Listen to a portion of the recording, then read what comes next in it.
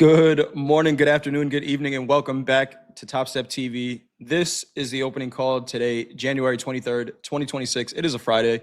Happy Friday, everybody. Capital Preservation Friday. We got a great day of trading lined up ahead for you today, starting with the opening call. I'm Jay. To my right, that is John, the GOAT Hoagland, Hollywood Hoag, Hoagie Bearer, call him what you want. The master of the weekly kickoff levels. Mr. Hoagland, how are we doing today? I'm doing great. I've never heard that one before. Hollywood Hogue. That's a new one on me, Jay. Great to see you. Missed you for the You're last a couple of star. days. Missed all of you for the last couple of days. We're very glad to be back here on a Friday. Glad just not to be outside today. That's one of the things I'm really happy about. Absolutely. It is cold out there for sure. The snow is coming, Hogue. The winter is here. But we are locked in. We're getting ready to take some trades. Taking a look at the first trade of the day that we normally take here on TopstepTV, the opening range trade in gold. We saw the metals have a pretty interesting overnight session. Some buying, some selling, all-time highs, an aggressive sell-off. Gold opening up, Hogue, in about 40 seconds here. We'll take a look at a 1-minute opening range trade. What are you seeing here? Do you like an opening range trade in the I metals? do because I mean we're kind of opening with a gap, little imbalance here this morning. New all-time highs again in the overnight session. I don't look for those to be lasting highs, of course. Nice trend day to the upside. My spreadsheet, which I'm going to show you when we look at the charts, is it's all good for continuation to the upside here. I mean, 5,000, is it going to happen today? Nobody knows. But I'm good either way.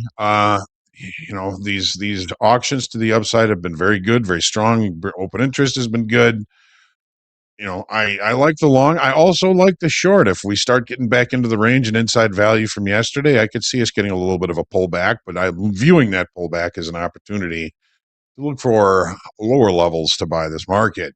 Everything so far is coming up roses for gold. Awesome stuff. We got gold open right now. We're waiting for that 1-minute opening range to establish, and then we'll take a trade based on the high and low of that opening range. Right now, I'm seeing a high of 49.3980 and a low of 49.3540. We'll take a trade, either a short or a long, depending on how the market trades after this first minute. Looks like we're going to get some extension to the downside. Hogue, you were talking about 5,000. I'm looking at silver as well. I think we could put a poll up in the chat. Who wins the race, silver to 100 or gold to 5,000? Silver has a lead. Silver has a lead right now, but of course we know anything can happen. That first minute is closed here, Hogue. You want to wait for that candle to close outside, or are we just taking it on the break here? Oh man, I say we just take it on the break. We're short two Short to micro micros. gold. What price you get there, Hogue? 49.31.90. 49.31.90. All right, house count is short. Our CYA.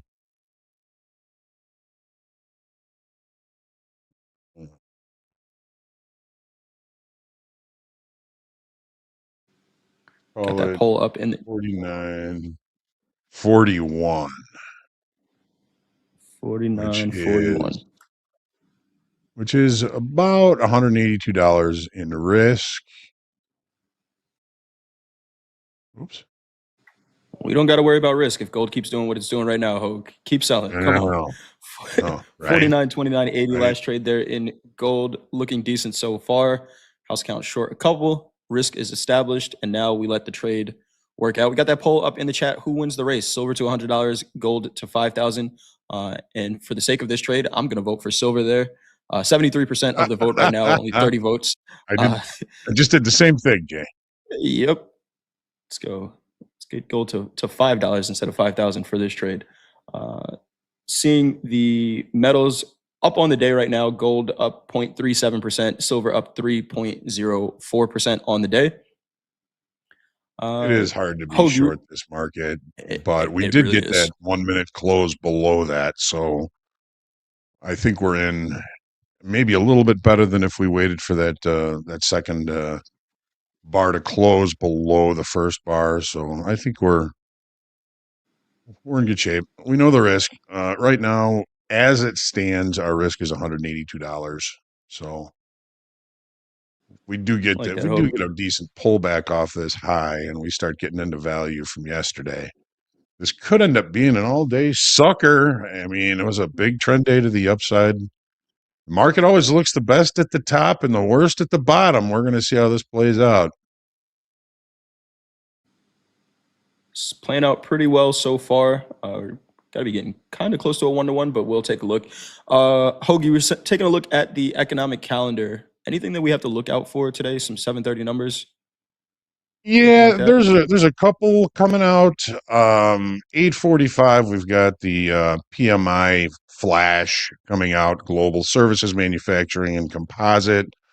We have the 1 year. We have the Michigan sentiment due out at 9 o'clock, and misleading indicators also due out at 9 o'clock this morning. So nothing earth shaking, but you never know when one of these numbers is going to shake things up a little bit. So we will certainly be keeping, as JD says, one eye on the ditch. One eye on the ditch, two ears open to Topstep TV. We'll be bringing you any market moving news and market moving action here. We got the house count short right now. Micro gold 49.3190. Trading about 4 points in the profit right now. Gold tilt looking like a 50-50 for now, which makes a lot of sense to me. You can make a case for both sides in this market. Sure, absolutely. We will see how this one plays out. Hogue, we're already in a trade, but you want to go over that checklist? Just make sure we're good to go. Absolutely.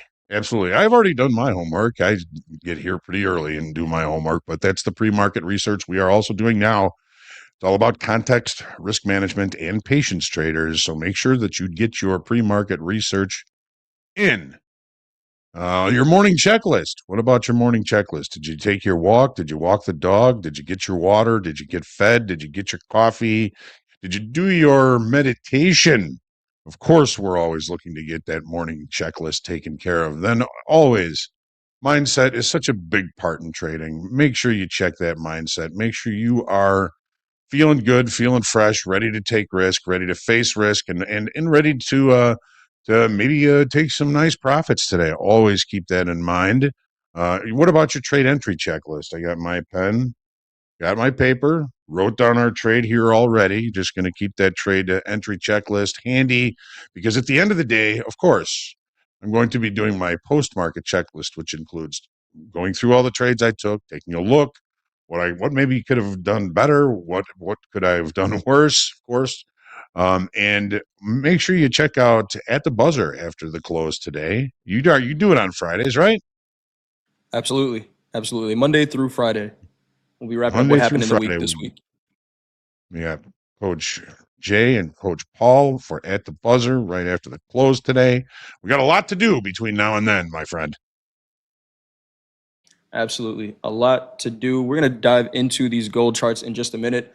And we've already talked about it, but we have metals, pretty much all the metals that we can trade making all-time highs here. Platinum is at an all-time high, silver at an all-time high, gold making an all-time high as well. Why don't we just get right into the charts, Hogue? Let's take a look at this gold chart. What are we doing short? Right. It's yeah. We've seen gold have these aggressive pullbacks, and we've already seen one from the high today. But yeah, tough market to short for a very long time. Tough market to short for sure. And it always looks the best at the top and worst at the bottom. We're going to take a look at that in these charts coming up here. Capital Preservation Friday. It was something else I wanted to mention, and it just flew out of my brain. I don't know. It's a slippery, scary place up there these days. So, all right. Well, we are basically back to break even here. We're just going to let this play out. You know, we were just going to mention, or I was just going to mention, the fact that we're short gold. This is a mechanical trade. It's, whatever direction the market takes after that first minute, if it remains the high of the day, we're short. If it remains the low of the day, we're long. It's not really a decision-making process to take the opening range trade. Very mechanical. It is a low probability trade, but as we've seen over and over again, when you hit it, you can hit a really nice trade. I mean, we took about, I don't know, it was a little while back, but there's a day we took like 850 ticks on an opening range Right. trade, just taking that mechanical trade.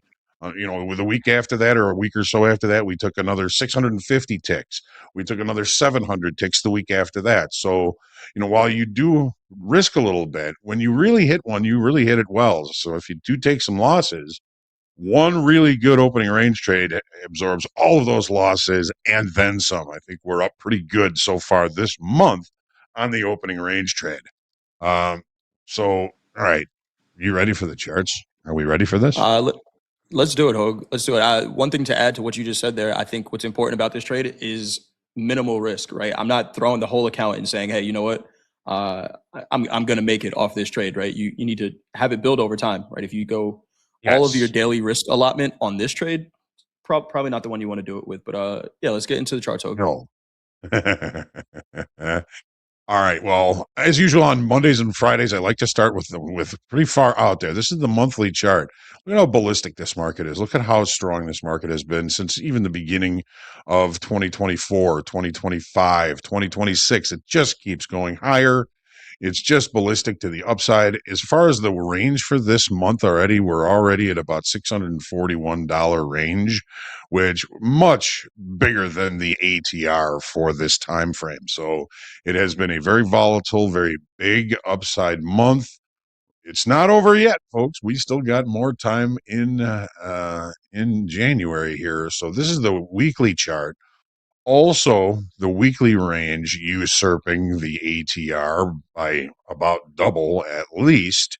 And the market just continues to push higher and push higher and push higher. Big range, acceleration higher.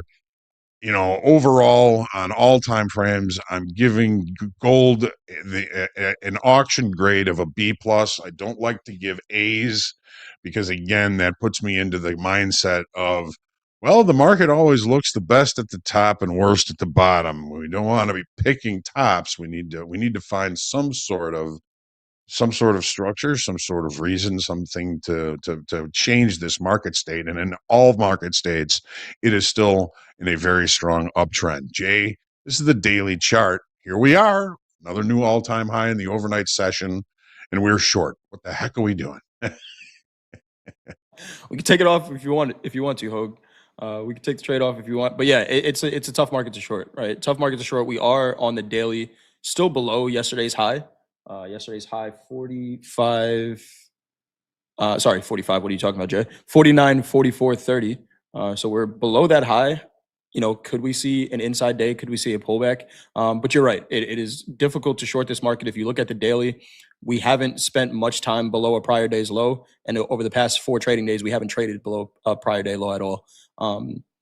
Extremely strong market. What does it take to get an A, Hogue? It takes me believing that the high is in. Got you. Okay. Okay. I don't like to give A's because that puts me in the mindset that, wow, this market is really strong and I've got to get into it. And Yeah. I'm notorious at picking highs, but the wrong way. Yeah. Got you. Picking the high when it's maybe a little bit too late. Yes. Alien And that's Alien what Agenda that A says means. It means, everything is pointing higher. And when everybody's pointing higher and everybody's already long, there's nobody left to buy it. there you go.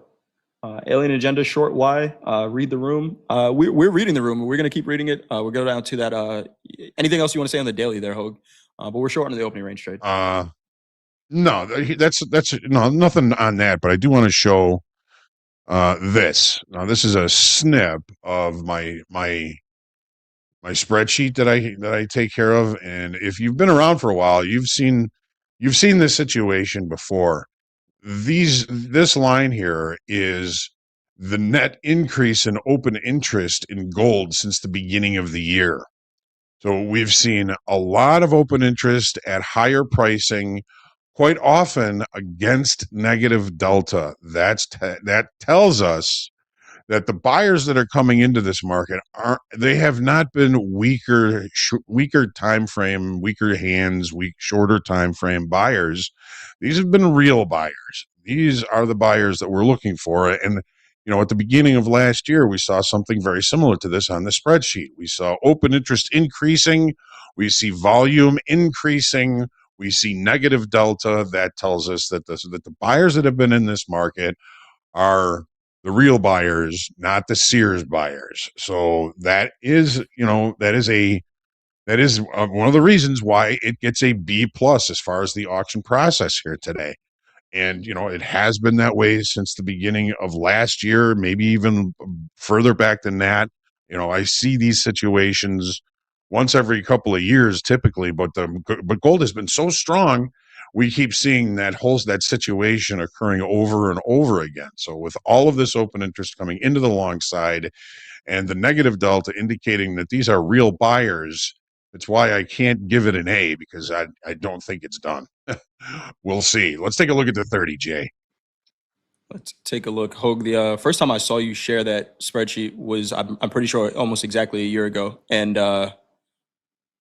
I could hear it in your tone. You're just like, gold has a lot of room to the upside. And you were not wrong. Oh, yeah. You were not wrong. Market's almost No. doubled since that point. Yes. What are you seeing on the 30 here? Okay, so we added another 23,000 contracts in open interest yesterday. If you noticed on that spreadsheet, I've already added on that, and that's an estimate. The real one will come out in a little while, but I mean, when you look at the rally that occurred yesterday, how many?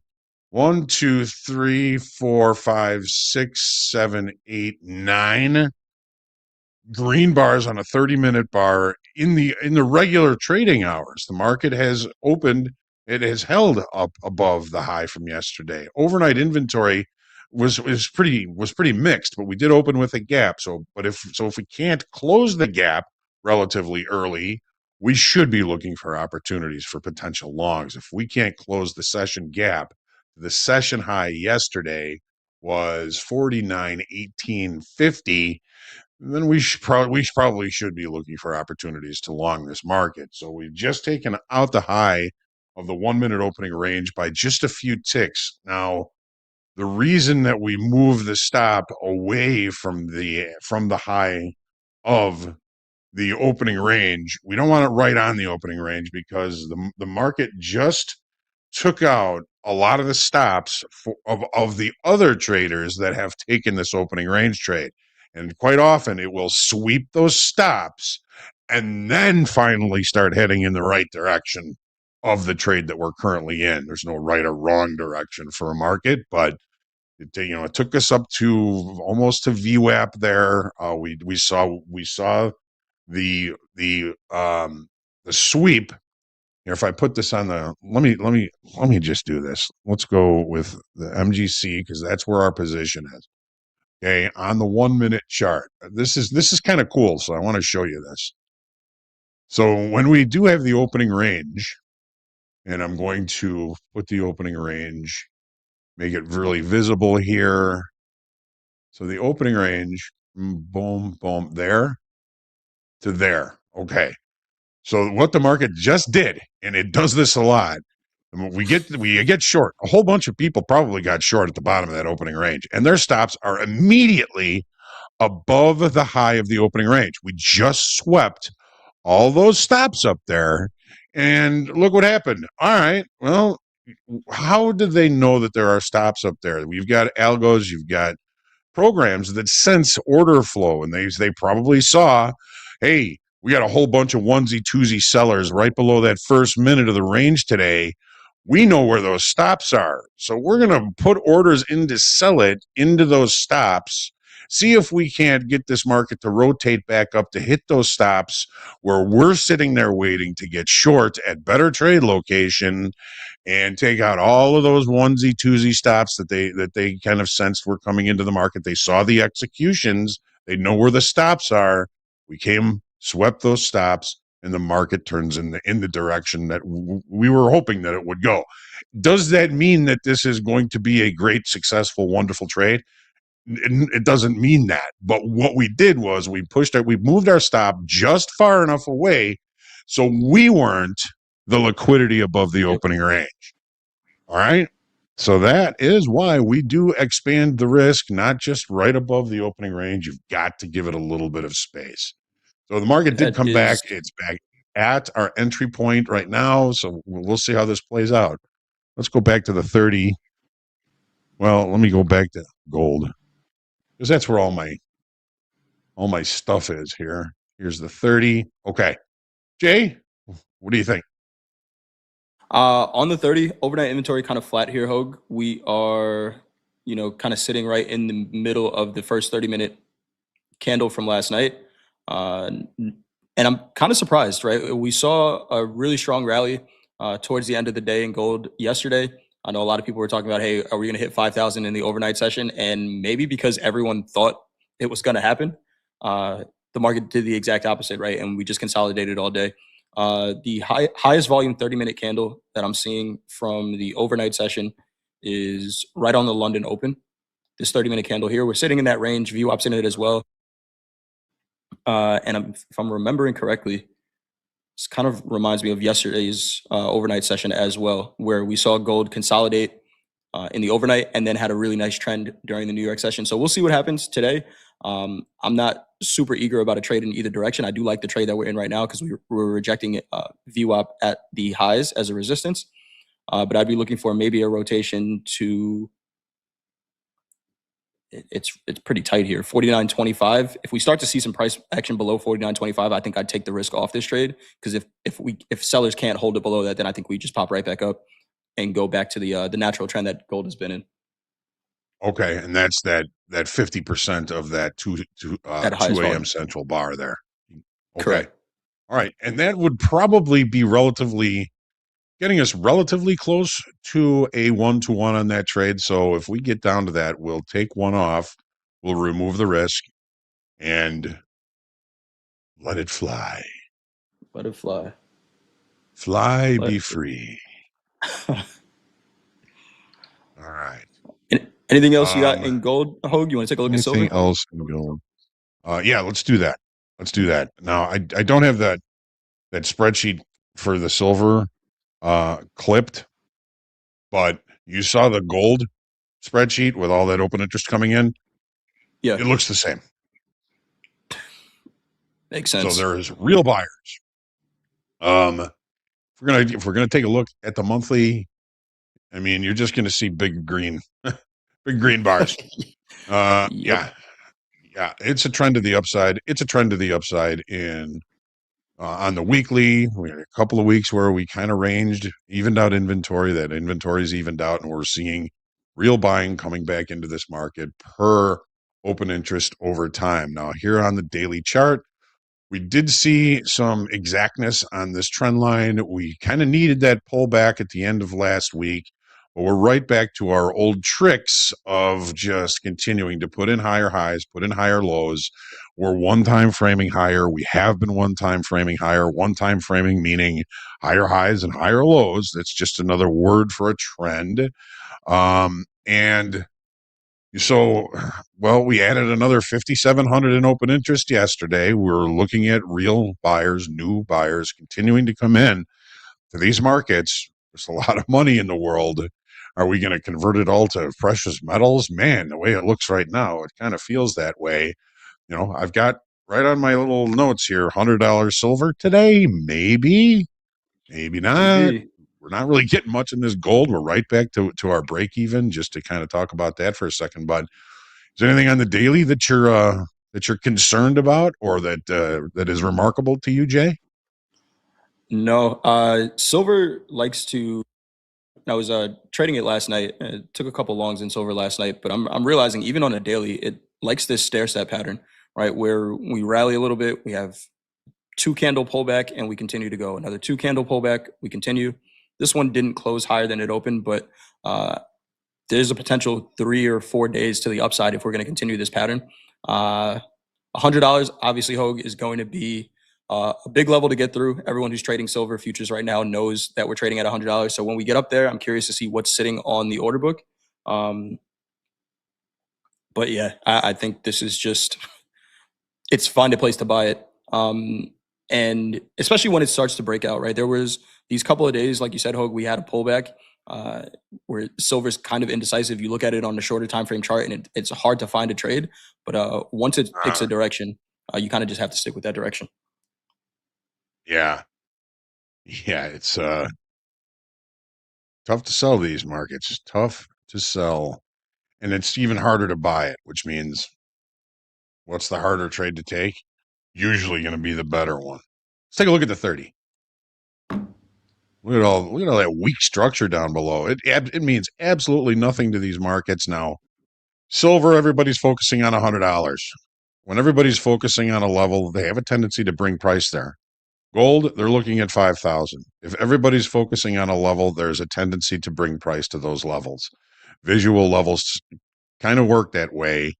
And we all know that markets are very visual. We're all looking at the same thing on these charts. Whatever chart you're looking at, it's just the information of what has happened in the past. And when we are focusing on, bringing price to a place, it just seems to happen. So eventually, I believe that is going to happen. I don't know if it's going to happen today, but we'll see what happens when we get there. Like Jay said, what's the order book going to look like? Are we going to have a whole bunch of sellers up there? Are we going to have some profit taking off those levels? Quite possible that does happen. Well, on the 30-minute chart here on silver, we've got a more substantial gap to the upside. I would say that we actually have overnight inventory to the long side. We traded to the all-time high in the extended trading hour session right before the open, not expecting that to be a lasting high, which could mean today, could mean tomorrow, could mean next week. Eventually, these new all-time highs that occur in extended trading hours do get to have a tendency of getting taken out. What else? Gap rules. We're looking for opportunities for longs in all likelihood here in silver. If we're going to be following the trend, that would make sense. If we can't close the gap relatively early, that's a nuance of strength. But if we do get some sort of a pullback and we start to show acceptance inside the range and value from yesterday, that could bring us back down to, well, let's just look at value low on this platform, 94.27, which would really just, I think, offer opportunities for potentials for longs. Who knows? Not financial advice, but it would give us an opportunity to buy it a little bit cheaper than it is now. So we'll see if this overnight inventory brings us back to that level. We start spending time inside of value from yesterday. And this platform has 96.73 as value high. It's pretty much the high of the range from yesterday because of the position of the point of control. We'll see what happens. Not getting a lot of help from our sellers here in gold at this time. Still in it. We'll see how it plays out. But we didn't close the gap in gold either. We should be looking for longs. We didn't close the gap yet in silver. We might need to be looking for longs. The hard part of Yeah, that is, and everybody complains about this, is okay, you got to close the gap within a reasonable amount of time. What is that reasonable amount of time? Very subjective and tough to time and tough to plan. But if we get an opportunity near the gap low or near the gap high here, that could be your opportunity to limit risk. So we're just trying to put these markets in context. We're not suggesting the purchase or sale of anything. Always think risk first. If we're going long silver right now, where's our stop? If we're going long gold right great, now, where's our stop? What are we great doing with question, Hogue. that? And it just makes it hard to get into a market that's moving very strongly in one direction or another. And the harder trade is typically going to be the better trade. We will see. We will see. Jay, what do you like about the 30-minute chart here?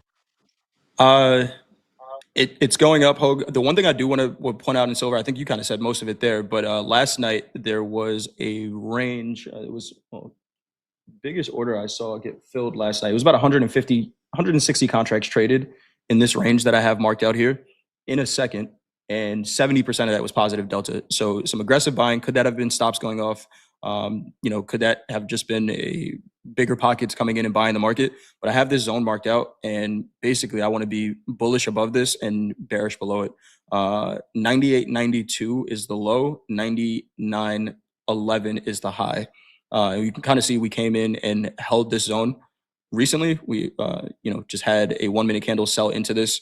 This is failed sellers, right? This is what Mohammed is looking at. These are maybe some wooden sellers here that could not sustain price below this zone, and seeing a nice bounce from there. So that to me is going to be the line in the sand or the zone in the sand for silver today.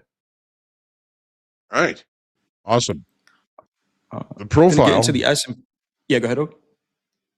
Well, just to kind of look at the profile. I mean, it's the same thing as the S&P, as gold. You know, the market opened, it settled for a little bit, and then buyers just took control. They were in control all day, putting up a beautiful trend to the upside. Some single prints. We can look at those if they become important, of course. And just a kind of an emotional upside move to a new all-time high yesterday in silver. And that increase in open interest, you know, that it actually says, let me double check something here. So that increase in open interest, according to Delta, which was and actually positive at the end of the day, indicates kind of um, a universal agreement between long and shorts. Between long time frame and short time frame traders.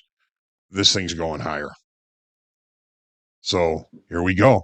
We're going higher. Here we go. We may be at $100 before we're done here. Yeah, seriously, 99.59 last trade there in silver, continuing to grind higher. Seeing crude oil start to move as well. We're going to take a look at the S&P chart to start, and then we'll get to crude. What are you seeing there in the S&P, Hogue? We got crude oil opening up in 10 minutes. You got it. You got it. So monthly chart, how big is our range? Actually, relatively small. There is room for expansion on the monthly chart here. We have 221 handle range where ATR is 346. So there's room to run one direction or another here to expand this monthly range. We've got the weekly 165 points. That's just about right for the ATR for the weekly chart. So we're about there. Okay, we just got stopped out on our gold trade minus 188. All right. Wah, wah, wah. All right. Now we're going to focus on what we're doing here. All right. So look at the excess or rejection off this low here on this weekly chart. You know, if we can hold and close the week above 68.93, this excess low here is going to look pretty good for buyers. You know, this market has just been creeping to the upside. It's been very kind of, I don't know, trying to sneak up on highs all the time. It hasn't been very aggressive. Jay, on the daily chart, you know, we were talking about this in the moment, how this rally wasn't impressing. It wasn't doing that much. You were putting in new highs, but nobody seemed to care. We kind of looked for a pullback. We've seen that pullback. We have a reversal pattern here Tuesday into Wednesday. It's a bullish engulfing pattern after coming off the highs, seeing some continuation yesterday with a loss of 5,600 contracts. But we added contracts as we were trying to put this low in, and I think all we did was once again trap the short time frame traders, shorten the hole, and the whole cycle repeats itself for 40 years. The equities markets have gotten the retail traders short and then run it up on them. We need new buyers is what we need here. We need new buyers to come in to push us to any kind of idea of a new all-time high. Jay, what do you think of the daily? I think all the new buyers went to the metals, Hogue, and they're leaving the equities behind. On the daily, we are still pretty range bound here. Just 2 days ago, we were still trading that October 10th candle. The S&P is doing a better job than the NASDAQ. I think the Russell out of all four is the strongest, but yeah, we're still pretty range bound here. We opened the week with a gap We've closed that gap, but really no price acceptance above it. It actually looks like a nice rejection area to maybe fall right back down into the range. So not very convincing to the upside. Honestly, I think we could take this market either way. I'd be comfortable with a Yeah, long or a short, depending on what plays out for the New York session if I was trading the S&P. yeah, I can certainly agree with that. I mean, these buyers that came in on Wednesday and yesterday were buying because they were stuck short. It's not like Yep. they were buying it expecting price to move higher. They were initiative buyers, but that initiative was to save themselves a little bit of money. So I don't know. We'll see how this plays out again. Let's take a look at the 30 and see if there's any nuance that we can kind of take a look at and lean on here. Uh, Overnight inventory, maybe a little bit short, but when you look at the overnight high and the overnight low, I mean, we're still inside the initial balance from yesterday, inside range. We're testing yesterday's low right now. We're also testing that 100 session simple moving average, which is right in the neighborhood. So we'll see if we can't see this market open with some sort of a gap, and that could give us a little bit more nuance, possibly to a move to the downside. But if we can't hold yesterday's low, I'm I'll be looking for if we can hold yesterday's low, I'll be certainly looking for longs. One of the things on the upside was here was the weekend gap. We finally filled that in regular trading hours yesterday.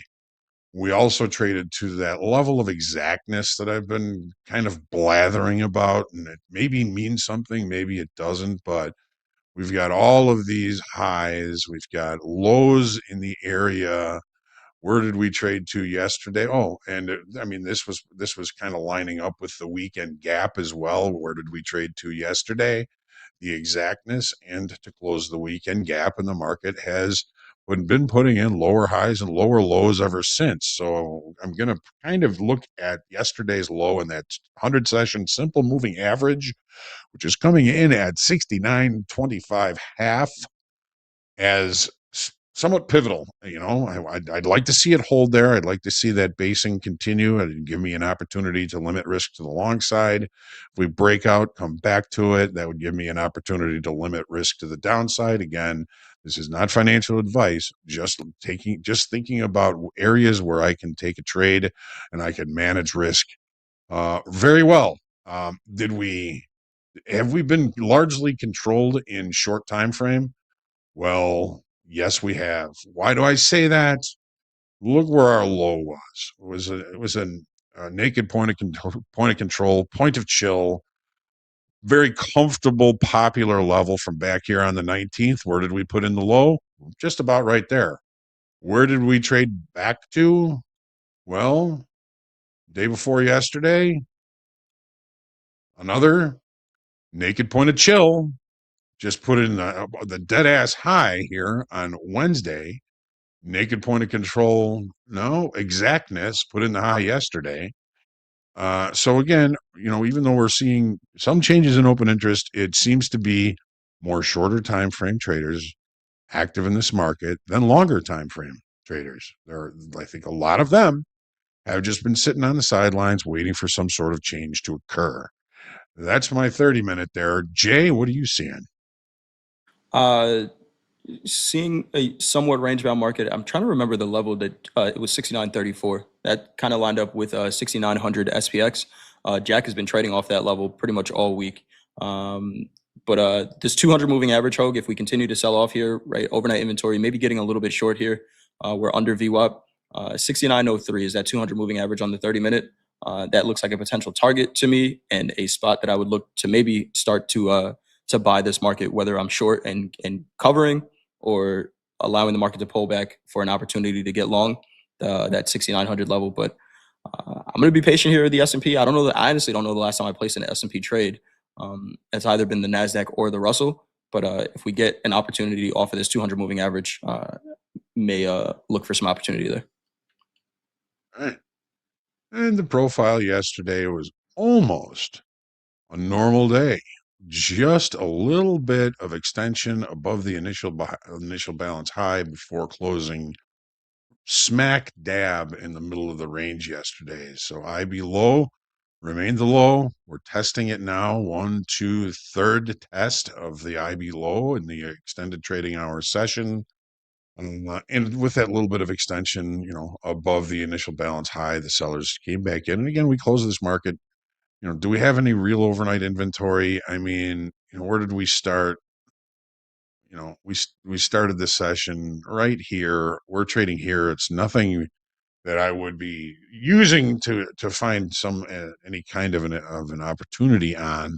Little bit to the short side. Again, we'll have to see. Profile yesterday, normal variation, almost a normal day. Those days have me thinking that the market is going to seek new levels to facilitate trade. After all, what's the job? What's the market's job?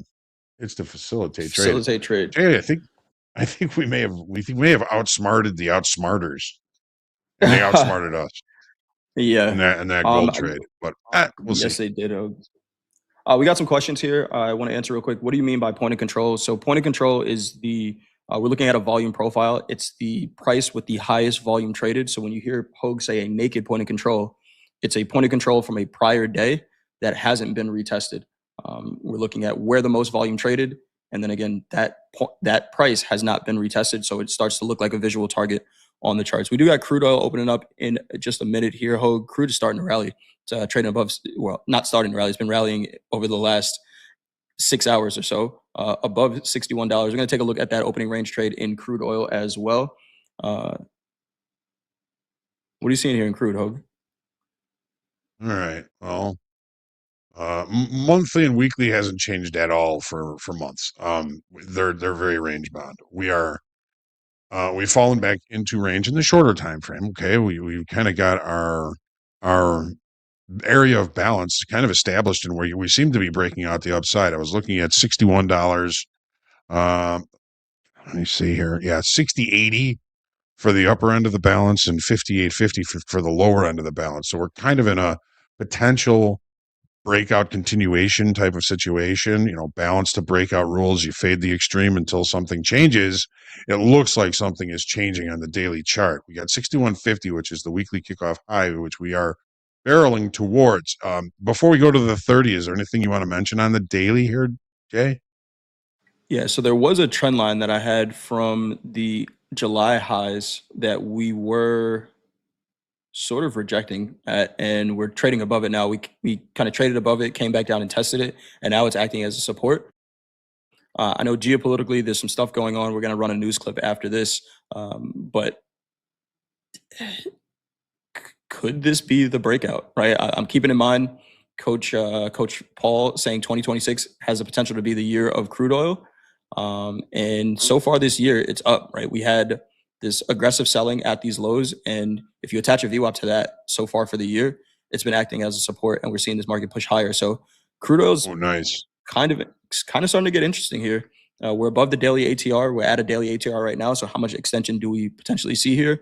But again, there's some headlines, some stuff moving around geopolitically that have the potential, I think, to get these markets moving. That's what I'm seeing on the daily, Hope.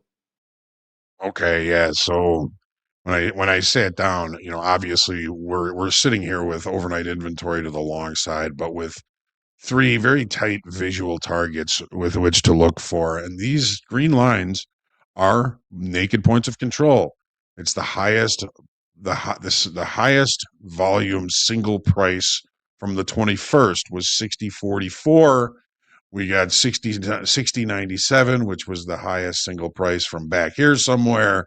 This was prior to the March contract, so it doesn't really line up exactly with some of these levels. Then we got 61.50. Above that, we got 62.41, and these are short time frame levels that are visual and attract price when people are looking at them. We're already well on our way. We're gonna look at this opening range trade. It triggered a long. If we want it, we can get better price right now. Okay, we're long. 6109, 2. 6109. What are you seeing for risk on this? 6090.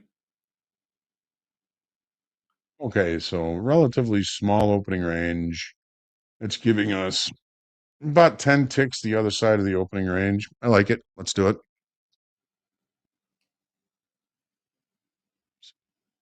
Four.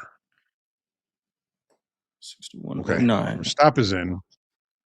$38 worth of risk. Oh my goodness. Oh man.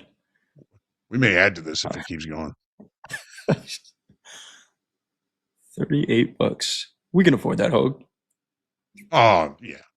Yeah. What are you seeing on the 30 Costs more here? than that.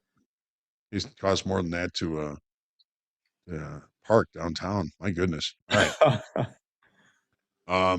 So yeah, I mean, we're opening with a gap. The market, really strong coming into the open, seeing continuation. We still have visual targets. If those visual targets are going to attract price. Next, first out for one of these probably would be 6150, which is weekly kickoff high. It is also another naked point of chill, another area where the market spent a lot of time and a lot of volume in the past, and these do become somewhat visual targets. I don't know how many times over and over again, especially in crude, like when we get near expiration and we've got some good clean information from the current front month, we'll go back and we'll see how many times one of these naked points of control ends up being a high or a low for a regular trading hour session. And that happens an amazing amount of times when the market is in short time frame control. And we've been so range bound for the last 2 years, it seems like, in crude oil, that I believe that the majority of the participants on a day-to-day basis are the short time frame traders, just because we keep seeing highs and lows at visual targets like points of chill. What do you think, dear Jay? On the 30-minute, I do like, if this is going to hold that trend line and break out, the only concern is, how much room is there available to the upside in crude oil when we're already at a daily ATR range here, right? So I don't hate the longs if that's where the market's going to go, but I'm looking at a 30-minute. We have the 200 moving average all the way down at 59.82. We're taking the long opening range trade and taking it, but this is still crude oil, right? Which has been pretty range bound. So already being at a daily ATR, I'm just questioning how much room is there left today. On a higher time frame, there's a ton of room to the upside potentially. Yeah, it seems like the big moves in crude are happening outside of regular trading hours. We'll probably just put in a $60 range here and stay there all day. Right. We'll see. Our friends in London get the best prices again. Yep. As far as the profile yesterday, normal variation, a little excess on the low, but we can go back and we can see it, right, overlapping, big pullback. There's just you gotta pick your spots and manage your Yep. risk. Anything can happen in any of these markets, and if you manage your risk well, you don't even have to be right that much. Just make more on your winning trades than you're losing on your losing trades. 100%. Let's get to a little bit of news here, Hogue. We are long Sure. still micro crude oil. Silver did make new all-time highs there. It looks like it may be winning the race to $100. 99.85 new all-time high there in the silver futures. We were talking about some stuff going around geopolitically. EU leaders present a united front. EU leaders are presenting a united front against U.S. President Trump's threats to annex Greenland. They're pledging more investment in Greenland to counter potential Russian and Chinese influence. Claire Sebastian has more. Let's bring in that clip. Well, EU leaders emerged from their emergency summit in the early hours of Friday morning with a clear sense that while they avoided the worst this week with Trump taking his tariff threat off the table, they do need to be ready to act if something like this should happen again. The European Union will continue to stand up for its interests and will defend itself, its member states, its citizens and its companies against any form of coercion.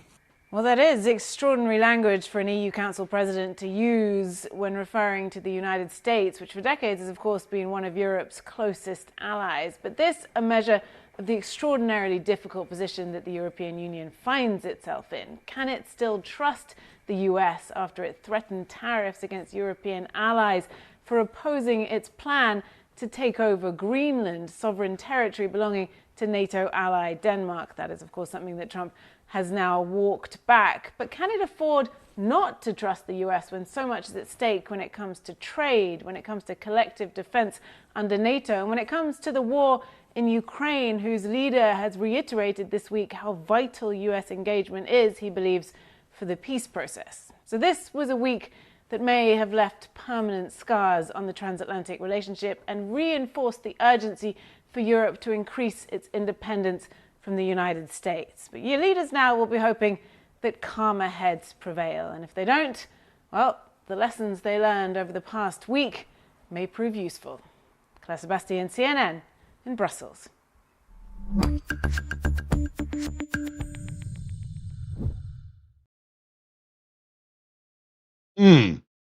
Oh, I'm on mute here.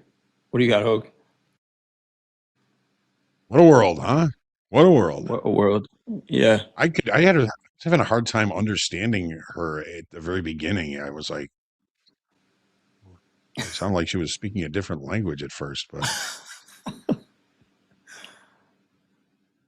Shut. yeah, Cal says she whole said thing is nothing. yeah. Well, you got a wrecking ball out there, folks.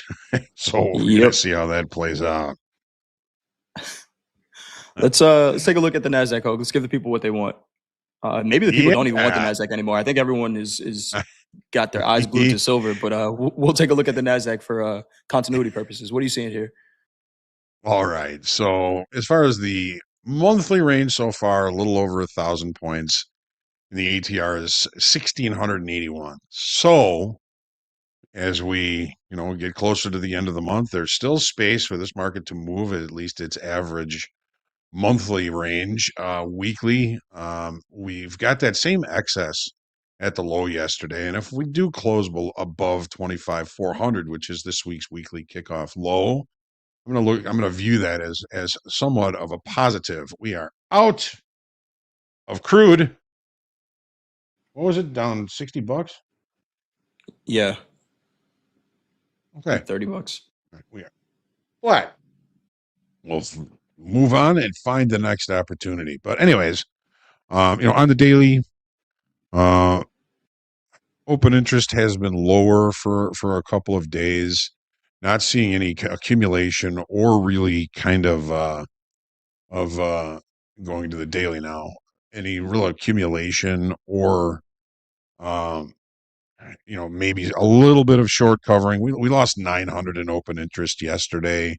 Pretty small range for the NASDAQ yesterday. And it was a normal trading day as well. We'll take a look at that on the 30-minute chart. But so far, we've got an inside day lining up here as far as, the overnight high and overnight low are inside the extended trading hours from yesterday. We do have the 50 session and the 20 session simple moving averages kind of in play. We've got the 100 session down here at 25,420. Shout out to Eddie, which kind of is a little bit of confluence with that 25,400 level, the weekly kickoff low. Jay, anything on the daily chart sticking out to you? Maybe something about October 10th? Hogue, I cannot wait to not talk about this candle anymore. But for range traders, they probably love this. 25,635 is the high of that October 10th candle.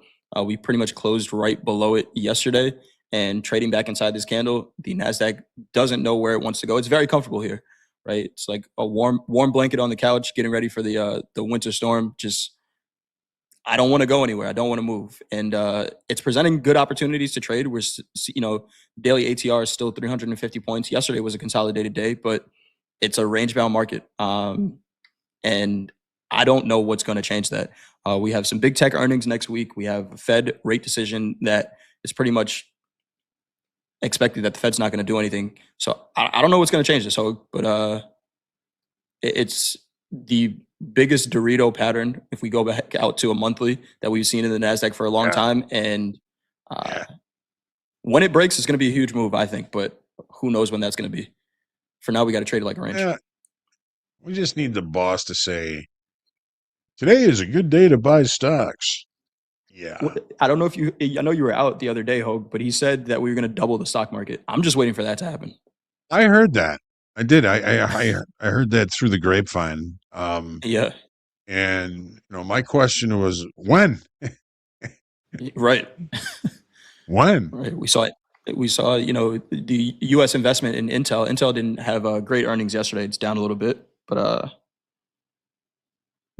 doubled Intel's price when the U.S. started to buy it. So we'll see here. I mean, every time somebody has said, yeah, the stock market's going to double, guess what? It has. It's doubled. Right. Depends on your time frame, I guess. But yeah, it's going up. Yes. Yes. All right. So let's take a look at the 30. And we will be ready for the day. So it's very similar to the S&Ps. I mean, our overnight high and overnight low are basically the initial balance high and the initial balance low from yesterday. Those levels 25,731 and 25,536. We're testing that 100 session simple moving average on the 30-minute chart right now. That gives this a little bit of confluence and a possible risk management area. Again, we lost open interest yesterday. I'm looking at that as probably some trap shorts from the day before. We're kind of short time frame controlled still here in the NASDAQ. Why again would I say that?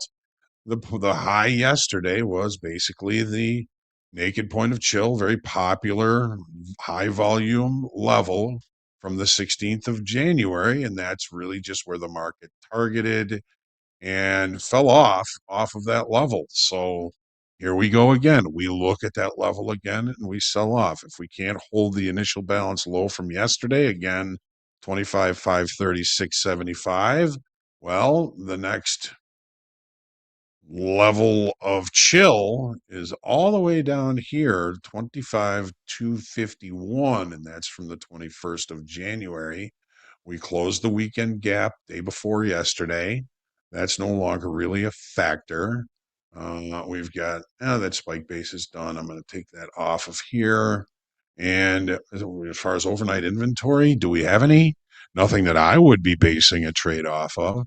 We below value? Yes, we are. Yes, we are below value. So if we can't, show any signs of reacceptance of value, that might give the market the opportunity to look for lower levels. What do you think, Jay? What do you think? What are you seeing? Like you said, this overnight inventory not really giving us a whole lot to work with. It looked like it was long in the overnight session. Then we saw some selling coming in the London session. So kind of flat here. What I'm seeing is patience. We got an inside day from yesterday's range. A couple of numbers coming out later in the day that have the potential to get us to move. So maybe waiting for those, but seeing balance, 25,700 has been a very nice area to look for opportunities to sell the NASDAQ. So I'm looking at that same thing. And we're also still trading right back in the middle of that gap that we opened the week with. So will there be opportunities to trade this market? 100%. But I want to be very conscious of trading in the middle of the range because then it starts to feel like a 50-50. Yeah. And put the odds a little bit in our favor. You feel like there'll be better trade location if we just stay patient and look for a better 100%. better trade later in the day. 100%. Because the profile yesterday was a normal trading day. A normal trading day is when the entire range for the regular trading hour session is established in the first hour. You've got the initial balance low. We were just talking about 25,536. Initial balance high, 25,731. And throughout the session, it was they never traded outside of that. That's just what creates a normal trading day. Two-sided trade is occurring freely inside that range.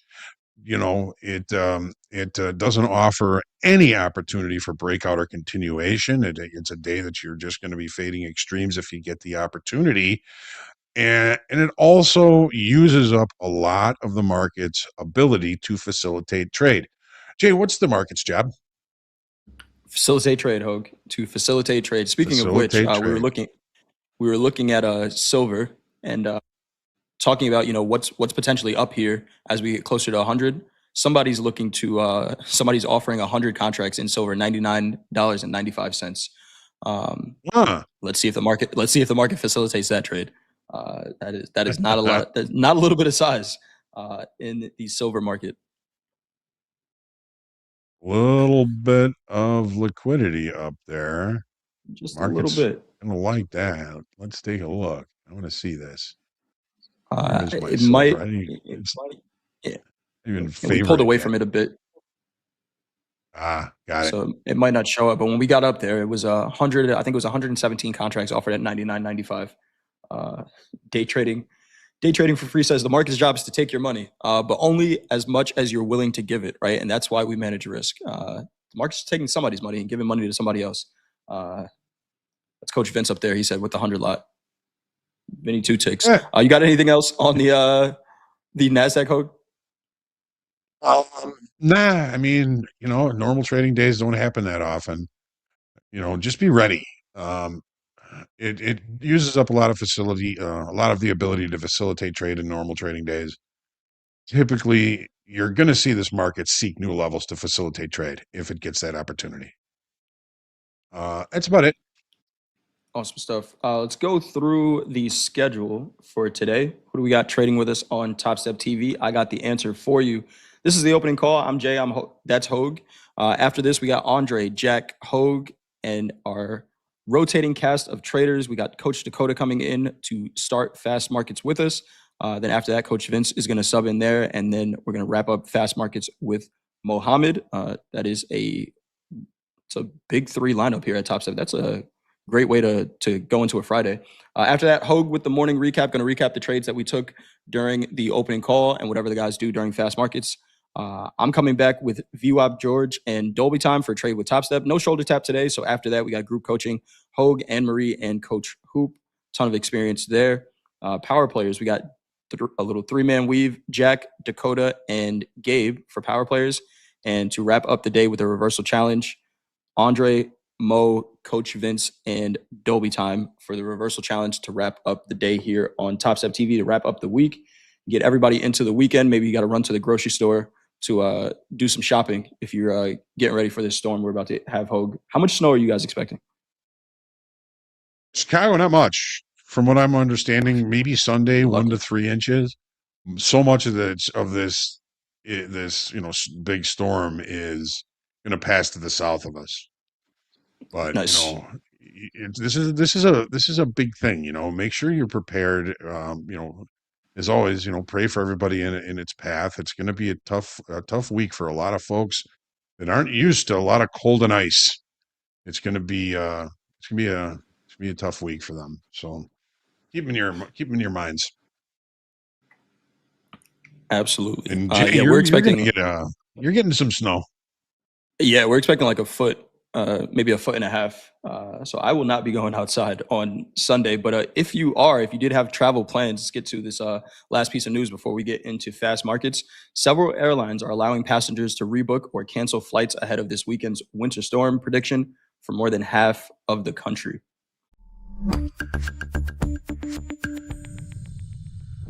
United, Delta, American, and Southwest Airlines all released travel advisories. They're offering options for customers to change plans if they were scheduled to travel over the next few days. The carriers are also waiving rebooking fees as long as the rescheduled travel takes place within a specific amount of days.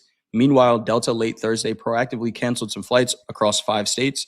Delta said passengers who had flights out of some airports in Texas, Oklahoma, Arkansas, Louisiana, and Tennessee have been rebooked. The wintry weather is expected to begin this Friday.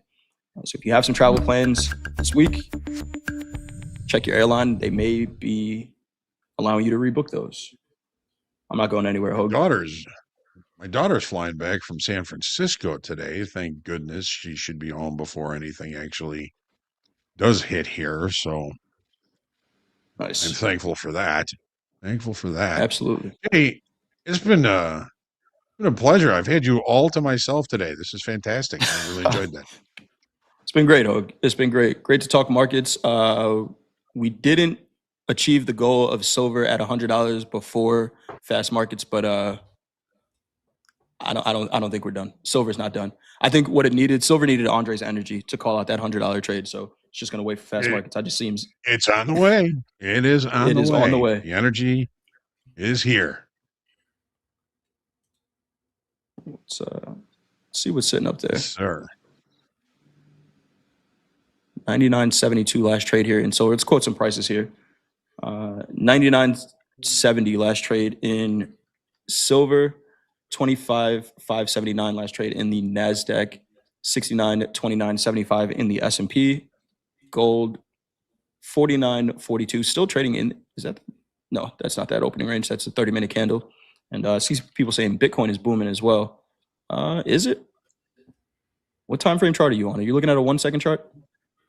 So maybe, but I'm seeing Bitcoin kind of just hanging out here. But hey, anything can happen. Well, time frame is everything, right? Jack said, looking back at 2010, yeah, absolutely. If you bought Bitcoin at like 34 cents, then yeah, it is definitely booming right now. You just holding on for the ride.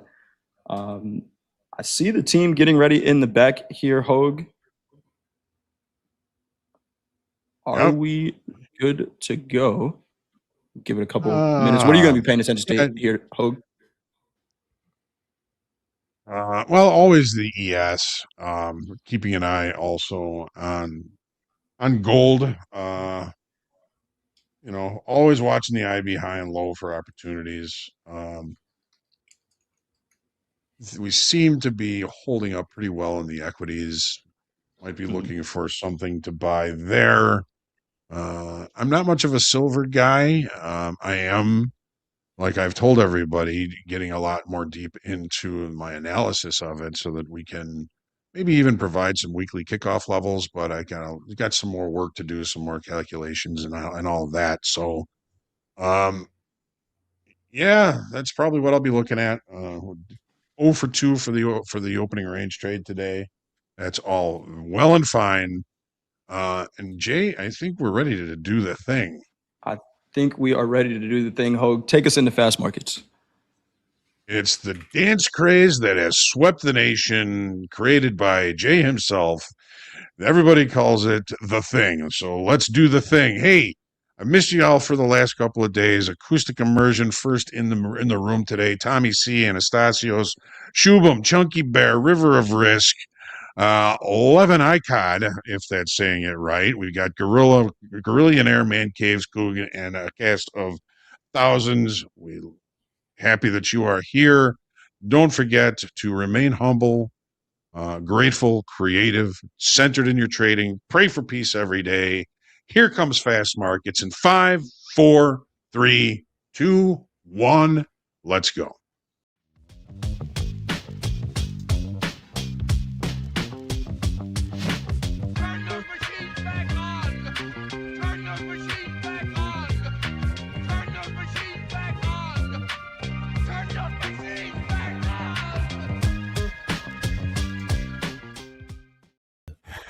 Good morning, team.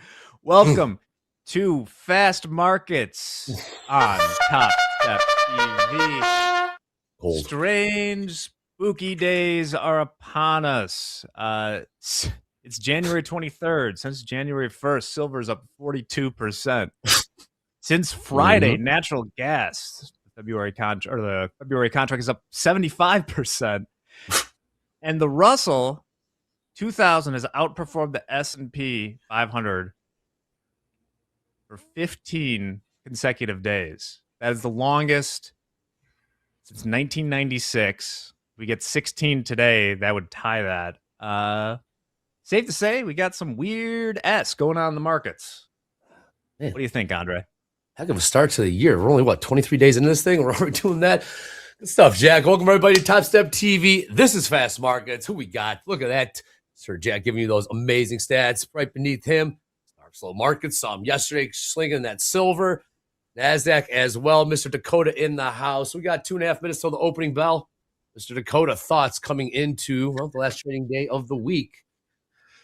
I mean, look how close we are to $100 an ounce on silver. I'm watching that right here, right now. I thought we was going to touch it a second ago, but we have the open in 2 minutes, and I'd like to see how silver reacts if we get to 100. That's my focus right now.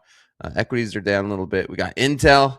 My Intel, we're down almost 14%, which is interesting. So a little bit of mixed around the board, but I'm watching silver right here. I'm probably should buy the dip on that Intel. Not financial advice, however. Let's take a look. Let's take a look at some of these prices. ES 75% long tilt right here, right now. 90 seconds before that New York opening bell. Silver, all eyes on silver. The march to $100, about 12 cents away from that. Session highs, all-time highs at $99, 93.5 cents. See if we'll go get those $100. Gold trading 49.43. Overnight highs, all-time highs of 49.70 ES, pushing a little higher here, 69.35 with about 60 seconds. Opening bell. Jack, thoughts on the ES last day of the trading week? Yes, and equities stuck right now. We're going to open up right around 6,900 in the SPX. So we've picked our sort of sticky spot on the open, and then we'll jump off from there. Last day of the trading week, as I mentioned with those stats, all sorts of weird stuff going on, like the Intel after earnings down 14%. It's important to keep the context that these are prices we have not seen in Intel since Tuesday. Weird, I don't know. We ran it up 14% into the earnings and then came right back. So there's some wild stuff going on in the markets. Let's see how it reacts. I could be convinced to buy it at 6,900. We just opened up, by the way. Ding, ding, ding. Here we go. Let's keep an eye on this ES. ES tilt now up to 78% long. The bell did just ring. A little buying coming in here in the equities. Keep an eye on those metals. All eyes on silver. Will we get to $100? We're about 50 cents away from it right now. Again, 78% long tilt on the ES. 70% long tilt in the NQ right now. We'll keep an eye on that, how that plays out. Dakota, any levels? What do you got your eye on? You looking at silver? You looking at NASDAQ? No, what do you think? I'm watching silver right now, and we did not get to $100 an ounce. We're actually selling off at this open, back down, head back towards 99. NASDAQ right around settlement. So just keep an eye on what's going on, letting the first little bit of the New York session open settle down first. That's wise. Very, very wise. Again, we got that 78% long tail. We do have a number in about 14 minutes. U.S. S&P manufacturing PMI flash. Then at the top of the hour, we got Jack's favorite number, University of Michigan sentiment. About it. Of course, we got Baker Hughes at noon central. We got to do, again, a couple numbers in the first 30 minutes of this New York session. Pretty muted right now. Dow taking a turn lower. NASDAQ holding bid. And silver is retreating from that $100 level, now trading $99.20. Yeah, we didn't get to it. We got to 99.30 or 99.93 half, 93 half here in the micros. Just get it out of the way. Just get it out of the way. I know. You know you want to. You know you want. Just do it. Someone's gonna buy hundreds. Someone's gonna buy hundreds. A little push higher here in the NQ of about 50 points. 50 points. Since that bell did ring. I am keeping an eye on that 78% long tilt. That was before the bell. This is the ES. That was before the bell did ring. ES did pump up to 69.40. That's overnight view up right back to 69.35. Jack, that level you were talking about yesterday, 6,900 in the SPX, that coincides with what price in the futures right here, like 69.35, 34s? called it yesterday too in Power Hour. Yeah, 6934. So something's interesting happening today, and I'm gonna wait to say it's true until it seems to me the most likely thing is that there's a slight delay in maybe my data in the SPX. Otherwise, it seems like a pretty good fade opportunity. Basically, it's open right now. I'm seeing the gap in my formula having reduced from like 33 to 29.5 between the futures and the SPX for the March contract. And, you know, it's dropped down below 30 right now, and that's weird to me. So give me a few seconds here. We'll say for now the futures are about 30 points higher, but Yeah, I don't know why that spread that's a lot for the spread to narrow in a day. interesting. Okay, good stuff, Jack. Just see the NASDAQ did turn around about 60 points to the downside. Dow continuing to sell off since that bell rang. Nothing too crazy just yet. Silver back up to 99.48. Will we see 100s? Will we see 100s? Will we see 5,000 in gold today? 49.45. Gold's getting there too. I was talking last night during slow markets. What's going to get there first? Are we going to see 5,000 gold or 100 silver? Yeah, And I'm leaning towards silver. we almost got there 5 minutes ago. I don't see a reason why not. Yeah, what's going to change? What fundamentally what has changed to stop this bull run? I don't think anything. Spot silver had 100 last night. Okay, good stuff. All right. Speaking of those levels we were just talking about, pinned to the top of the chat, you got those Topstep daily levels. Those are updated and refreshed before every New York Open. You can do you one better. You can click on that link. Also, you can click on that indicators tab at the top of Topstep X. Type in Topstep daily levels. You have those levels right there, slapped overlaid on your charts, and update and refresh before every New York Open. That's 78% long tilt in ES now back down to 64% long tilt. ES 69.30, a number in 10 minutes. 10 minutes, and then another number at the top of the hour. Jack has done his research, his digging. So yeah, we're right. This is right, 6,900 right here in the SPX. So we'll say the level is 69.30. And yeah, still trying to wrap my head around this, Andre. One of those mornings, and I apologize in advance if I'm changing wardrobe several times. It is very, very cold in Chicago right now. Sure is. It's a little bit uneven in the room I'm in. Same. Trying to find that right balance. It is. It's negative 20 Fahrenheit right now. Wind chill. Well, that's all that matters. I don't want to talk about weather. That's the only thing Not that matters. Inside. What's the wind getting you? Well, nothing really matters when you're inside. I mean, it can be whatever is inside, but yeah, outside. It's the only thing I care about. What it feels like. Whatever number you want. I only care what it feels like. But yes, very, very cold. So let's see if we can warm up by making some cash today. Pretty quiet open right now.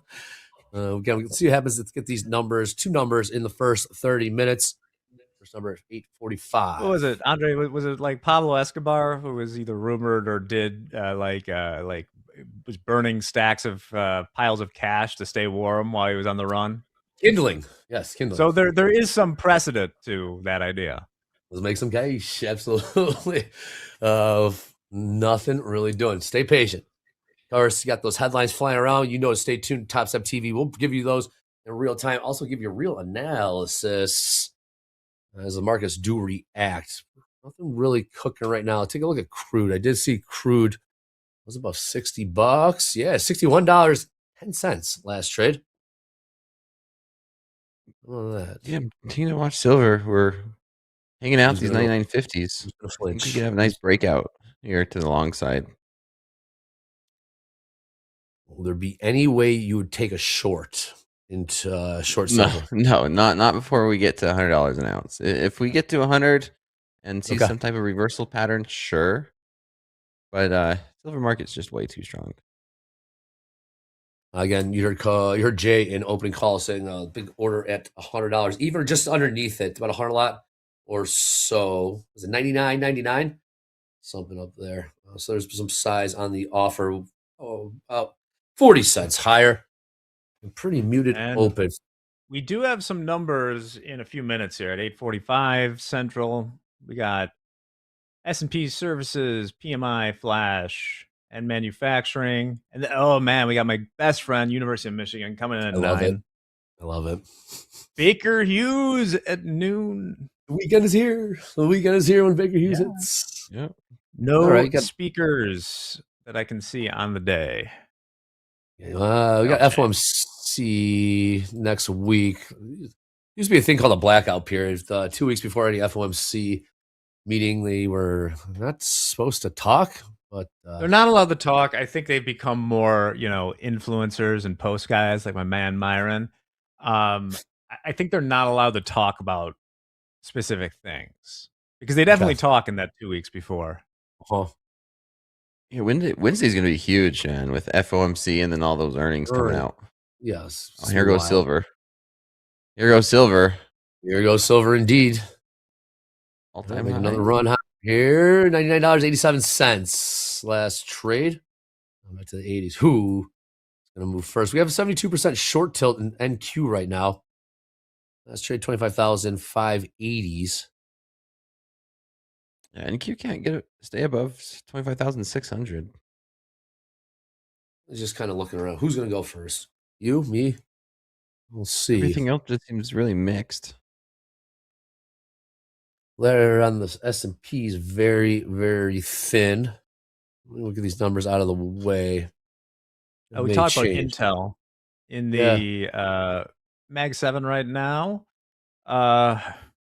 Broadcom's kind of taking up the mantle of doing its own thing. Broadcom's down nearly 2.3%, let's call it. Apple's down 1%. Tesla's down 1%. Everything else is up. Your leader is NVIDIA's up 1.2%. Those numbers are dancing in real time. Oh, I love these two back-to-back. Back-to-back comments in the chat. No point watching silver trading. Most of us don't trade it. So goodbye, Topstep. 2 comments later, we should have tilt on silver now. I love you, chat. Chat absolutely fired up. Some don't care. Some do. I absolutely love you, chat. Chat, if you be so kind, click subscribe, click like, click notify, upper right-hand corner. We're on the march to 200,000 subscribers. Ooh. Good thing we watch more than just silver, though. Some of us don't watch silver. I'm out.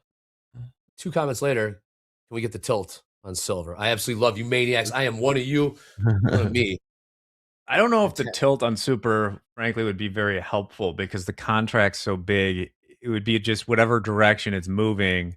The survivors would be on the side that it was moving in, right? Oh, I just love it. Just the hot takes. That's what it's all about. Yeah. Passion for trading. I can assure you, there's a lot more people trading silver now than ever before. Upper left-hand corner of the screen, got that hashtag fast markets, hashtag power hour. Show us what you're trading that's not silver. Show us why we shouldn't be showing silver. Yeah, I'm just playing around. Hashtag power hour, hashtag fast markets at TopstepTV on the X. See some cool trader wins. See some payouts yesterday. See some cool swag. See some cool funded trader certificates. Also, let's see those trader station setups. We got 5 minutes till the number.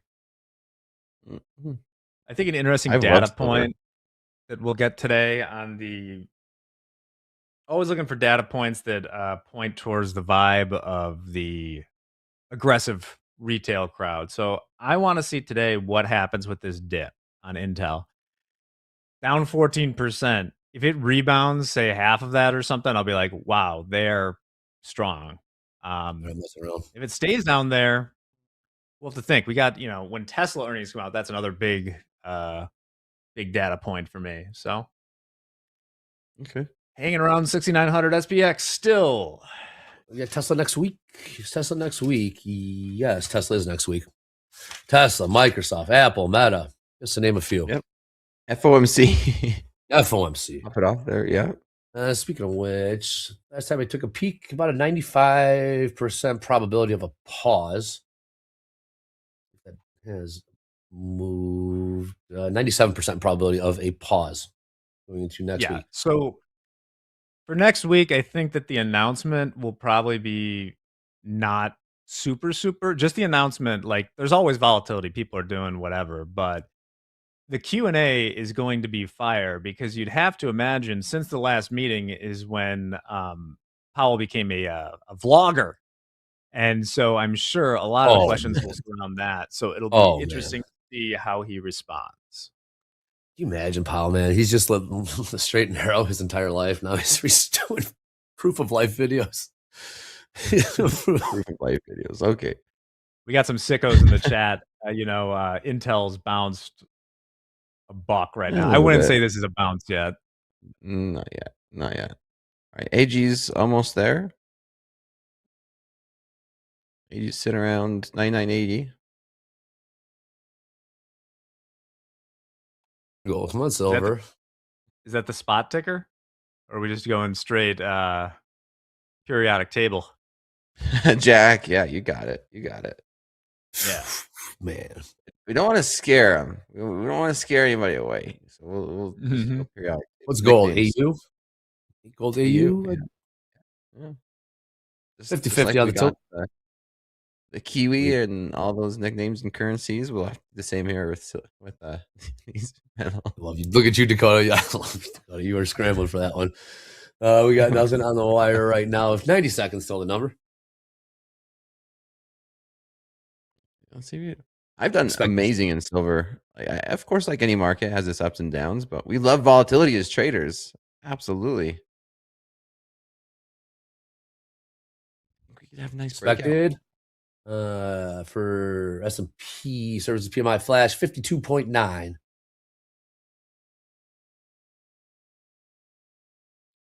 Let's see. Silver's going to break out right here. Let's see. Oh, maybe. Blow off the top and hit 100. Getting closer. Yeah, I'm really curious to see how we react around the 100. If we tag it and just have some stops over there, right? Yeah, there's definitely some stops. There's a lot of people probably wanting to sell it there too. Will silver get there? Will silver get there in the next 30 seconds? 30 seconds still the number. Bring that to you then, like you heard Jack say, another number 15 minutes after that. University of Michigan. There's 200 contracts. Might get saucy, Dakota. I'm almost considering if we pop meaningfully above 100. Make sure we got 10 seconds to this number. I'll talk about the stupid thing I'm going to do after. Very thin. Look at that ES ladder. Look how thin that thing is. All right, number incoming here. Expected 52.9. Actual 52.5. In line. Another number in 15 minutes. Okay. Look how thin that ES ladder is. My, oh my. All right, all eyes on silver. All eyes on silver. Last trade. $99.87. We get there. Maybe. You don't see a thin ladder. Take a look at silver. There's gaps in that thing too. Yeah, look at that. This thing's wild.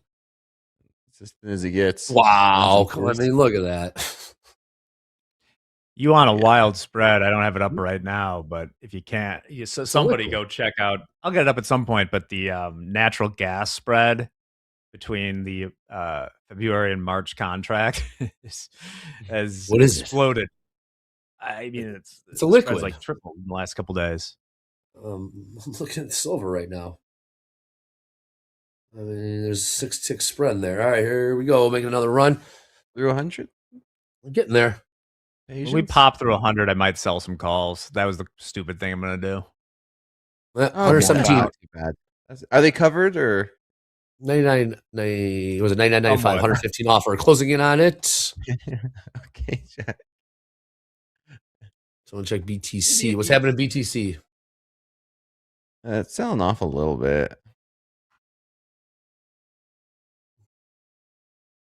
There's 115 lot offered at $99.95. I gotta tell you, our Bitcoin aficionado is really putting themselves in a pickle here. I gotta say, those funding costs are mounting. Right now, they are down. Oh God, it's got to be 70 million, more than that. Really? Yep. Have they done anything with How this much position? Nope. How much does he have to pay just to keep the position open? I'd have to look what the yields are, but like for instance, so far they've had this position open for like 20, 30 days. but they have paid on the Ethereum position nearly $7 million in VIG. I'm just calling it VIG. It's not really that. Overall, paid about $8 million. Like $8 million is just gone, and then the unrealized is down about 65 million right now. I gotta say, if this doesn't work out for this, it's going to be one of the greatest acts of hubris not to, like, with this funding mechanism, you can't, I don't know, just like buy and hold on this leverage position. They swung $100 million in profit and covered zero. They added closer to the highs. It's insane. Insane. And this position isn't really going against them yet. Like, I don't care how much money this person has. I mean, unless it's like Elon Musk or something, there are a few people that laugh off, like, if this goes down, $250 million or something. Silver, just playing with our heart right now. Yeah, they are. It's silver is just. Gold's like, all right, you're not gonna go. Oh, I'll catch a bid here. $49.50. I'm sorry, $49.54 last trade, up about $8-9 here in the last couple minutes. And NASDAQ staying around 25,600. It's kind of ranging right now, so I'm okay not trading that yet. We got University of Michigan sentiment number, top of the hour. What does expect? That one can come out of line. Correct. They are literally sending polls in the mail, snail mail, asking just some very generic questions to Middle America. That is expected. It can move markets. Ask them what they think inflation will be in 5 years. That's one of my favorites. Yeah. Jane Doe, John Doe, what do you think inflation will be? We have sentiment expected 54. We got gold on the move here. What if gold hits to 5,000 before silver gets to 100? Possible. Short silver buy gold. The spread. Yeah, I actually have that position up. 1 second. Silver chart right there. Yep. Can we get to 100? There's a lot of sellers preempt, like, just getting in before it. Like, I guess they think we'll never get there. Go ahead, the Jack. GLD divided by SLV or something. I put this white line a few days ago when we were talking about this trade. If we got in, so there's a big gap down. It's kind of against us. So, like, maybe another spot. Maybe we do this trade. We'll have to talk to Michael at some point. It would be fun to hold for, I don't know, a couple months. It is very, very thin. Market's pretty quiet right now. Calm before the storm. Waiting. Yes, we are. Even going into the weekend. Look at that. Going into the weekends lately has been extra spicy.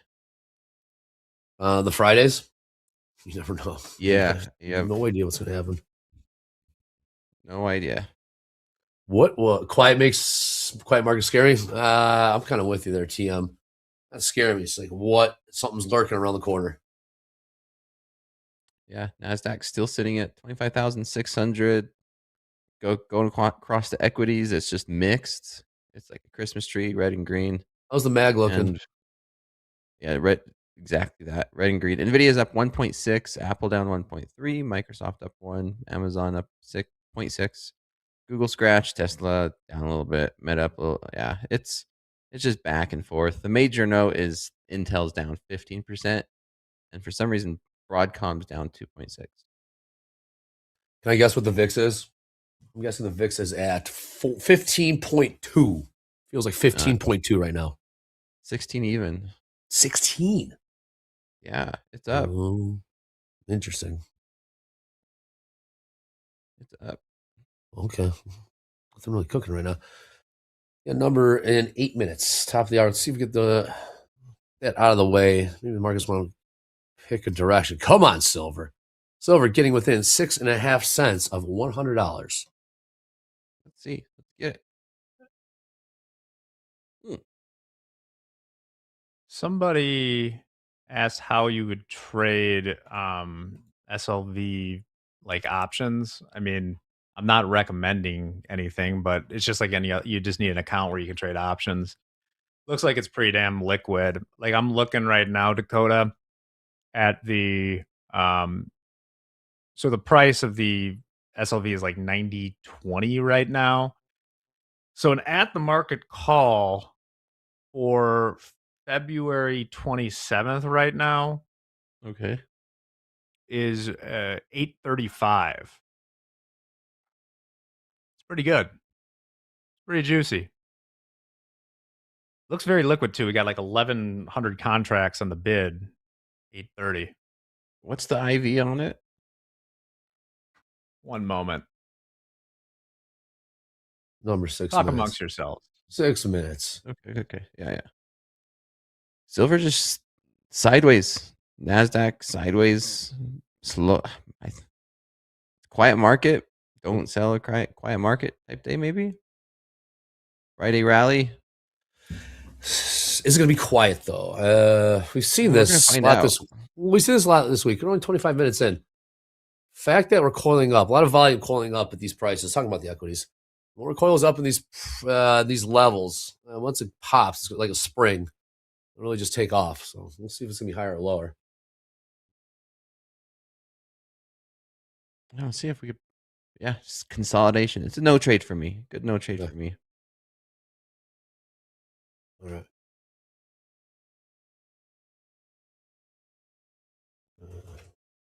Just consolidating, man. How was that gold trade for you last night? You trade gold? Scratch, barely. it's metals at night, man. It's not for the faint of heart. That's almost lost my appetite. Lost your appetite. Did you put it on before or after dinner? All of it. All of it before, after, during. All of on it. your phone? No, I watched it on my phone at the dinner table. Okay, you learned that lesson. I got in trouble. IV's like 73 for 1 month. Oh, that's not bad then. That's not bad for 836. Yeah, $8.36 at the money for a month worth of premium. Okay. I mean that's 8.3 by. This is why you watch the show, right? I mean that's 10% almost. How much room does silver have to go is the question, since we're right here at $100. 35 cents. 35 cents. I want to wait till it breaks above 100. And then you bearish? In options, maybe. Okay. I don't know. I wouldn't short this thing leveraged with your money, as Hogue would say. What Andre's fortune. Hey, let's go on crude. Nothing going there. That is above 60. Above $61. MBT. Silver did sell off pretty good. About $1,000. Might make a run to settlement.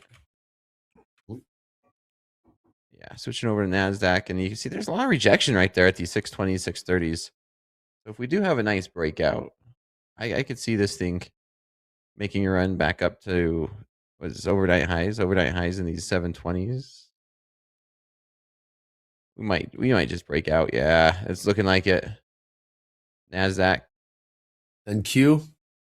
Try to get to the. There you go. Popped some stops right there. 25,660. Yeah, there's settlement. Markets are waiting. Who's gonna go? 4 minutes. Who's gonna go first? 4 minutes.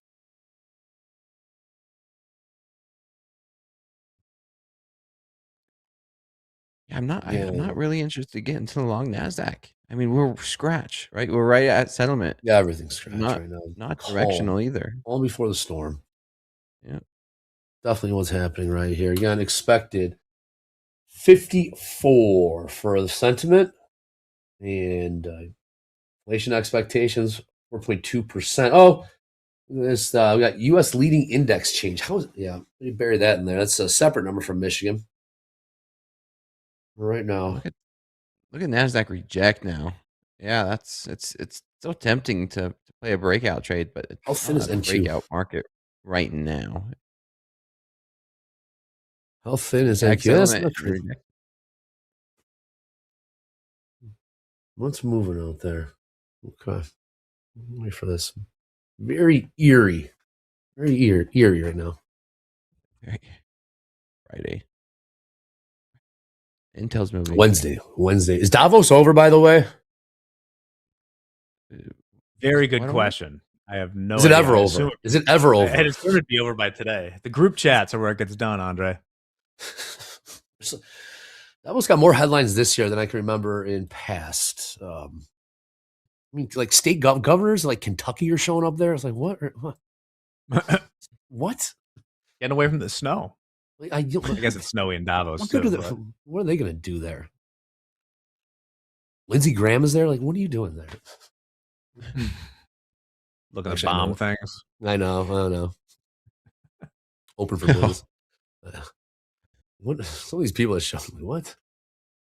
90 seconds. NASDAQ breakout. I mean, look at that.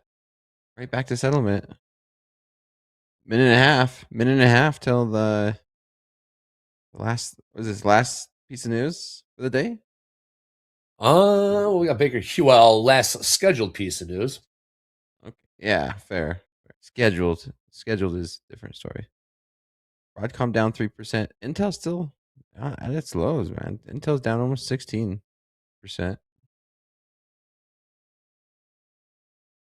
Silverite giving up hope on that $100 an ounce. No. Let's get this out of the way here. We got 40 seconds. 40 seconds. Definitely the quietest first 30 minutes of the trading week. Right now, that could obviously change. Seeing some 3-bar reversals. All right, here we go. University of Michigan. What is this number come? Just come in spicy, one way or another. Just come in spicy. Begging for the spice. 40s. Number in the 40s would be cool. Okay. Expected 54. Previous 54. Here we go. Incoming. And we got... Oh, we're pumping in the NASDAQ for a second. 56.4. Better than expected. 56.4. Inflation expectations lower.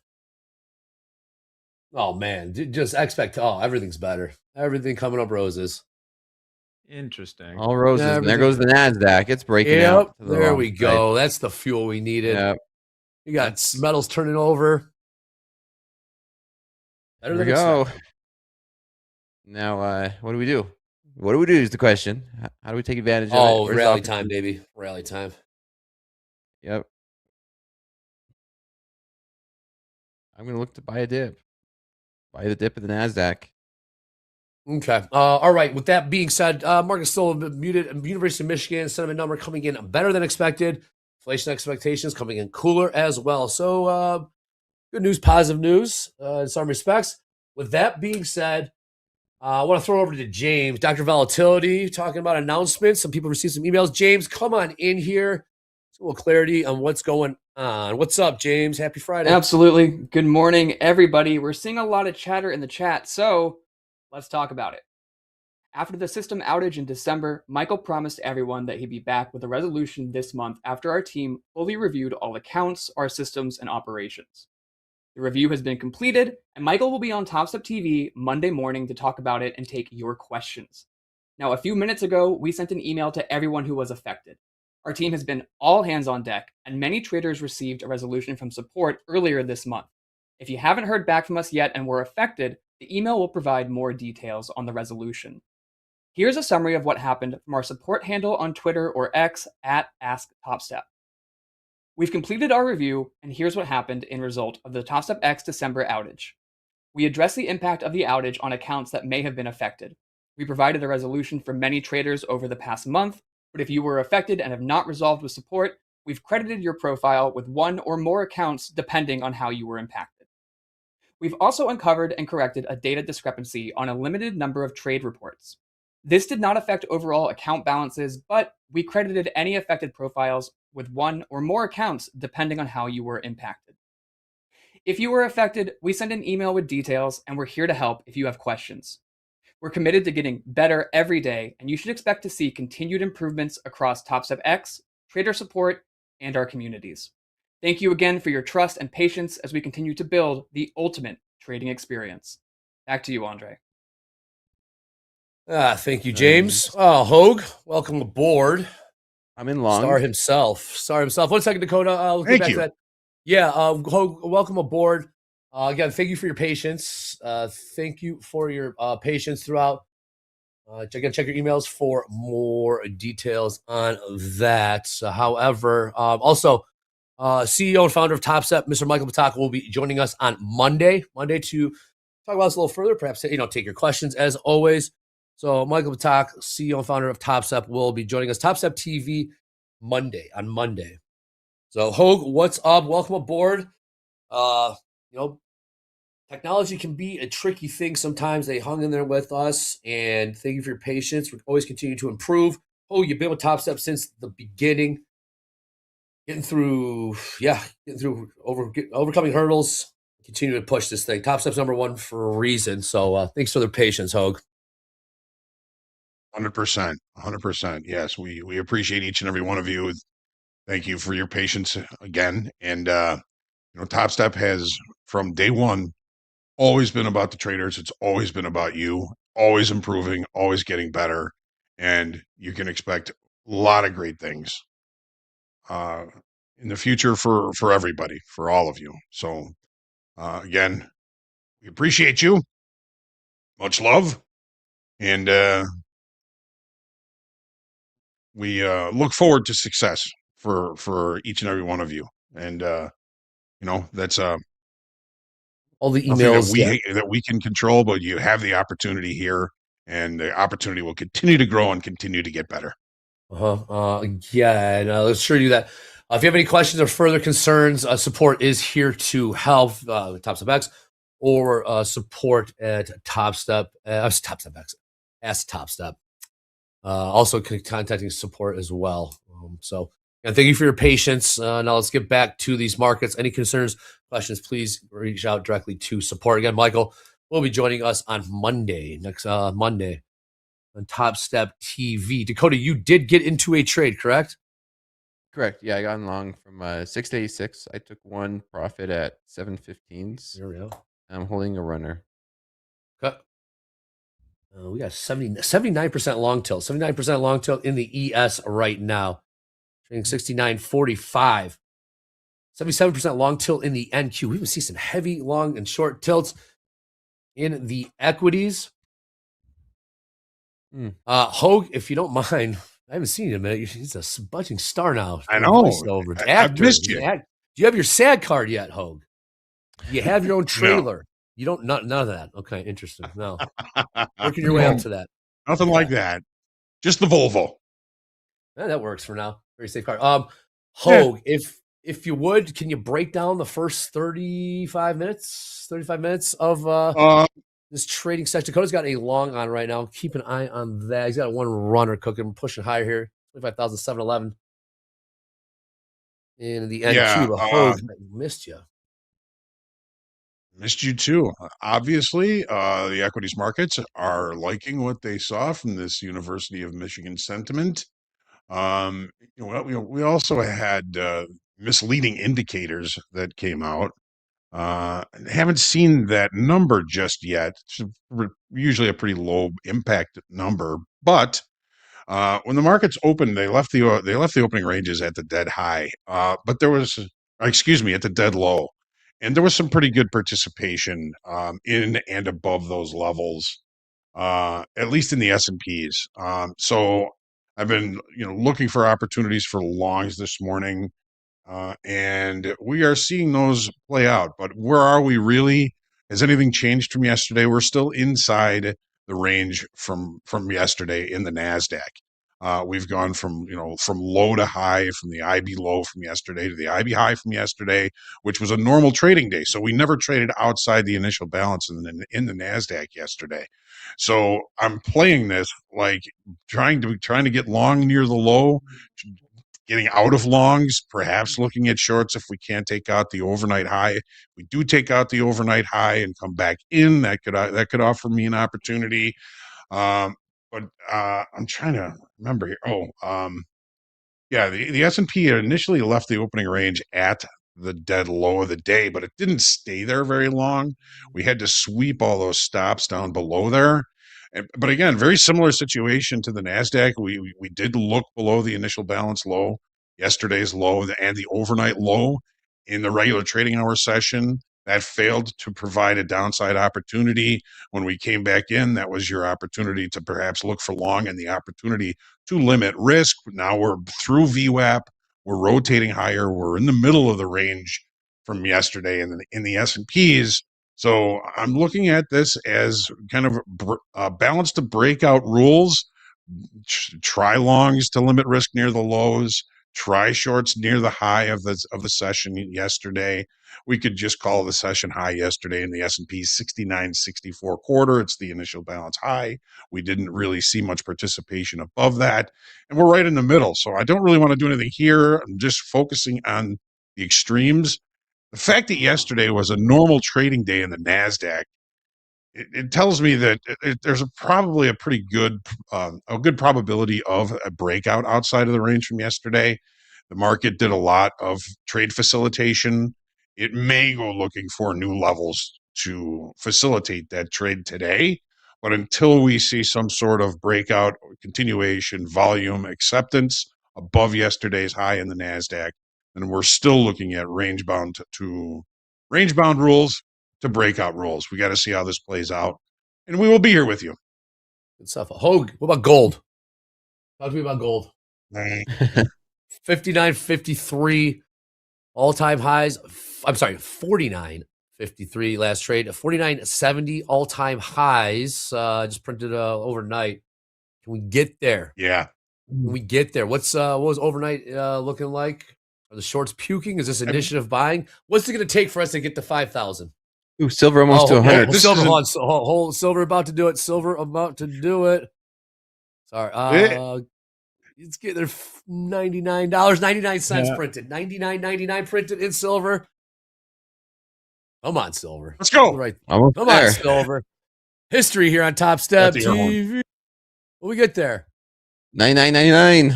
We're off at 100. 200 at 100. 200 at 100. Phil. $100. There it is. Pew, pew, pew. $100 an ounce. And we Wow. $100. 9.5 cents. And look at that rejection. 20 cents off it. How about that? Boy. Wow. Okay. So I guess we got our answer on the poll. Silver did it first. Silver did it first. He did. And I sold some straddles right there, Dakota. Pray for my soul. Did you? Oh, straddles. Okay. I did now. I was thinking it over. It's pretty. I like pretty that juicy. decision. Yeah. I like that. I like that one. Okay. Sorry about that, Hogue. We had to see the $100 print. All right. So what's it going to take? All right. Silver did its part. What's it going to take for gold? Well, I mean, silver put a new all-time high in last night, right? So did gold. We know that markets don't like to leave all-time highs, recent highs, and recent lows in the extended trading hour session. Silver already took out that all-time high that occurred last night. I'm looking for gold to do the same thing. I don't know if gold is going to make 5,000 today, but anything's possible. So I am not shorting gold right now with anybody's money. Maybe in a little while, we'll see if we get some sort of, reversal pattern. The market is so strong. Open interest has been strong. It's been there have been strong, longer time frame buyers against negative delta. This market is just continuing to get the retail traders short up here and running it up. It's very similar to what the equities do for the last 40 years. We're seeing the metals do that now. And I gave the auction process in gold and silver B pluses today because every time I give a market or an auction process an A, that sometimes means that the everybody's already in and the high is near, and I don't want to do that yet. Because Dakota, the market always looks the best at the top Hey, and the worst at the bottom. that should go in the book. I don't think this one's in the book. Very good. All right, 49. holding above 100 now. Whoa, and silver holding above 100 right now. Look at silver saying later $100. Look at this baby go. $100.18. New all-time highs. There you go, silver. Who's long silver? Who got shorted at 100 and bought it down there? Look at this. It's tempting, man. It's tempting. I like your play on that though, Jack. That's a lot safer with a straddle. Incredible. Look at silver. What a beast. What a beast of a market. $100.18 and continuing to cook higher here. CJ said went long at 100. Okay. Did you hold it? It takes some heat on those. If you held it, you're sitting pretty right now. $100.13. $100 silver. What was that stat you gave, Jack? It's all January. January's absolutely just crushing. Silver's up like, well, let me amend that actually. It's up higher now. Silver is now, gotta go to the right contract here. That should have been my New Year's thing to organize this more. We got so many things we look at now. Stop. We do. Yes, we do. Need a bigger We screen. do. That's why hit us up at TopstepTV on the X. Give us some suggestions how you arrange your screens. Look at all the charts, the ladders. Yeah, I mean, more efficient way.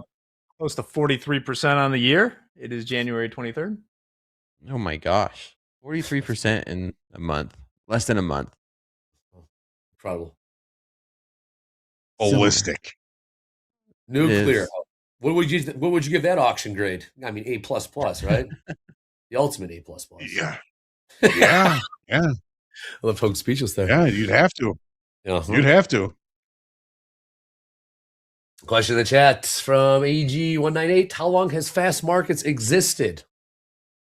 I'm not since the beginning. Well, not I know. 2 years to the day. and about 3 months. I remember we started the day after not Labor Day. Yeah, Labor Day. Yeah, like I don't think September we had 23. September of 23 was when we started. Yeah, we had fast markets in the beginning. Right off the Remember, bat, Dre, we sat around in that room just pitching names for segments with Michael. That was wild. Yeah. That was wild. Yep. The carving station. Still, the carving station left on the cutting room floor. That'll come. That was the Thunderdome. I voted for carving station. It got roundly rejected. All right, let's take a look at some of our live funded traders. Let's take a look at some people putting up numbers here at Topstep. Tyler up 22. Hoy up 17. Connor up 11. Boe, saw them yesterday. Up 11. Anthony up 11. G's as well. 45 minutes into this New York session. Sure to hang on to those. We'll check back in with that leaderboard throughout the day. The carving station was terrible. That wasn't my idea. That was Jack's idea, but I voted for it. I like the carving. I can turn that around. It was not my idea. I thought it was a good one, though. 2 years and 3 months. And Topstep is right there at 200,000 subscribers. Oh, yeah. We're getting close. Man. 200,000. Who will be the 200,000th subscriber? Yesterday, someone proposed unsubscribing all the way back down to 100,000 subscribers. Oof. That's as bad as shorting silver. Absolutely. You could also short silver. Dakota, you still long? Still long from... Yeah, still holding one long. Like I said, I took a couple profits at 712, 713. I have a runner on here in the NASDAQ. Silver turning around here. Gold as well. Maybe I should have given him an A. Which one, gold or silver? Well, silver, obviously. Both. They're both, painting the same picture. Mm-hmm. All right, market's just chilling right now. Yeah, I think I might would be scratch this trade. surprised if gold did not take out the overnight high here today. Same. And silver, Silver's $99.40. good. Yeah, It's so that's thin. I maybe- took a look at it. It doesn't take much work to push it down that far. Push the lower like that. Yeah. Silver's wild. You ever looked at the silver ladder, Hogue? Take a look at that thing, man. I'm looking at it now. Look at that. I thought the NASDAQ was bad. I mean, look at that. Insane, Yeah. man.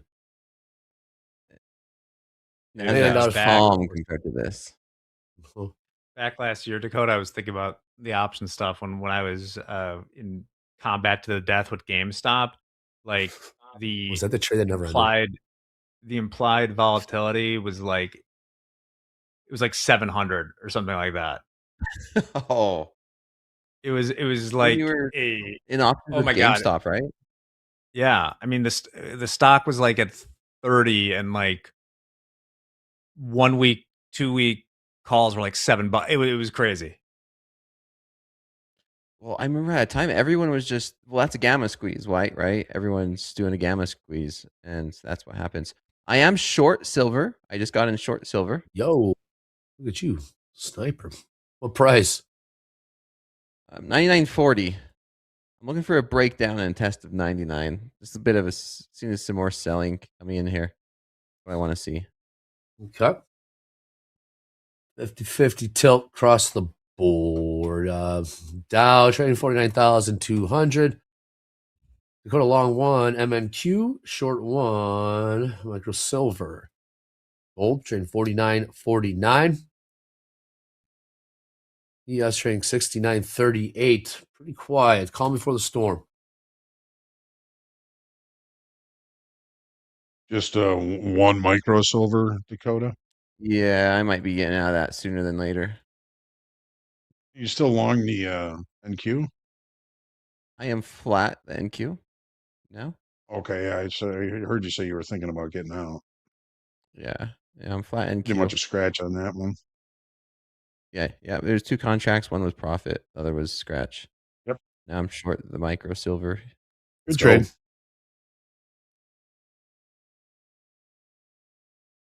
What's these? Chad's fired up. Come on, Chad. Let's see if we get to 200,000 subscribers by end of day. I might. Oh yeah, let's do it. We're getting there. We're getting there. I don't We see why are. we wouldn't. It's Not 200,000. paid. We're We don't pay for them either. I thought we were Organic at and natural. 200,000. They're real. Get it. 69.37. Last trade. ES. Because they're always lagging. Yields eventually closed today. We're down a little bit, around 4.24. We also, stocks already did it yesterday, but we closed the weekend gap. There's other stuff going on in bonds. They didn't react nearly like stocks did to the Greenland tariff news. It's a very thoughtful market, that one. Did you catch that headline yesterday, Jack, about ES quote unquote getting wary of holding U.S. assets? Catch that? Well, yeah, and then Trump had that quote, but the problem is if just from an allocation standpoint, it's like if you think the dollar is going to keep getting whacked, you don't want to be, if Where do you're you in go? Europe, Right, where do you put your money? Right. well, somewhere Gold? else. But if the dollar's getting whacked, you want to be getting coupon payments especially the long end of the curve. You don't want to get 30 years of coupon payments in dollars if this is the way it's going. Coupons. Someone in And the I chat miss the saying days when like Smiths had Bullfrog. like coupons all the way down the aisles. I know what you're talking It was about. totally random. New highs NQ. New highs NQ. Good call in the chat. Someone said, hey, bull flag. Looked like a bull flag in the NQ. All right, silver. And silver. Let's get through this. Oh, it's never total comfortable bull being flag. short That's silver. a good eye.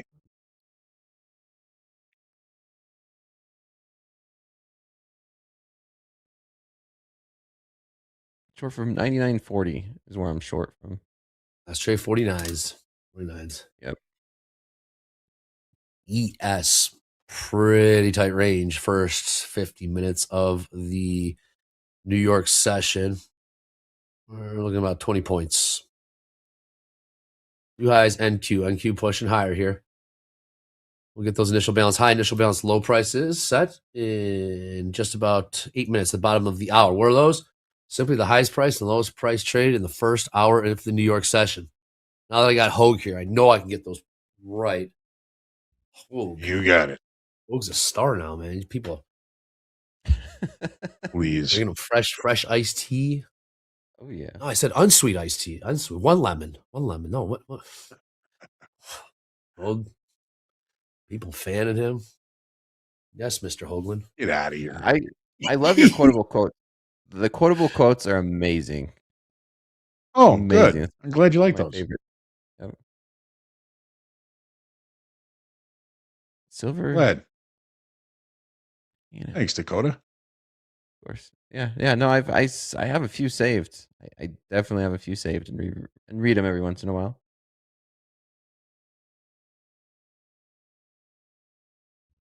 We got NQ continuing to push here. New highs on the session, 25,756. Jack, ES, new highs in the session as well, 69.50. Anything up here in heavy long tilt, 76% long tilt. ES, 72% long tilt in NQ. Any levels in the options that you're looking at that correspond with the futures prices? I mean, it's cliche at this point, but the big guys are, and once again, well, maybe it's because of Michigan that we rallied as well, but 6,900, 6,950 are the big ones. Those are the thick lines in my chart, and I'm a little bit cross with myself for not just buying it. You can see it's kind of just where it's where it hung around the lows of the day. I violated my New Year's resolution.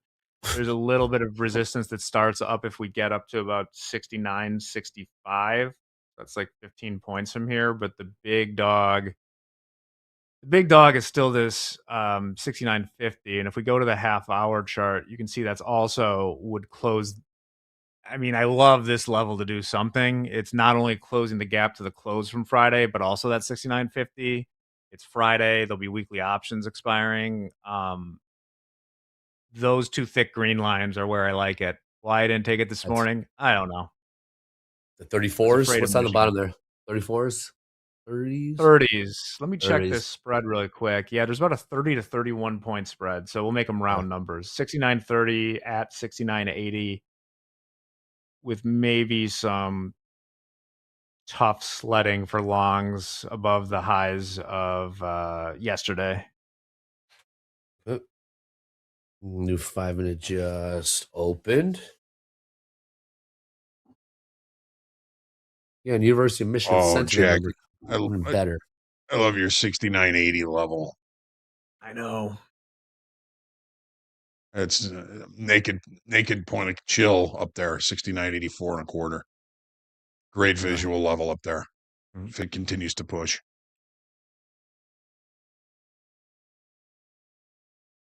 I may have to reevaluate too. I try not to trade in the first few minutes, or but a lot of times that's where I'm kind of looking like this line's been on my chart for a while, and this is the kind of day where if I go tomorrow, like say I wasn't here and looked at it, I'd be like, wow, could have killed that yesterday, but I didn't. I'm trying to figure out why.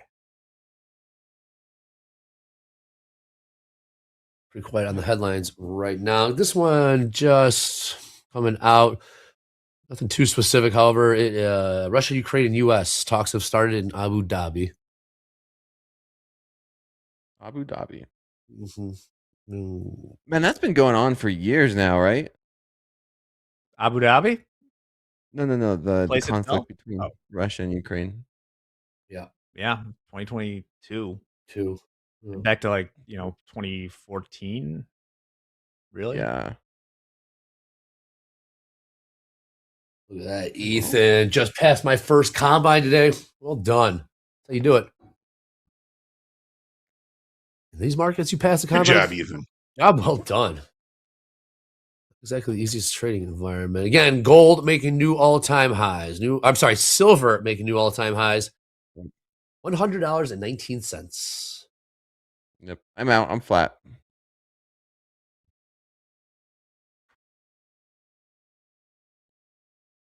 Great. You did print higher. Yeah, looks like silver might be wanting to push higher here as well. 2 minutes till the bottom of the hour. Gold's giving me fits. Last night, you should have seen it, man. Silver was cooking, and gold wouldn't go nowhere, man. Yeah. Yeah. Oh my goodness! I was actually talking to Dakota. Silver was my yeah, therapist. exactly. Yeah. Dakota was my therapist. Silver was up like 3% and just pumping, and then gold was flatline.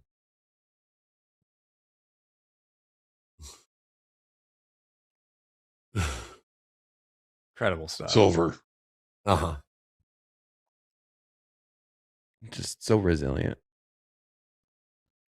Yeah. 1 year later, first Yes. payout this week. Nice. 55 NQ. Yep, James.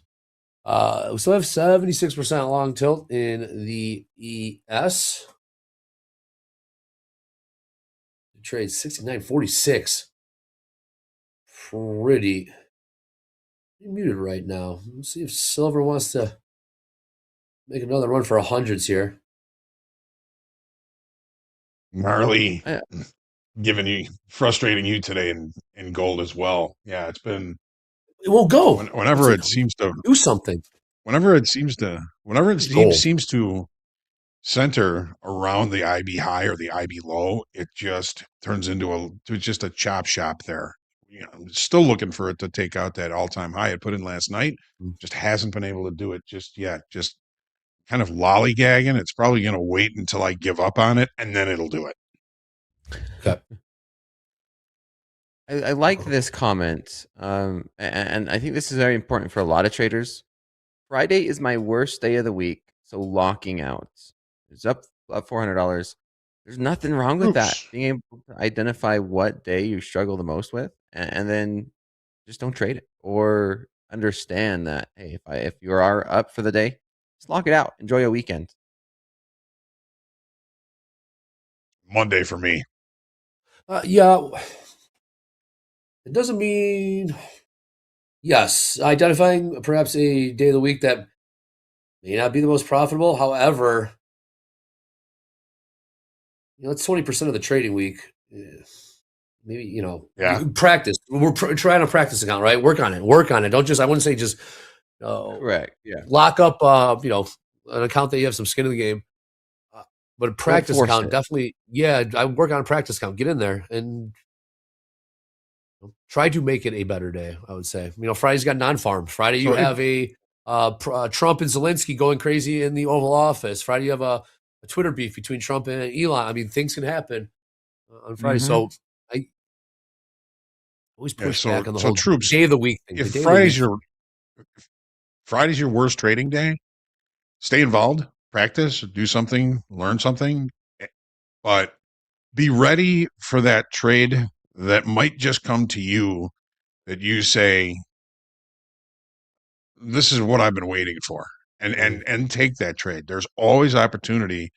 On Mondays are typically my worst trading days, but I'm engaged, I'm involved, and when that trade comes to me and says, here it is, I'm taking it. Yeah. I agree with that. The market doesn't know. The market has no idea what day of the week it is. No idea.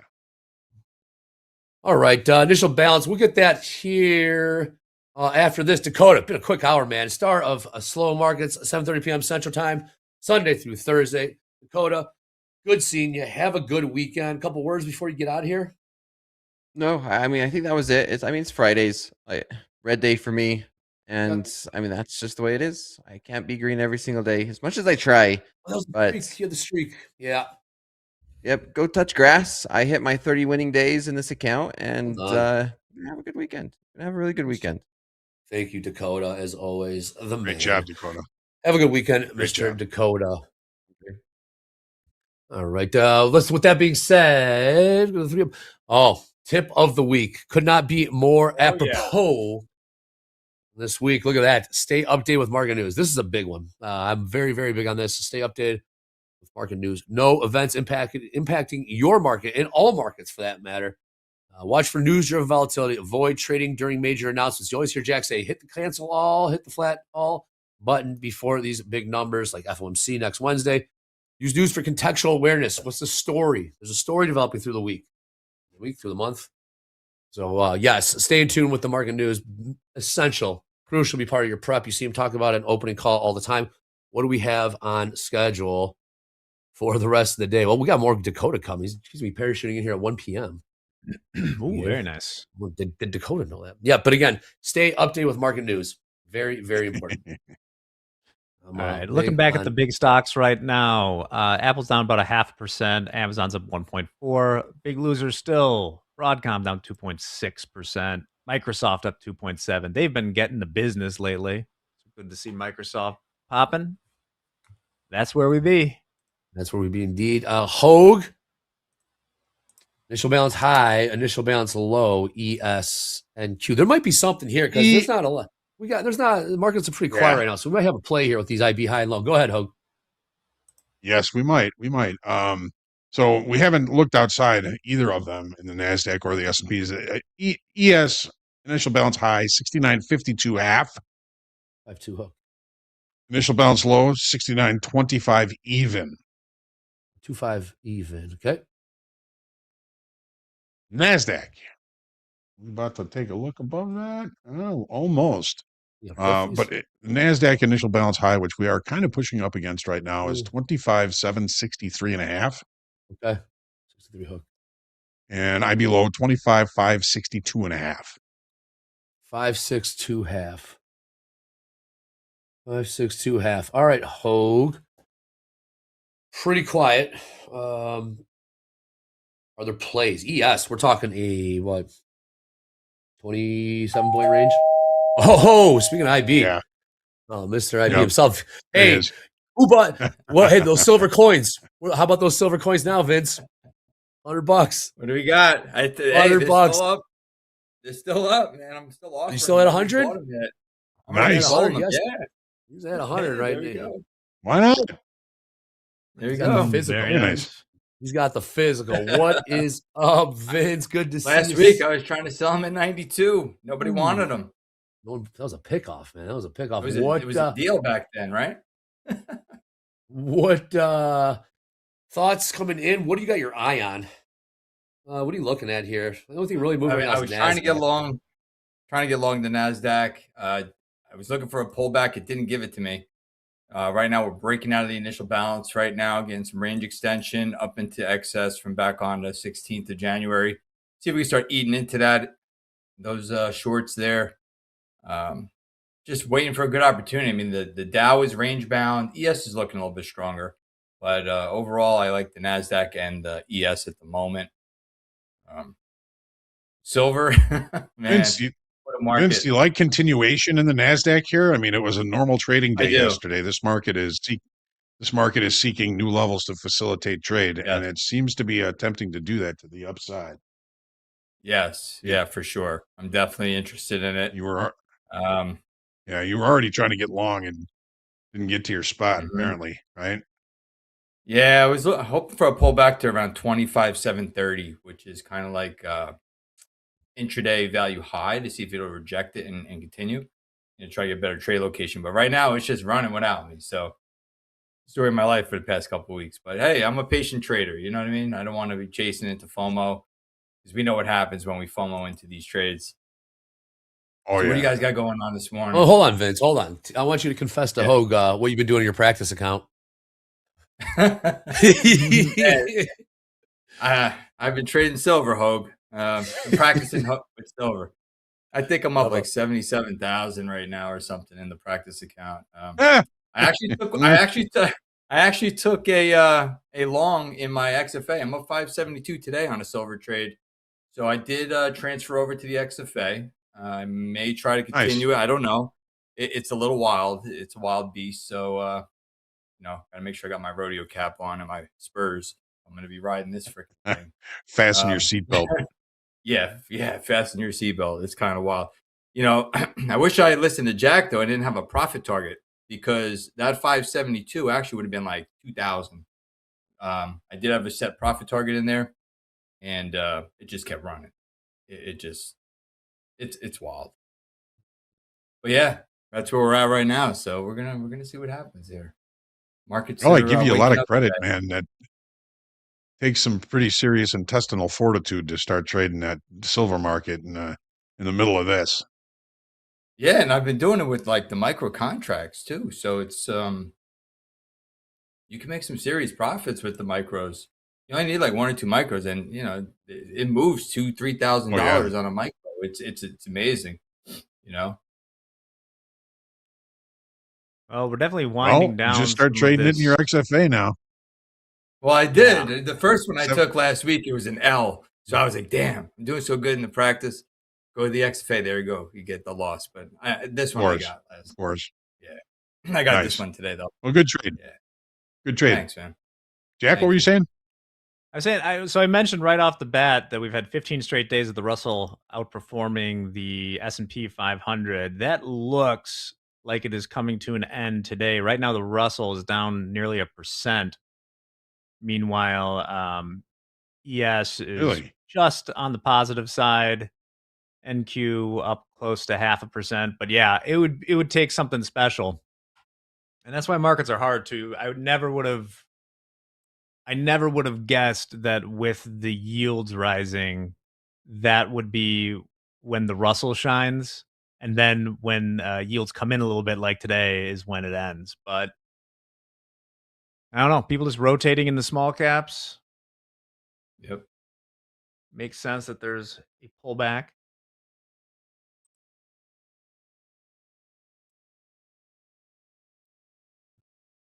Vince, we're holding that IB high in the NASDAQ. I know. I'm so interested in it. But I want to get a better location. It's Yeah. Well, and does the fact that the S&P has not done that yet, does that come into your thought process at all? Not really, because these markets have kind of been doing this lately. Like one is really strong, one is kind of range bound, and one is like struggling, to keep up with the other one. So these markets have all been like this. I've been noticing for the past few weeks. One is usually in a range bound state, one is breaking out. It's been the Dow though, which has been the strongest, but now right now today it's not. So very, very interesting what's going on. The Russell too. I mean, they said a lot of money was moving out of tech into the Russell.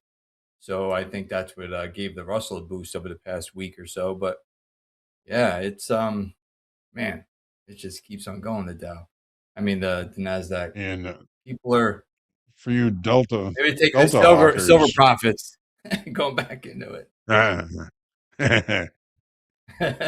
Nice work, yeah.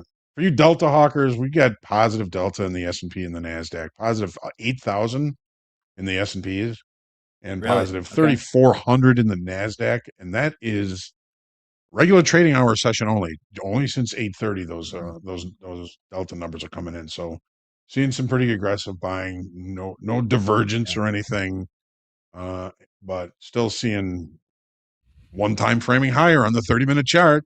All new, higher highs, higher lows. We'll see if that continues.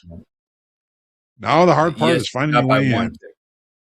Yeah, ES took it up by one tick so far. Let's see if we get some range extension More here. high. Yep.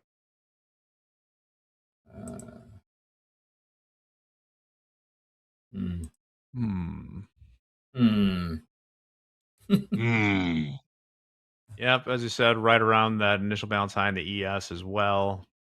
Still below it, hasn't been able to crack it yet. Yeah, this NASDAQ, I may try to buy this here. What's the risk? 20, 60, got about 20 points of risk there. Wondering if gold has finally picked a direction away from the initial balance high. Here we go. Here comes that overnight high. All right, so 25,765.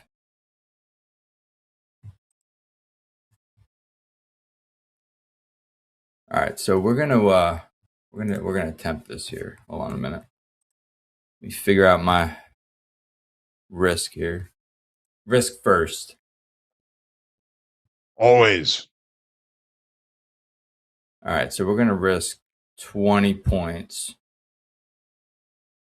So I'm gonna just do 2 micros on this here. 25, 765. We're gonna work a pair of MNQs. Oops. Change that to 2. And we're gonna put our 65. So basically CYA. IB high. Yeah, and we're gonna put our CYA just below. I'm gonna put it at 44. 44 is Just below that low. Mm-hmm. Cheap trade. If don't work, we'll get stopped, and maybe look for a short at that point. We'll see, right? If we break through that, I may look to get short and reverse that trade to the downside. So could be a failed upside auction if that happens in the next 15 minutes. Yeah, I mean, I'm not a big breakout trader, but we're gonna give this a shot. Okay. And I'm gonna put this way up here, Jack, because I learned my lesson last night with silver. I could have 4 times the profit I have right now. So that was painful to watch, and it just went straight up. Right, I didn't need to have a target in there. It just kept going. Gift that kept on giving. The perpetual squeeze grinds higher. Not a lot of news coming out at the moment as far as numbers. All we got left is our mighty Baker Hughes. Oil rig count at noon, 410 rigs expected. Total rig count, 543. One of these days is going to move stuff, and I'm going to be very happy.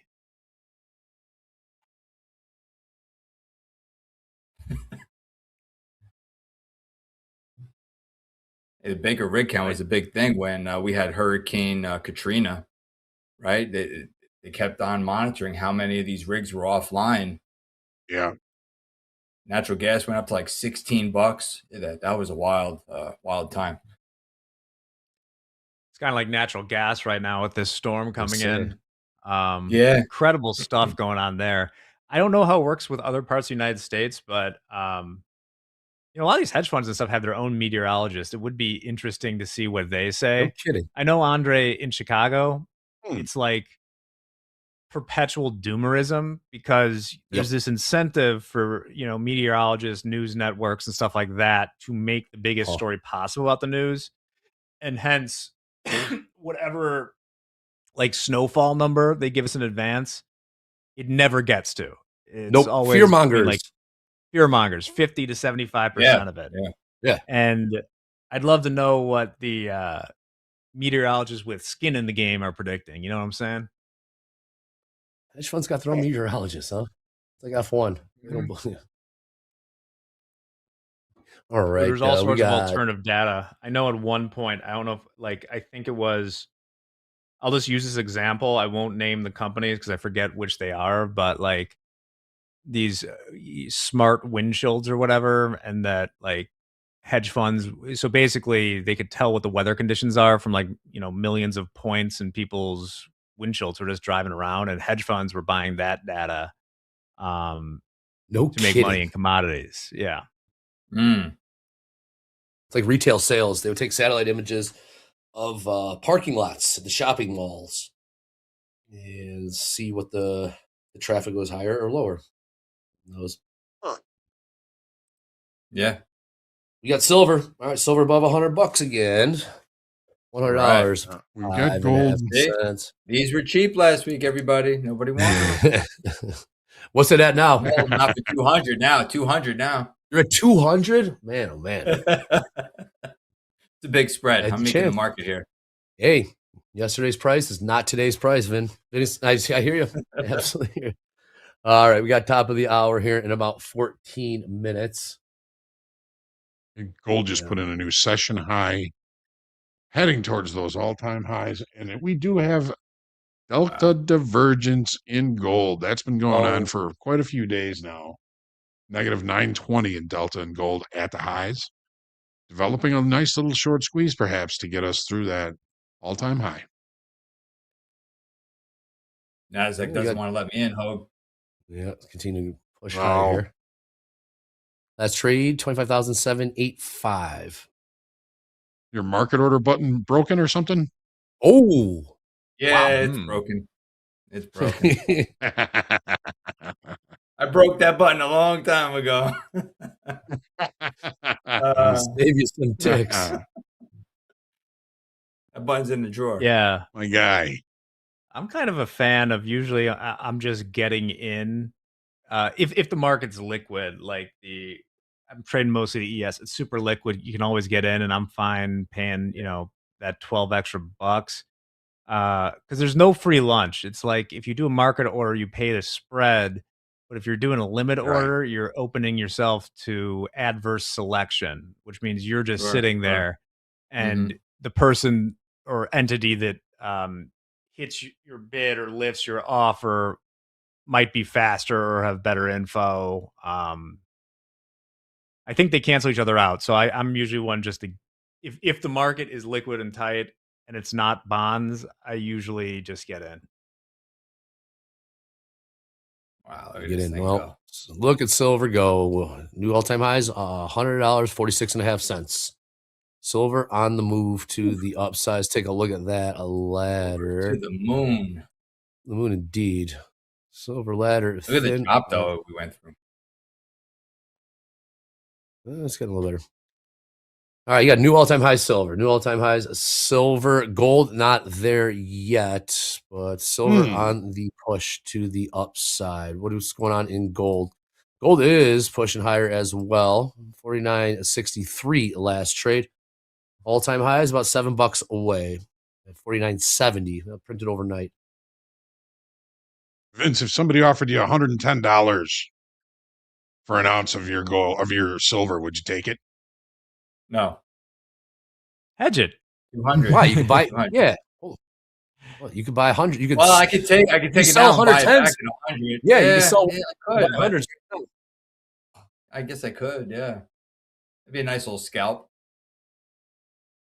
But I want to set the bar a little higher. I think I like it. there's more meat in it. I'm going to hold out. Well, look at the NQ. All right, NQ is in rally mode. 25,809. 810s now. Print ES, same story over there. Session high, 69.57. Jack, what was that level you and Hogue both liked? Was it 80s? 69.80? Yeah, so it's a ways above here, but it is Friday. It's early in the day.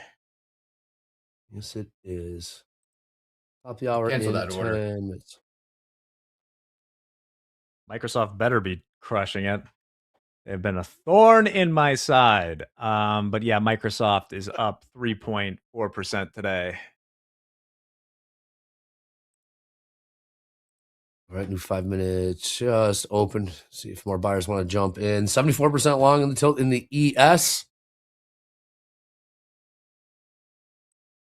Trading right around the highs. New highs, session highs in the ES. Silver. Pretty good. And a nice little pullback here in gold. Is $100 I'm support looking now. for it right now. I know. $100 support in silver now.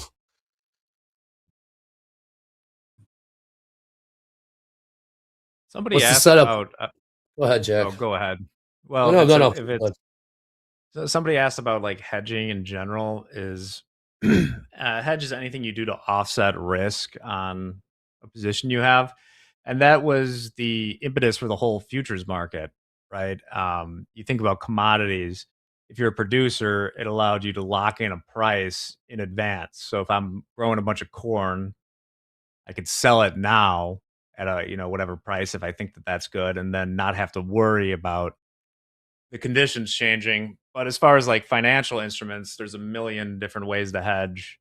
There's spreads, for instance, like you could be long silver, short gold in some ratio. There's options, you can protect yourself in a long position going long a put on it. You can sell covered calls. There's a million different ways to do it. It is both an art and a science. Very true, Jack. Very true. It's important. Art to It's it as important. well. Yeah. Here's why it's an art. It's important to remember if you are 100% hedged, you will make $0. Right. A perfect hedge will not make Right. you any money. That's true. It's like when firms are long stocks, they short futures, to hedge their downside risk. Yep.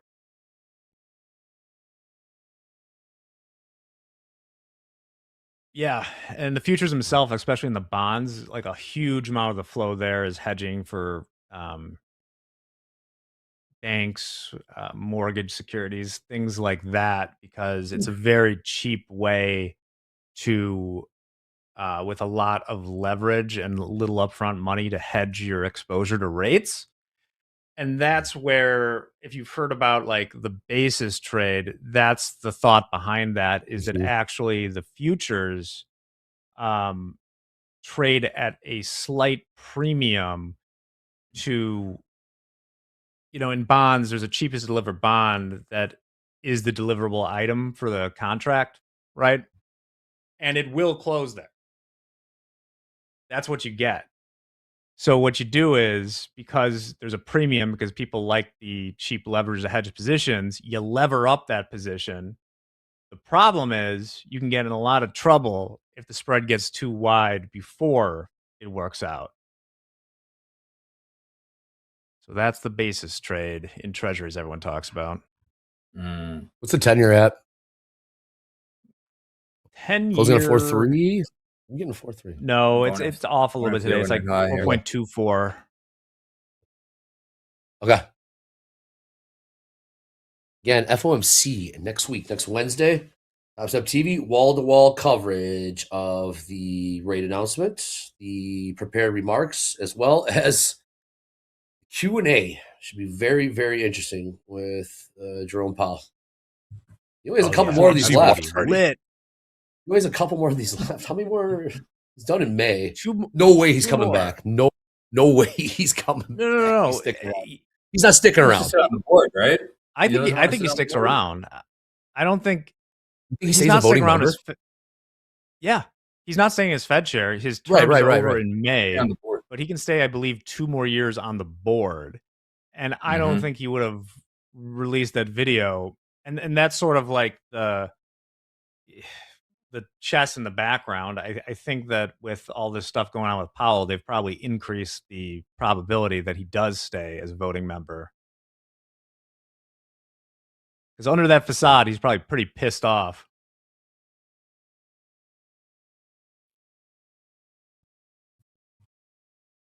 All right, get another push here. Do 5 minute just open top of the hour in 5 minutes. New session highs NQ, new session highs ES. Dow, not there, but NQ 25,000.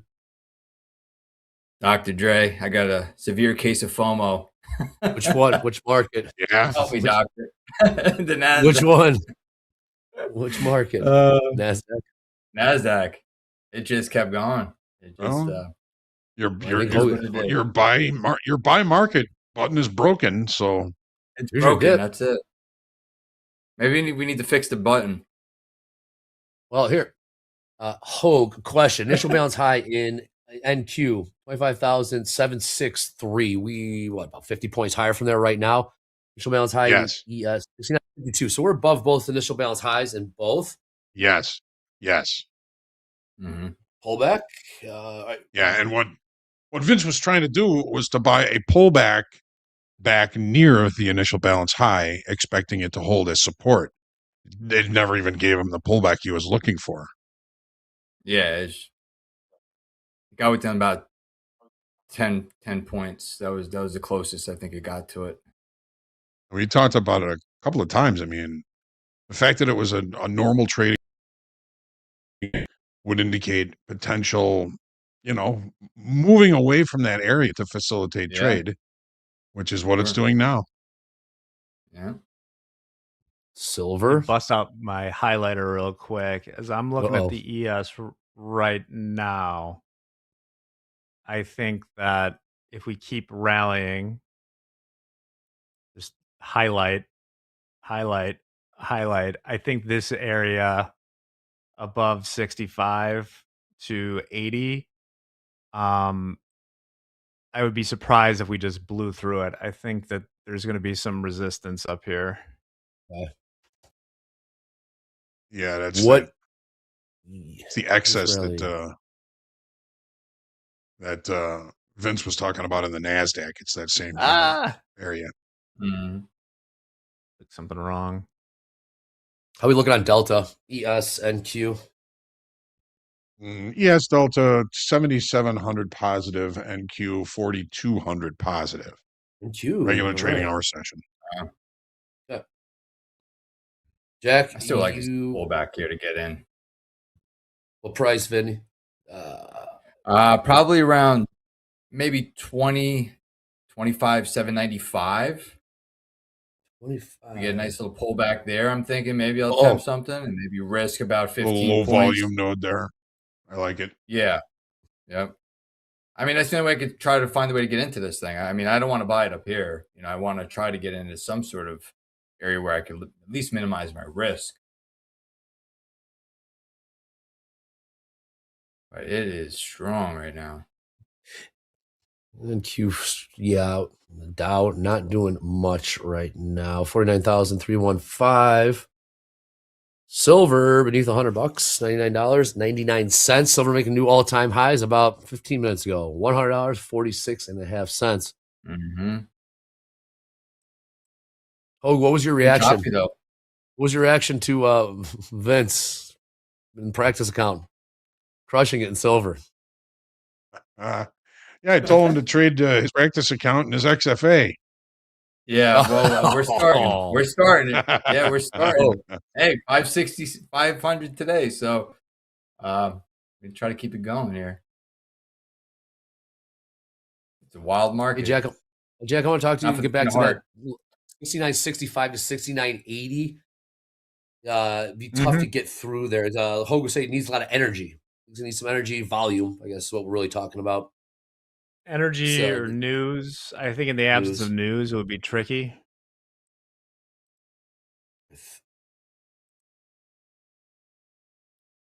Maybe we'll see. We got the top of the hour here. Hogue, we got those initial balance prices. Top of the hour. You know, said so. What Vince was talking about, get the pullback, perhaps 795s in the NQ. There's a pullback to get long. Right now, it's kind of just drifting. It's quiet rally here. Let's see what Jack look at the metrics here, Hogue. If you flip over my screen, you can see the metrics here for the last week in silver here. Not bad. I'm risking 400. Average profit target is 2,052. Nice. Last week trades. So we're doing really good reward to risk ratio. And then over the last month, though, we're up about 76,000. We're at a 1.53, so a little bigger. Yeah. So we're looking pretty good. We're looking pretty good. Yeah. So you're trading it well. Yeah, I mean, last week, this reward to risk 5-to-1 average is pretty good. I mean, I take that all day. Yeah, now you just got to be able to hold those trades in a, you know, when there's real money on it. Got to hold those trades. For sure. Yes. Hard, man. Absolutely. It's hard. We're working on it. We're working on it. One of the things that makes like a practice account so much easier is that you're not, you know, we talk about like the real money thing, but for me, it's that you're not worried about, say, the 5% worst distributions of outcome, or at least that's how I feel in a practice account. Because it's like, oh, if I blow it up, we'll start a new one. Versus if I had if I had $1 million in an account, in a practice account, I bet, you know, like 80-90% of the time we'll make a lot of money.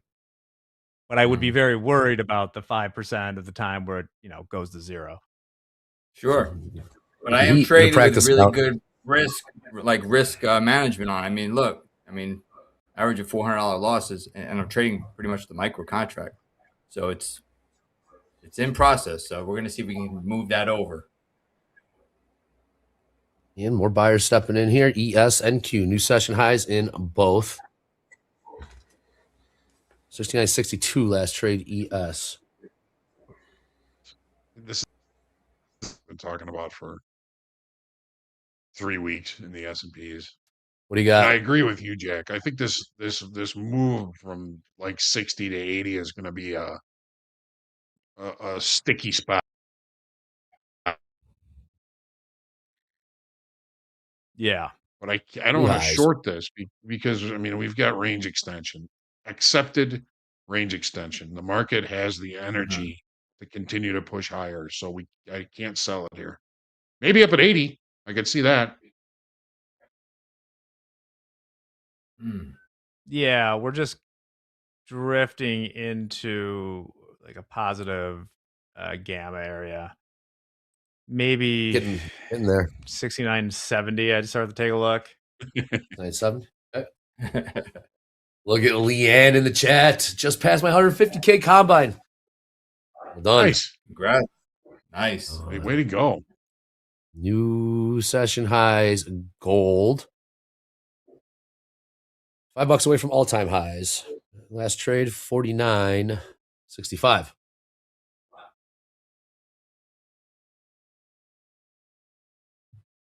We got London close in 27 minutes. Bottom of the hour, London close. Gnarly in the chat. Come on, gold. You can do it. I thought it was going to happen yesterday. Never got there. It's trying. Sure is. It's trying. It's trying. It's trying. It is trying. A tremendous machine. $5. Come on, let's go. Looks like a zombie rally to me. $5 away. Yeah. Silver beat it though. I was just It did. encouraging it. 63 half last trade ES. NQ. Let's take a look at NQ. Last 40 minutes. Yeah. NQ up about 140 points, 170 points. NQ woke up, says, "Hey, we need to start getting people back in the NQ. We need to start moving here. Everybody's going to silver. They got to get people back in the market." Yeah, right. We are. We really are. Anything on the calendar? Nope. Pretty quiet on the news the right now. The auctioneer's job is to get people to trade, right? Indeed. It's looking. You got to There goes talk up the NASDAQ. product. That's right. No. Yeah, that's the best way to talk it up is to make it move. Nano silver. Incoming. Oh, yeah. Get ready for, Yeah, get ready for that. Just buy 1,000 lots right now. New highs and Q. New highs and Q. New highs ES 69.64. Jack looking at the 70s perhaps? This is what you want to see a reaction to? Wow. I mean, really, 80 is the big number. See how this thing plays. It's Wow. And NASDAQ is on the move. It's on a mission. I mean, we could technically try to scalp this thing here.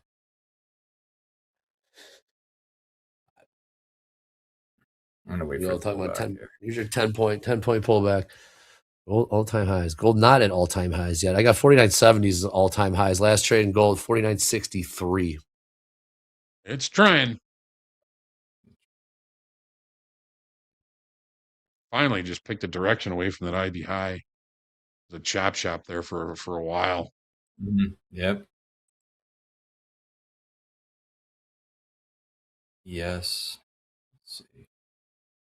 Man. And it is more Here's of a your, zombie rally in gold. I mean, there's no single prints. It's just Drifting. slowly pushing higher. Yeah. Here's your pullback for all those can't get in. Here's your pullback. I do like the rejection of value there, Hogue. We rejected value just before 10 minutes before the change of the hour. We had this candle come into value and just straight reject it and rally off of it. Oh, all right. That was a quick 30 minutes there, Vince. Tell me you're exiting stage left on this one. Here's your pullback, Vince. Keep us posted in the chat. Yep. I'll let you know if I get into something. I'll throw it in there. Man. You got to. And also keep us posted on All the right, guys. silver. Oh, hey, I'm gonna see Thanks, you. Vince. I'm gonna see you in Reversal Challenge, Vince. We're gonna see him later today. Yes. In the reversal. Ah. So, be easy on me. Oh. Be easy on me. I never did that. Bring before, your A so. game, Vince. Anyways, all right. Oh my Get God. out of here, Vince. All right, guys. James, Later. later, man. Come on in, James. voting Got a couple for announcements Vince. and some more news. What's up, James? Absolutely, everybody. Vince on the reversal challenge. You know I'm going to be there for Power Hour at 2 p.m. But before that, I'm here to talk to you about another social media site. This time we're dancing and we're talking about TikTok. That's right. I know everybody in the chat is stoked every time we talk about TikTok. But did you know that we have one? That's right. You can learn the setups, strengthen your mindset, and build the discipline it takes to win the markets with clips from TopstepTV. Whether you use TikTok or you know somebody that uses TikTok that has an interest in the markets, send them our way. We're going to drop the link in the chat. Be sure to give us a follow there. Follow on Instagram, Twitter, Facebook, TikTok. If there is a social media platform, we're probably on it. So be sure to follow us anywhere you find Topstep and Topstep TV to stay locked in and the know. And also on TikTok, you might learn some new food recipes and dances. Who knows? It's a great app. Don't hate on it too much. Also, later today at noon, we have group coaching. Don't let the sign fool you. It's at noon today, no shoulder tap. So group coaching starting today at 12 p.m. Central Time. Today, we're sitting down with Hogue, Anne-Marie, and Hoop, 3 great coaches here to answer your questions live. Now, if it's your first time viewing, hey, how you doing? But if it's your first time viewing with us and you're wondering, how do I get my questions read live on air? Well, we're going to drop a link in the chat. We're going to pin this one. It's going to be there for a couple of hours. So you can make sure that you get your questions in and then sit down and tune in to group coaching at noon. Again, that's at noon today as there is no shoulder tap. So it's going to start 15 minutes early. That's at noon Central.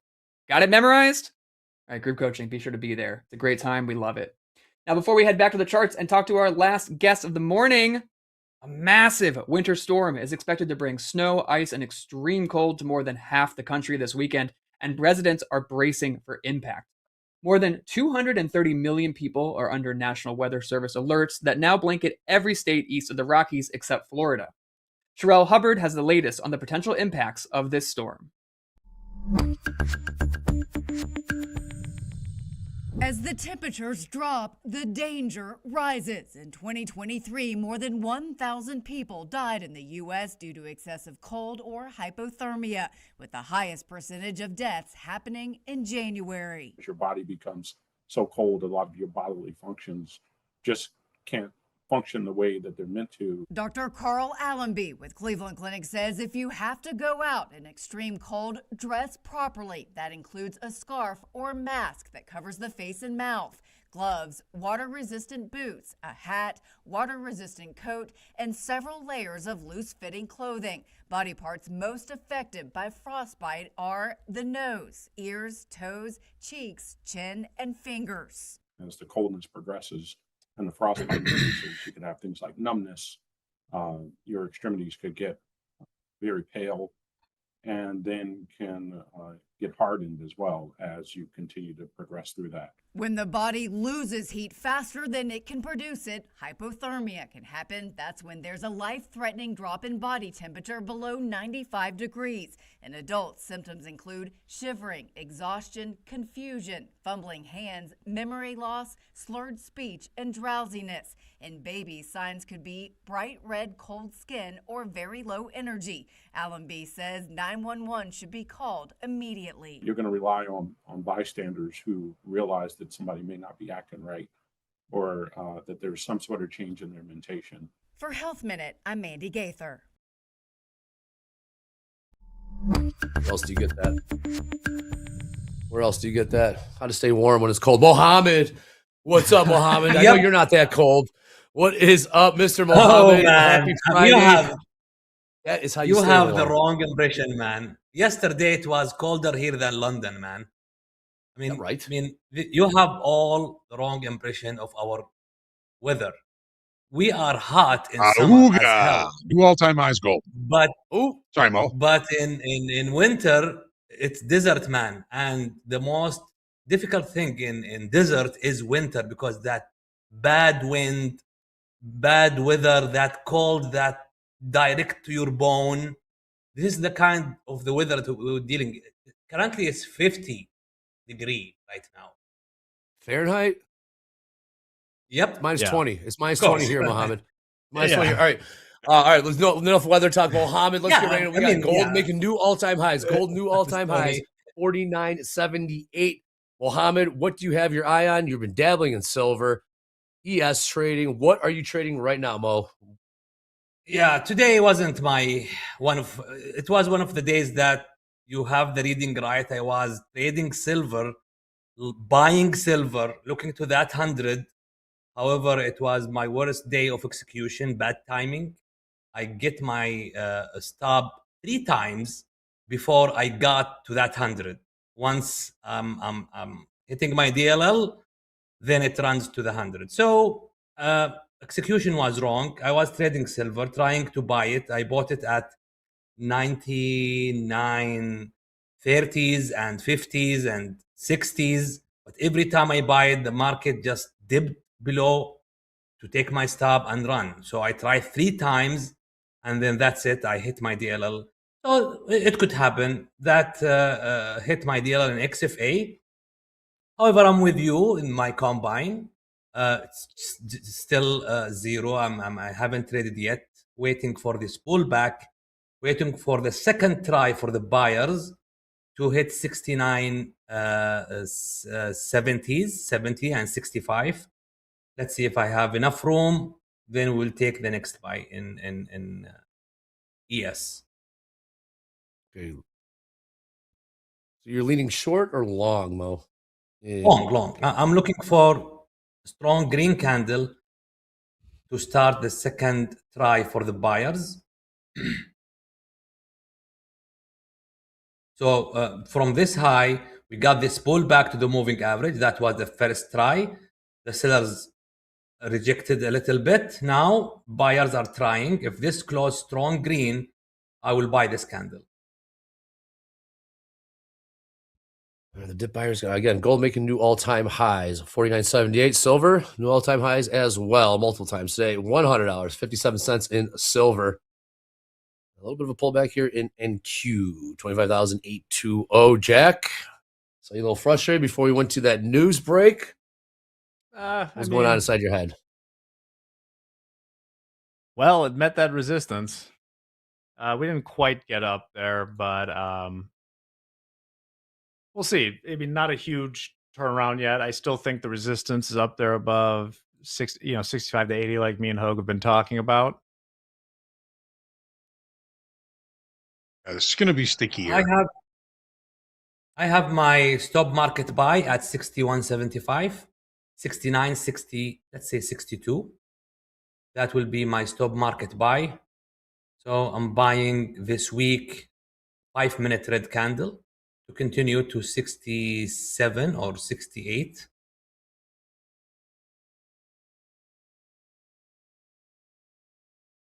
Mo, are you still doing 1 mini and 5 micros? Are you still doing that strategy? No. Approach? Oh, okay. No, it needs more practice. It needs more fine tuning to it. I'm still practicing that. It's not 100%, perfect strategy for me. Mm-hmm. Yeah, I'm trying to fine tune it actually. Love it. No, I love that. Looks like it's S&Ps are setting up another little bull flag perhaps here. Volume's kind of falling off here as we're pulling off these highs. This is on a 5-minute chart. You see the last bull flag here, lower volume. See if we can do that again and get into something long here above this IBI. I like that. IBI, you're looking at ES, Hogue? Yes, sir. Okay, IB high 69.52 half. Yes. It looks like gold's dip. All right, new all-time high silver. Silver doing the heavy lifting. He's going to drag gold with it.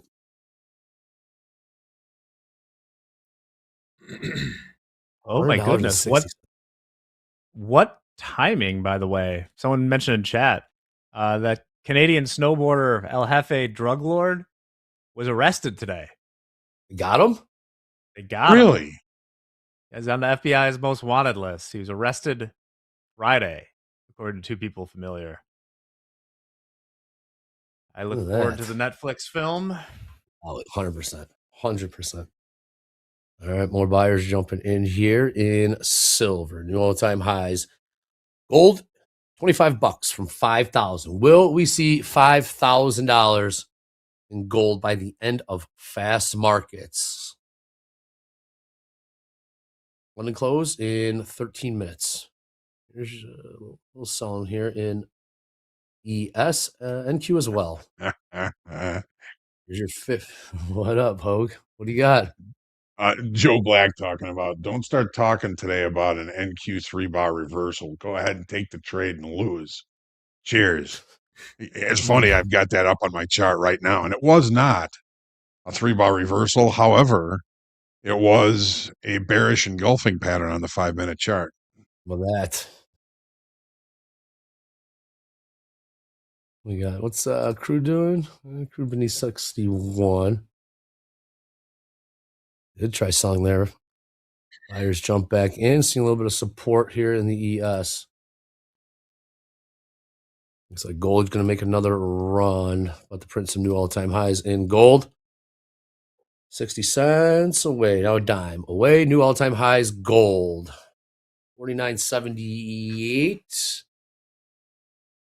You see, it's now 79's print. 49.79. We get into the 80s. Gold closing in. $20 to go from all-time highs. Well, I don't. I scratched that from 5,000. These are all all-time highs right now in gold. What's delta in gold? You said there was a divergence going on in gold, Hogue? Yeah, it's still there. Still there. Negative 880 right now. Is that a lot? Not necessarily, but the fact that it still remains negative as we continue to push higher, it's not really getting deeper in the red, but it's staying red. That's divergence right there. All right. I'm long. What'd you get? I'm long 5 micros at 69.61. 961 plus 5. Exactly after this exact strong green candle. That's my signal. That's the nicest second try for the buyer. That was the first try, and you can see the second try with the strong green candle in the 2000 tick chart. Give me a nice risk to take just below 69.56, and I'm looking for 69.68 as my first target. 6968 upside. Let's trade 6961 in the orders.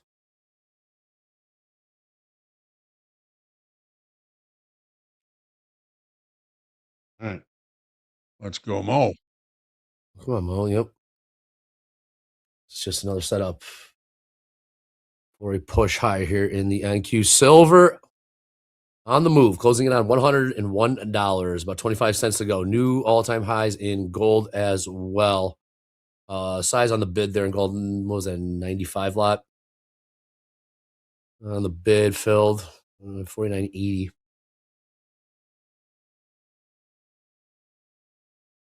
I might add to this if I see second try for the sellers that failed. So now, after hitting this low, sellers try once, and now expected them to try again. If they failed with a strong green candle, that will be a second try failure for the sellers, which means we are looking for the stops above there. So I will add if that happens with the same stop. We'll pull back here in gold off those all-time highs.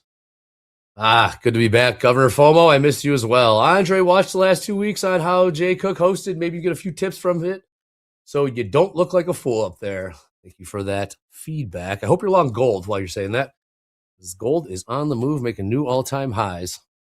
Yeah, Jay is the man. Absolutely a pro's pro. Thank you. Thank you for the feedback. Andre. It's good to be back. It's good to be back. Yeah. Oh, you don't have to do that, James. James, you I like when they do it. All right, Mo. 69.59. Last trade.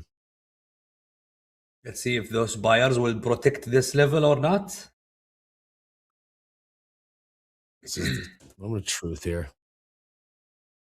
It was not nice, Dolby. Very not nice. But no, Jay's a pro. 100%. He's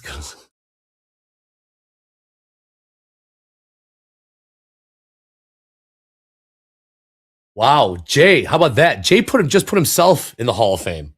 Okay, There you I didn't. go. Jay, look at that. Andre and I both Hall of Fame. But wow, Jay just put himself in the Hall of Fame. I mean, I'm messing with Jay. All right, let's get back to this trade. We're here, Mo. This long 5 micro. Where's the risk on this? Power move. 56. Oh, go ahead, Mo. We'll do the trade first. Yeah, my stop is at 69.56. 5.6 below that wick in that red candle.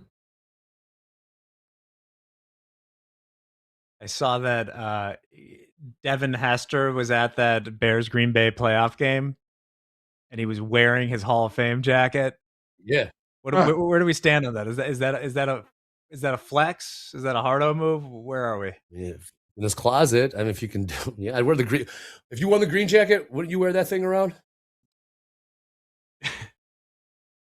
In that situation, sure. There's an awesome picture of when was it Hideki Matsuyama won the Masters a few years back, of him just sitting in like O'Hare, just in the waiting area when he's flights, just with the green jacket, just sitting next to him, like just yeah. Best Masters dinner ever, they said. Oh, Andre, it's like somebody wearing their trading jacket with their badge on the L. Don't act like you didn't do that shit, Hogue. Never. There was Never. I held it over my arm. Ladies liked it. Ladies liked that look, Hogue. The sadder move I've also seen is guys wearing their trading jackets at drinking screwdrivers at Billy Goats at 7 a.m. So, what do they call it? The rich pageant of life. Yeah, there's some cachet to those. Now, seeing those trading jackets, not so. Cachet is kind of gone. Yeah, you don't see it at all anymore. No, you don't. 72% short and Q tilt right now, trading 25,811.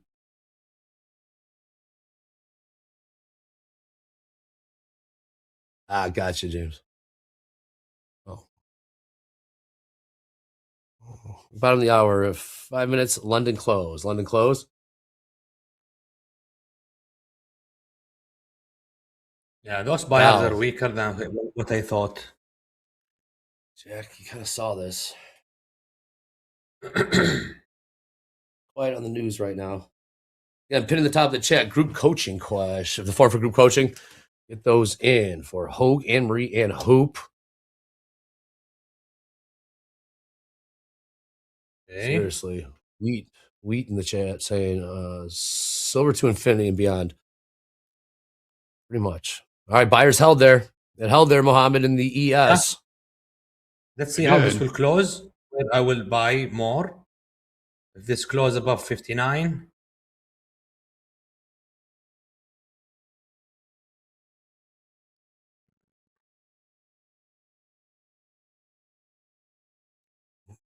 Okay. One eye on gold. Yep, Mohammed's seen that green candle.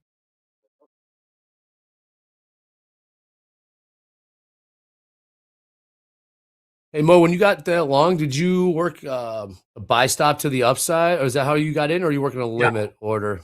Okay. No, that was a buy stop. Okay. That was a buy stop after this green candle. Nice close. I'm adding at 59 in the order. Okay. So let's see if I'll add to this. Another 5 micros. What's the position now? We need to see a trigger above 59. Gold cooking. You can use stops for entries in breakout type situations. Exactly, Hogue. Expand on that. Similar to this one. This what would same? I'm in. Long 10 MES. Long 10. What price?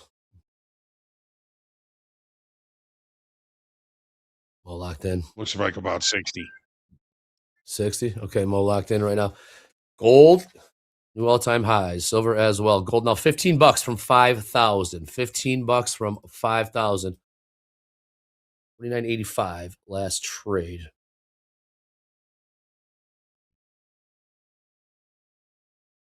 Mo long 10 for right around 60s, Hogue. Yeah. But cruising to 101 in silver right now. No, yeah, we sure are. I said yesterday, if we got 100, we'll probably get 103 or something. Man, oh man. Silver new all-time highs $100.97. We just traded $100 about less than an hour ago. Mo, you were dabbling in silver, no? Or gold? What was it? Silver. Silver, okay. It was silver. All right. Here goes gold. It's absolutely just cruising up finally. Shiny new Pulling things. teeth. 49.87 new all-time highs in gold. $2 to $5,000. 5,000, man. Remember how hard it was to get through 2000s for like a decade? Forever.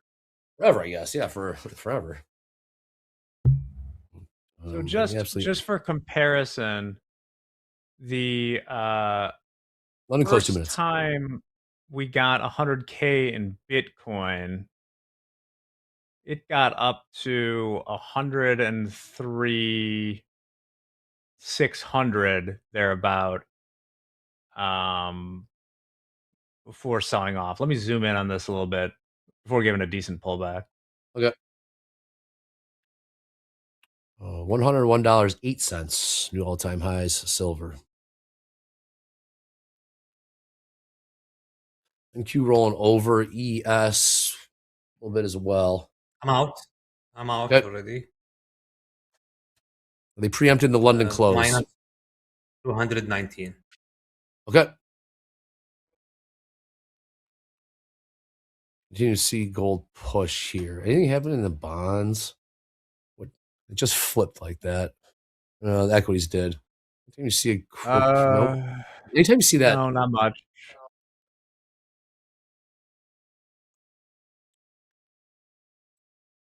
Are we looking at Delta Hogue? London close 60 seconds.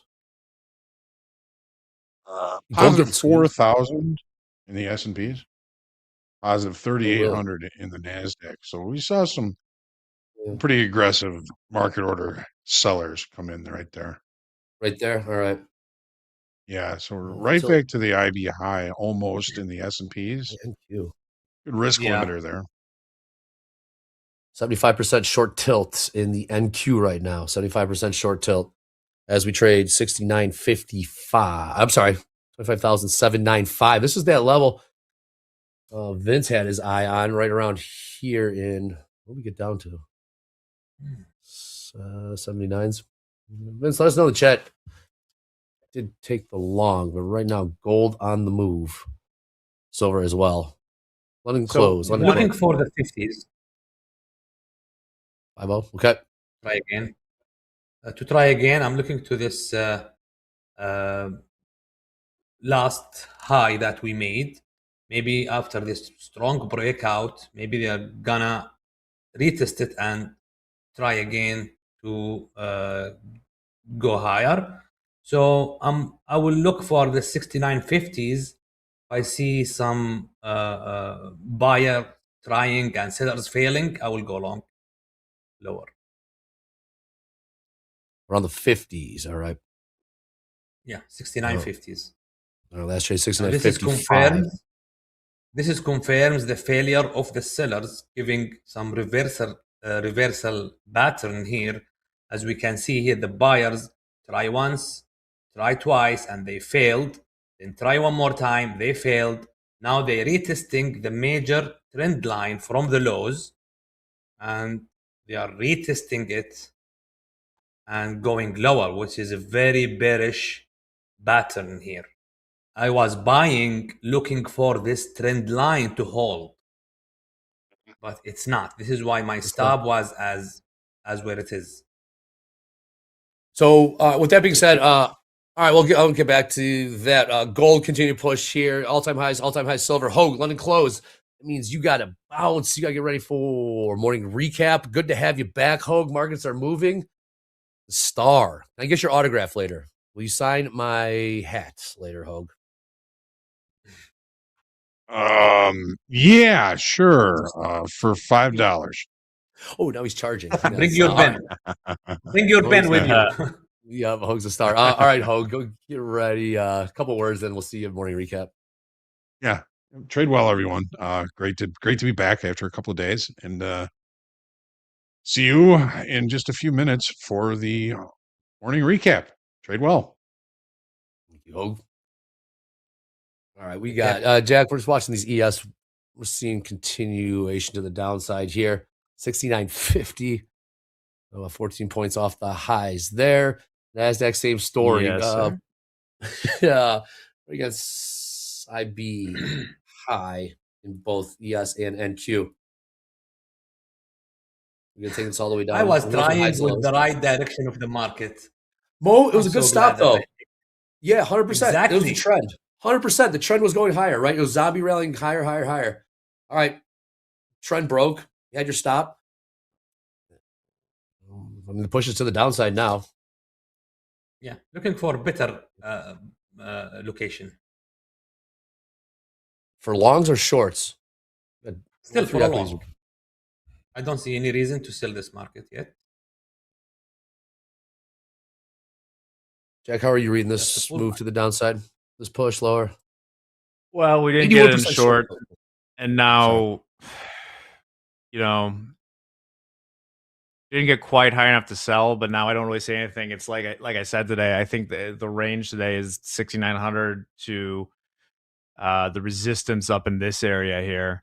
So we're pretty middle for me right now. I'm not super anxious to buy dips. I did want to show real quick, as we're looking at the silver, it just reminds me in some ways, I know it's very different markets, but the lead up to this reminds me kind of when Bitcoin broke 100K. So I went back and found that on the hourly chart. This is spot Bitcoin. And you can see it blew through, topped out at around 103,600, kind of pulled back, tested again on a double top.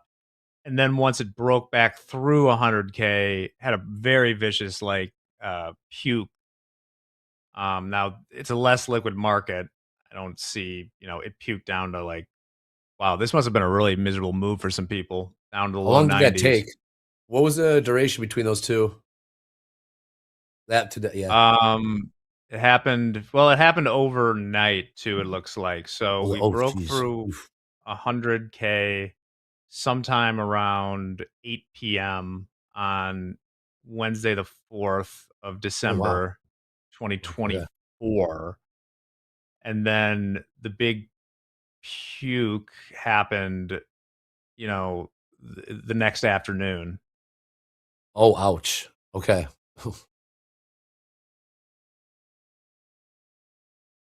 Damn, all right. Are we seeing that in the metals? Or when? I don't know. It's just something interesting. There's such the $100 silver is such a big fat round number. It was a lot of people's call that they seemed mad at the time. Like silver 100. Be interesting to see now. Where is silver trading? 101 plus. Yeah, I'm long again. Okay. What do you got, Mo? My stop at 47.50, entry at 69.52. 69.52, also IB I was high. looking for those 50s. I see a strong hold here by the buyers. That's what I was looking for. I just bought above this green candle. So if this is a strong buying, that stop will be enough. 47. 47 stop at 47. You buy 5 micro? 5 micro, 69.52. Last trade is 69.55. Buyers jumped in the NQ as well. Popped about 20 points there. Yeah, Bukowski, I knew you were going to say that. Sellers got trapped around 767. I knew you were. Yep, it looks like it. Let's see where they want to puke this thing. Still 72% short tilt in the NQ. It was 81% short tilt 3 minutes ago. We are now 30 points higher. Tilt did flip. Okay. Yeah, we need to bypass this 56, that low, which was my stop earlier.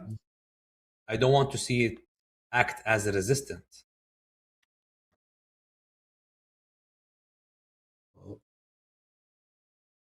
A few traders in the chat getting long the ES as well. Entry 69.52. Pretty much initial balance high in the ES.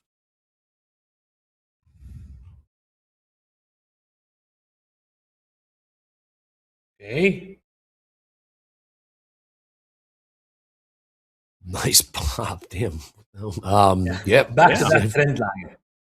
Back to that trend line Let me again. see that. This trend line started from low.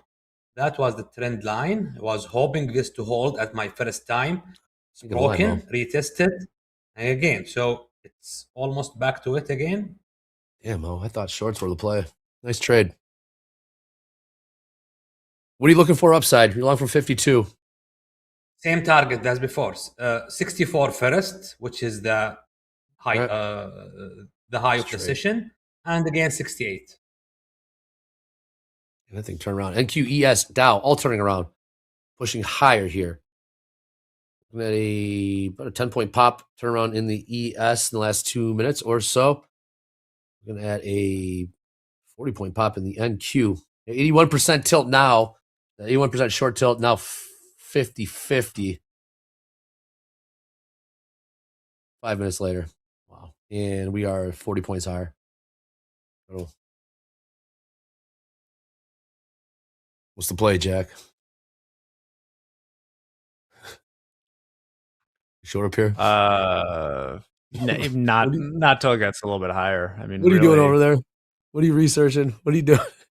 I'm researching also, like, I'm kind of obsessed with this silver thing at this point. Like, anyone who's going to try and actually sell this, like, you'd be mad to do it, like I saw it yesterday, like right at 100, because it's going to go through it a little bit. Yeah. I think people are like waiting to see how it responds a little bit up here. But you know if how it goes back through 100, that's what I'd be maybe interested in. I don't know if I can do it on fast markets, though, because the risk limits would be a little bit iffy on that. Again, silver. I did sell those straddles earlier, though, so we're in it. I'm in silver. We got it. Okay. Very good. Real Magical X in the chat says, Topstep really is the best in the biz. Thank you kindly. Click subscribe, please. We are closing in on 200,000 subscribers. So we got people like Jack. We got people like Mohammed in the house calling that along in the ES. Mohammed, I thought we were going to go lower. I thought we're going to go test the bottom of the session lows. Yeah, that trend line, I think I should remove it. What do you, well, just touching it to the tick and coming back with a strong red candle. Come on. 69.58 last trade. All right. Will gold get to 5,000 in the next 15 minutes? Your fast market's got $15 to go. We got within $11 of 5,000. Gold, I'm sorry, silver blew through 100. Now trading a $101 even. What's the next push here? Saying in the chat, yes. Electro, we will see 5,000s in the next 15 minutes in gold. Tilt 50, 81% short. 81% short in the NQ 8 minutes ago. Nice. And now it's 50-50 and NQ's 40 points higher. Again, on the calendar, pretty quiet. Pretty quiet news day.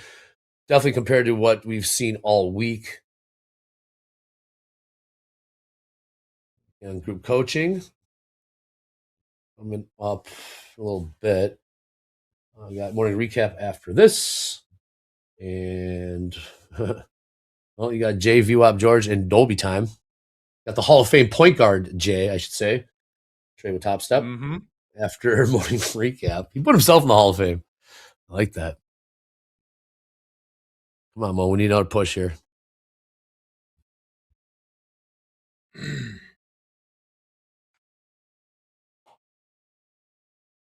Marcus just.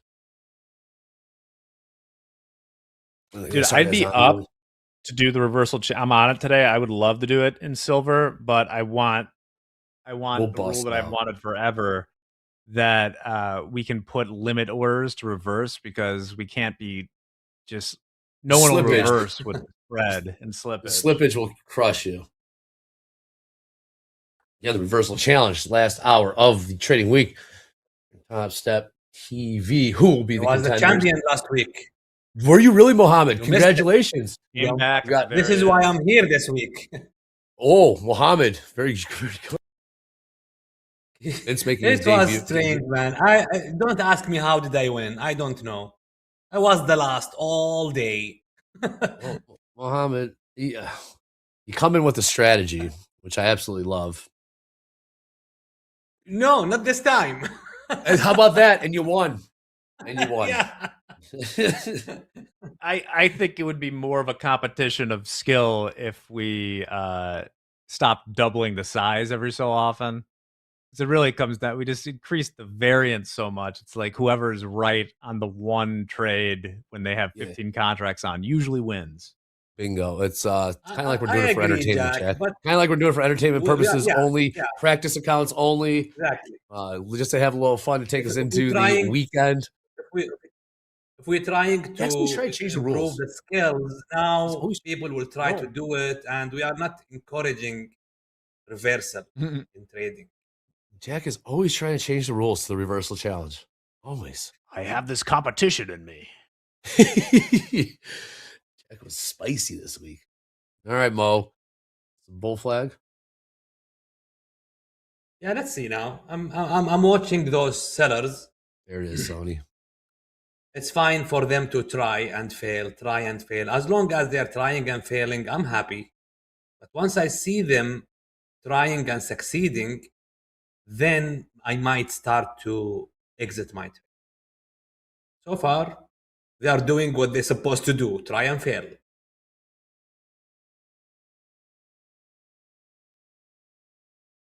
Well, so much for gold. Getting 5,000. Will gold get to 5,000 today? You are getting some support. Getting some support to your proposed rule change. Agree with the rule change. What was the rule change, by the way? Limit orders or not doubling size? You can still hit the reversal order, but I feel like instead of hitting reverse, like if I want to reverse a long four lot, I should be able to enter with like either clicking an 8 lot the other way or reversing it with a limit order. So your profit is still double reversing the position, but I'm not incurring just random slippage by hitting the button. So you're long a 1 lot, and then you want to work a 2 lot to the upside to reverse? Yeah. Yes. But that will be difficult to monitor. I mean, maybe you'll find yourself long too because of fat finger or something. Super Wild in the chat. What is going on right now? We are shooting the breeze until we get some movement. We got Mo's long 5 MES. That's what's going on right now. We've got gold pulling back off of about $10 off those all-time highs. Silver pulling back about 50 cents off those all-time highs.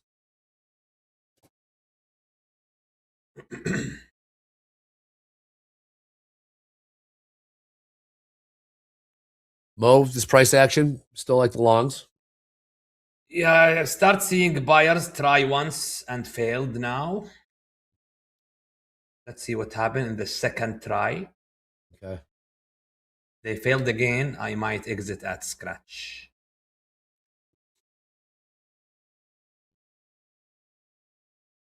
Hey, what's Mo looking at? And chat is absolutely fired up. Take the reversing out of the challenge. What would we call it then? Well, help us with the branding. Challenge, like real world or whatever else. The carving station. That's what we would call it. I love that name, man. It was so good. And that wasn't the name for fast markets. It was going to be like what we called Thunderdome, which we'd love to get going again. It's just booking is tough. The Thunderdome. Nobody wants to enter the Thunderdome. I wish I could show that video. Right? I would love. Oh, the flamethrowers, or I didn't get the flamethrowers yet, but I shared one in our Slack channel yesterday. You can take a look at it. It is they actually, in addition to the flamethrowers, they constructed a real life version of the Thunderdome. Oh, at this rave in Detroit. Yeah. Yeah. Buyers, the second try for buyers now. We get Jack and Power Players 1 p.m. Central today. Yep, selling got rejected there, Mo. Let's see. They should succeed. For them to succeed, they have to go 69.60. 69.60. Otherwise, this try will be as it never happened. So they are trying to do what? To make a higher high. The last high was 69.59.50. So buyers, you need to get up there so I can say that you succeeded your try. Your try.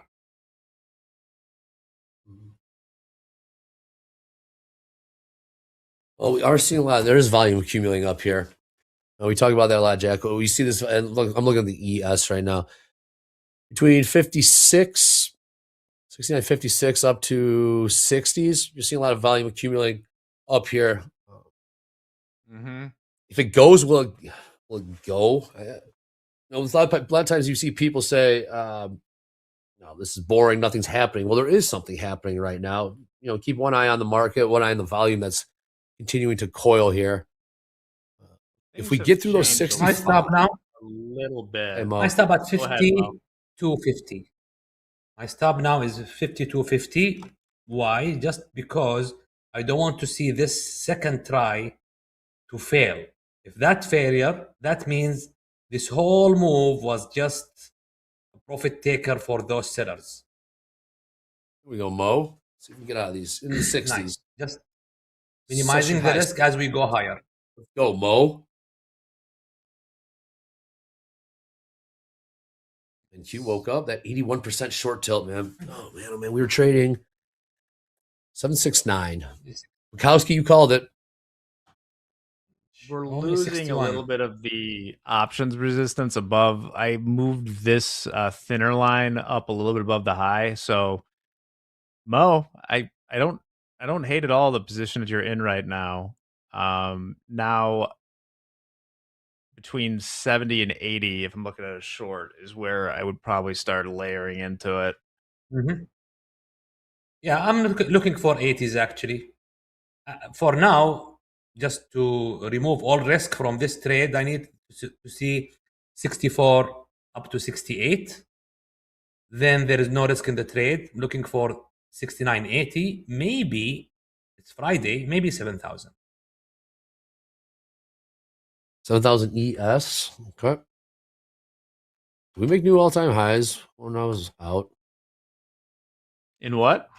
In the ES, 70.36. I see traded 30.36 quarter. Yes. Friday. In the ES. Friday, you can't expect anything. Look at that daily chart. Oh, Mo.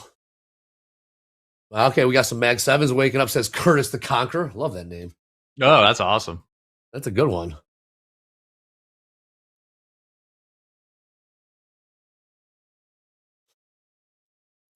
What's up, Leslie? I see you. All right, it's got to wake up here, Mo. Yeah. Markets are moving. 60 is a resistant. Up to 65 is a resistant. Market. Come tweak, raining halt. I love the fact that we tested the opening range high and back above with a strong green candle. That is a bullish signal. Who's long MBT right now? Above 90,000. New session high is 90,585. Let's go. Not sure if we're going to see 5,000s in gold. I look for some scrap gold. So it's crazy. You just got that lying around, Andre? I do not, but my grandma does. Or yeah, they just got like, one earring here, a broken bracelet there. I do not have. They don't know what to do with it. But Grams, you're sitting on what? Oh, actually, that's a good call there, James. The Dixie dollar index. Dollar's been getting crushed, yeah. Pretty consistently, yeah. It is. Dixie down last again couple today. days since Friday.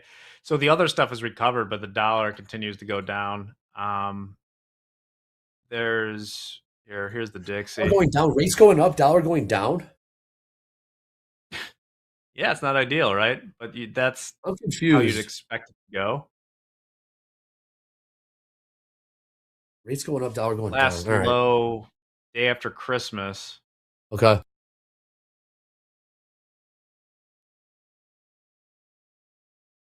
I'm gonna let that through. Yep. Absolutely. 100%. No, I will not take them off. Of course, are you kidding me? No, never. 24 carats. You have to pry him from his cold, dead nipples. Remember that? Yeah, we start ranging here. It's gonna be set. Mohammed, we still say this. As long as the range is the trade still valid. When is it? As long as we are still, the direction is still valid as long as we are above 69.50. However, this pattern that I'm seeing where the buyers are unable to break that high give me one of two things. Either the sellers are stronger than the buyers or they are equal. I mean, it's ranging. So I don't want to stay in a range. I will be out and look for another location. I'm flat. Get some profit here. $50 profit. So Jack, we're looking get into the 70s. Got about 6 points from there. See a lot of love for the Rusty RTY. See a lot of love. Speaking of RTY, after morning recap, we'll have Jay, VWAP George, and Dolby Time. Jay and Dolby Time both been carving it up in the Russell. With that being said, we got morning recap coming up after this. Mohammed is flat. Chat, are you liking this this new way we're kind of doing it with bringing in new traders? We got a Mohammed, we have a Dakota, we got a Vince. We're liking it a lot. So I hope you guys are as well. Let us know in the chat, but we're thoroughly enjoying it. Jack, the man in the middle, been very, very spicy. You'll see him again at 1 p.m. today. Reversal challenge. Always trying to change the rules. Silver making new all-time highs. Gold making new all-time highs. Will we see $5,000 in gold today? We got within $11 of that. Mohammed, good seeing you. Have a good weekend. Congratulations. I'll see you in the reversal challenge. There's the champ. Morning recap coming up next. This is TopstepTV. Let's go. $5,000. Let's get there. Click like, click subscribe. This is TopstepTV. Let's go.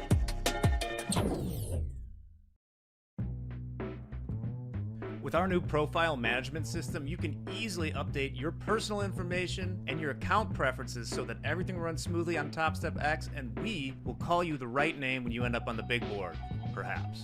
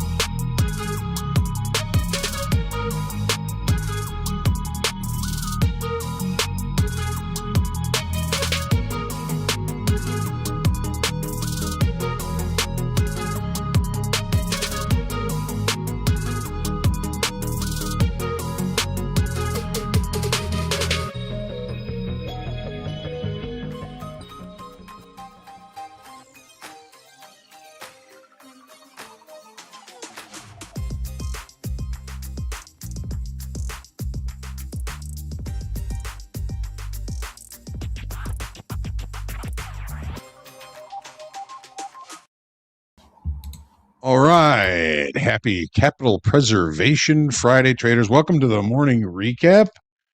Always, we're going to review the opening range trades we took today and take a look at the trades that were taken during fast markets. Hope you are having an excellent trading day today, as always. Stay warm out there. Quite the weekend in most of the country, so make sure you stay safe. Well, at the 30-minute chart in gold, put in another new all-time high in the overnight session. We say all the time we don't expect all-time highs that occur in the overnight session to be lasting highs, and as you can see in a regular trading. That said, we were of yesterday's range. I think we all probably would have preferred trade, but unfortunately, the market triggered us into shorts.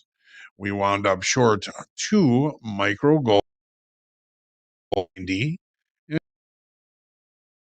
Tease us with profits at some points, and we did put our stop at a really good place, because when you take that opening range trade, you had to remember you're not the only person that's looking at it, and there are some traders out there that sense order flows. Some shorts coming into the market below the opening range. They put their stops just above the opening range, and ours was just far enough to keep us into this short for a little while, and it continued to kind of come back in and pay us a little bit, take it away, pay us a little bit, take it away. It wasn't until minutes after 30 minutes, really, after we put the trade on, where we finally got stopped out, and it turned out to be a good out, really. You see that the market has continued to put in that new all-time high above the previous all-time high that occurred in the overnight session. So a little bit of a loss on that one of about $188 total. Now, crude oil. We went 0 for 2, folks, in the opening range trade today. Remember, this is a mechanical trade. We take it pretty much every day unless there's some reason we're not going to take it. Sometimes it might be some economic information due out at 7:30, 8 o'clock, whatever it is.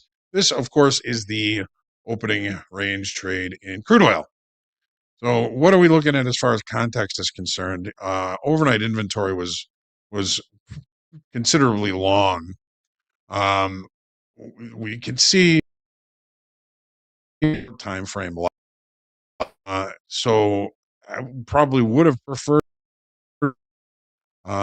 because of the overnight inventory was considerably long. We still haven't really pulled back much on that. Matter of fact, I think we're trading right now pretty much right where we got into this opening range trade. Moving on to the 5-minute chart, we'll take a look at how this trade played out. So was pretty small, 61 to 61, 16. So a 16 tick opening range, pretty reasonable risk. We still only took 2 longs, MCLs, 61.09 even. Well, how do we get into this trade in the middle of the trade? Well, it triggered the long and then came back inside the opening range, which helped us even further manage our risk on this trade. So we took the trade, never really got much in our favor. We got stopped out at 60.90 for just a $60 loss, putting us down 232 on the day. Mechanical trade, when it goes your way, they can be absolutely beautiful, but again, it's a low probability opportunity. Mechanical trade, very little to no decision making when we're taking these opening range trades. I think that we're up around $1,400, I think, on opening range trades this week. Actually, this month, I think that's about right. I'm gonna have to double check with JD on that, but we got a profitable month so far with the opening range trades. Again, so far. Let's take a look at as we had Dakota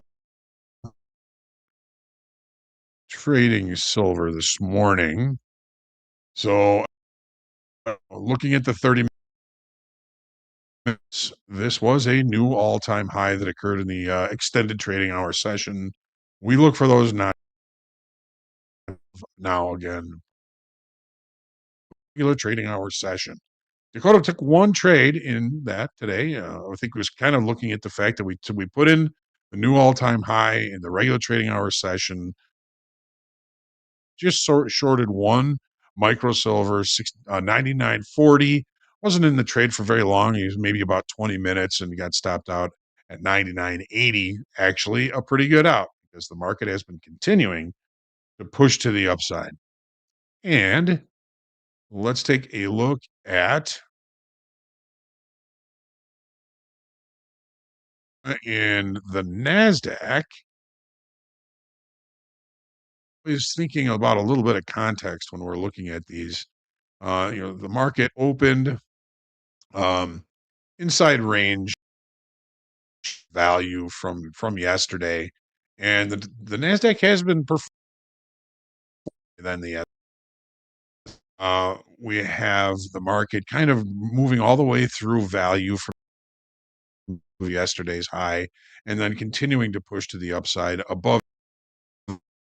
We've got a couple of really good tests back to the which level of support, also more importantly, to limit risk. Long 2 MNQ 25, one of those pretty quickly at a small profit and ended up scratching the other one. And that was pretty much all the activity. Just had Mo find you're kind of above the again, looking at the 30-minute, it's a little bit of a different story. We've almost got an inside day's range. We looked just his regular trading hour session low. Buyers came in. We had some one-time framing to the upside, which took us to near yesterday. Blue line right here. And I keep talking about it because it has offered a lot of good opportunities in both directions, really, but mostly to the short side. If we go all the way back many times, that level has been revisited, exact, touched. All of these have been good short trades, broke out above it. Oh, here we are back to it. We kind of put in the high yesterday, kind of put in our high today.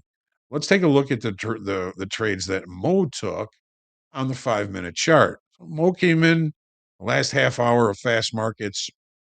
Active trader, very good trader, Mo.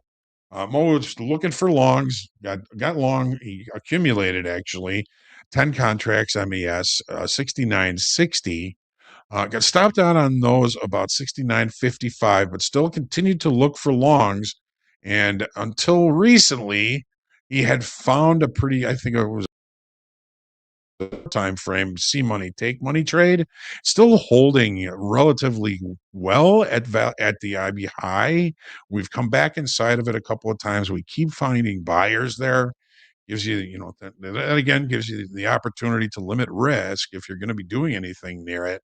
But he ended up long fives MES at 69.52. Ended up scratching the trade, but he did have some pretty decent price action when we couldn't take out the high of the session. Maybe could have lightened up a little bit, but Mo knows what he's doing. He's a great trader, very good risk manager. Ended up scratching the trade. Then we just move on and look for the next opportunity. Speaking of moving on, let's take a look at today's quotable quote.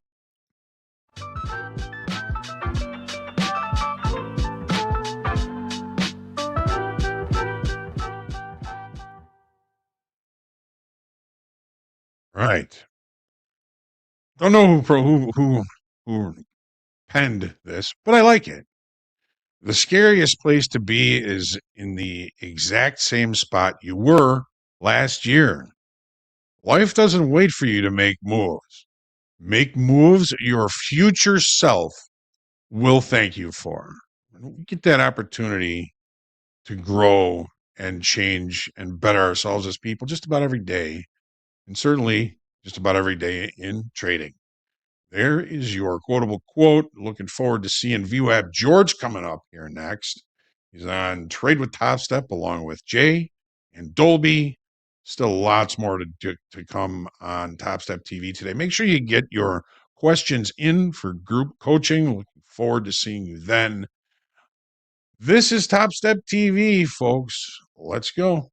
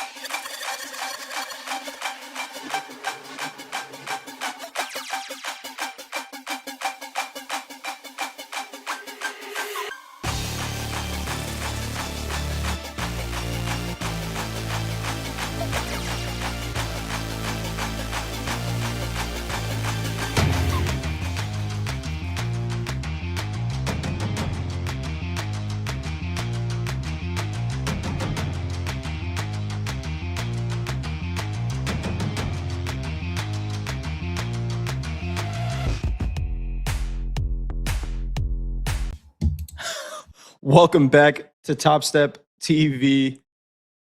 We got a great show trading lined up ahead for you today. I don't know what that was. Just happened as we were leaving the green room. But what is going on? VWAP George, welcome to the show. How are we doing today?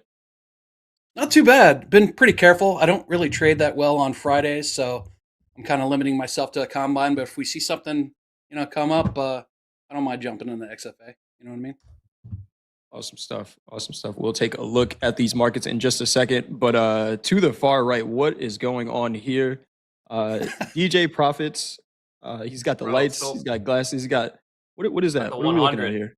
100 right here, baby. Check this out. Silver 100. Got my coins right here. Make it rain. You hear that? Count them, DJ count 'em, Profits. baby. That's like $600 right there in 1 ounce. What a time to be DJ alive, Profits boys. is ready to celebrate silver at $100. He got the silver chain, got silver coins. Find him at where's the celebration? Is it at Tao in Chicago? Where are we at? Oh yeah, dude, it's at Tao for sure. It is for sure at Tao. Celebration at Tao The this password weekend. to get in is Tao123 exclamation point. That's the secret password. Tao123. Let them know at the door. DJ Profits sent you. Dolby time. What is going on? How are we doing today? We're doing good. These markets have been kicking my ass, to be honest, but y'all make me happy. So we're gonna turn this frown upside down. See what we can get out of these things. I think the NASDAQ has been wild today. That has been kind of a tricky trade, kind of consolidating, then just shooting up, and then finding a range. Super exciting seeing silver hit the 100s, and then even gold too. Gold's been a great trade as well. So I hope everyone is trading safe out there. Capital Preservation Friday. Respect your stops. Don't get tilted. Trade for another day. It's okay if you miss the move. There'll always be another one on Monday. And just gotta listen to my own advice sometimes, Jay. Sometimes it'll be 100%. Sometimes it's like that. But we always get another chance. George, what are we seeing in the markets today? What markets are you focusing on? We got a bunch of movement. The NASDAQ had a pretty nice rally today. We got gold, silver making all-time highs. What has your focus right now? Currently, I'm in a trade, 3 micros in a combine. Looks like we broke up above the IB high, came back down, tested it. I put an anchored VWAP at this swing low at about 687. Looks like we're getting somewhat of a bounce off it. I have about a 29-point stop loss and maybe go 1-to-1, something like that. Okay. But I'm not going to set the TP. I'm just going to kind of let it cook. You know what I mean? Let it cook. You can set a TP anywhere between where you have it right now and double the market. I don't know if you heard, George, but we're supposed to be doubling the market. That's right. That could be your profit target there. We might run out of time. Right. We might run out of time before the end of the day, but a nice trade. What price are you long from here? It's like 787. Yeah. 787. George long 3 micro NASDAQ. 25,802 last trade there. 69.56 last trade here in the S&P. Gold, are we going to get gold 5,000 before the end of the day? Silver won the race between who was going to get to $100 or 5,000 first. Gold has about $15 to go to that. It was close. It was close. 49.86 last trade in gold. Yeah, go ahead, Dolby. I thought I was watching like Cuppy Coffee versus Dashing Donut, man. It was like head to head there. Do only Chicago people get the Dunkin' Donut race? Because that's like a staple at the Chicago Bulls game. Y'all never see that before? Is it a dog race? Like a dog race? No. So they got Cuppy Coffee, they got Dashing Donut, and then there's Biggie Bagel, and they put them on the big screen, and then they race around a track. And then whoever wins, you get a free whatever wins, like a coffee, bagel, a donut. Gotcha. I've never seen that before. Like at the very, very end, typically there's like a big comeback or something that happens. Wow, that's like a very Chicago reference. I did not know that. I thought that was like much more. It has to be because we have the traditional, hot dog mustard relish race. Same type of deal, but yeah. Right. Way to regionalize the show, Dolby. I had no idea. I thought it was widespread. Someone in the chat. I really did. Someone in the chat knows. Hope Monkey says this is peak American consumerism. And here we are trading these financial markets. We got George long the NASDAQ right now. Silver's continuing to make new all-time highs. Just made another all-time high, 101.19. New all-time high in silver. New high of the day in silver and gold are new all-time highs there. Where does this stop? I know I don't want to be short. I know that much. Have you been trading silver? Okay. I have, yeah. So I took a long last night. In hindsight, maybe I hold it to $100, but that's tough to do in silver. But I did take a couple of trades in silver last night. Actually, I think I traded it on both sides, so I had a decent day there. But it really is, George, and I think I heard Coach Vince talking about it. Getting comfortable holding on to trades, it trends really well. But with how expensive this market is, if I'm seeing profits, I'm taking profits. So I traded it last night.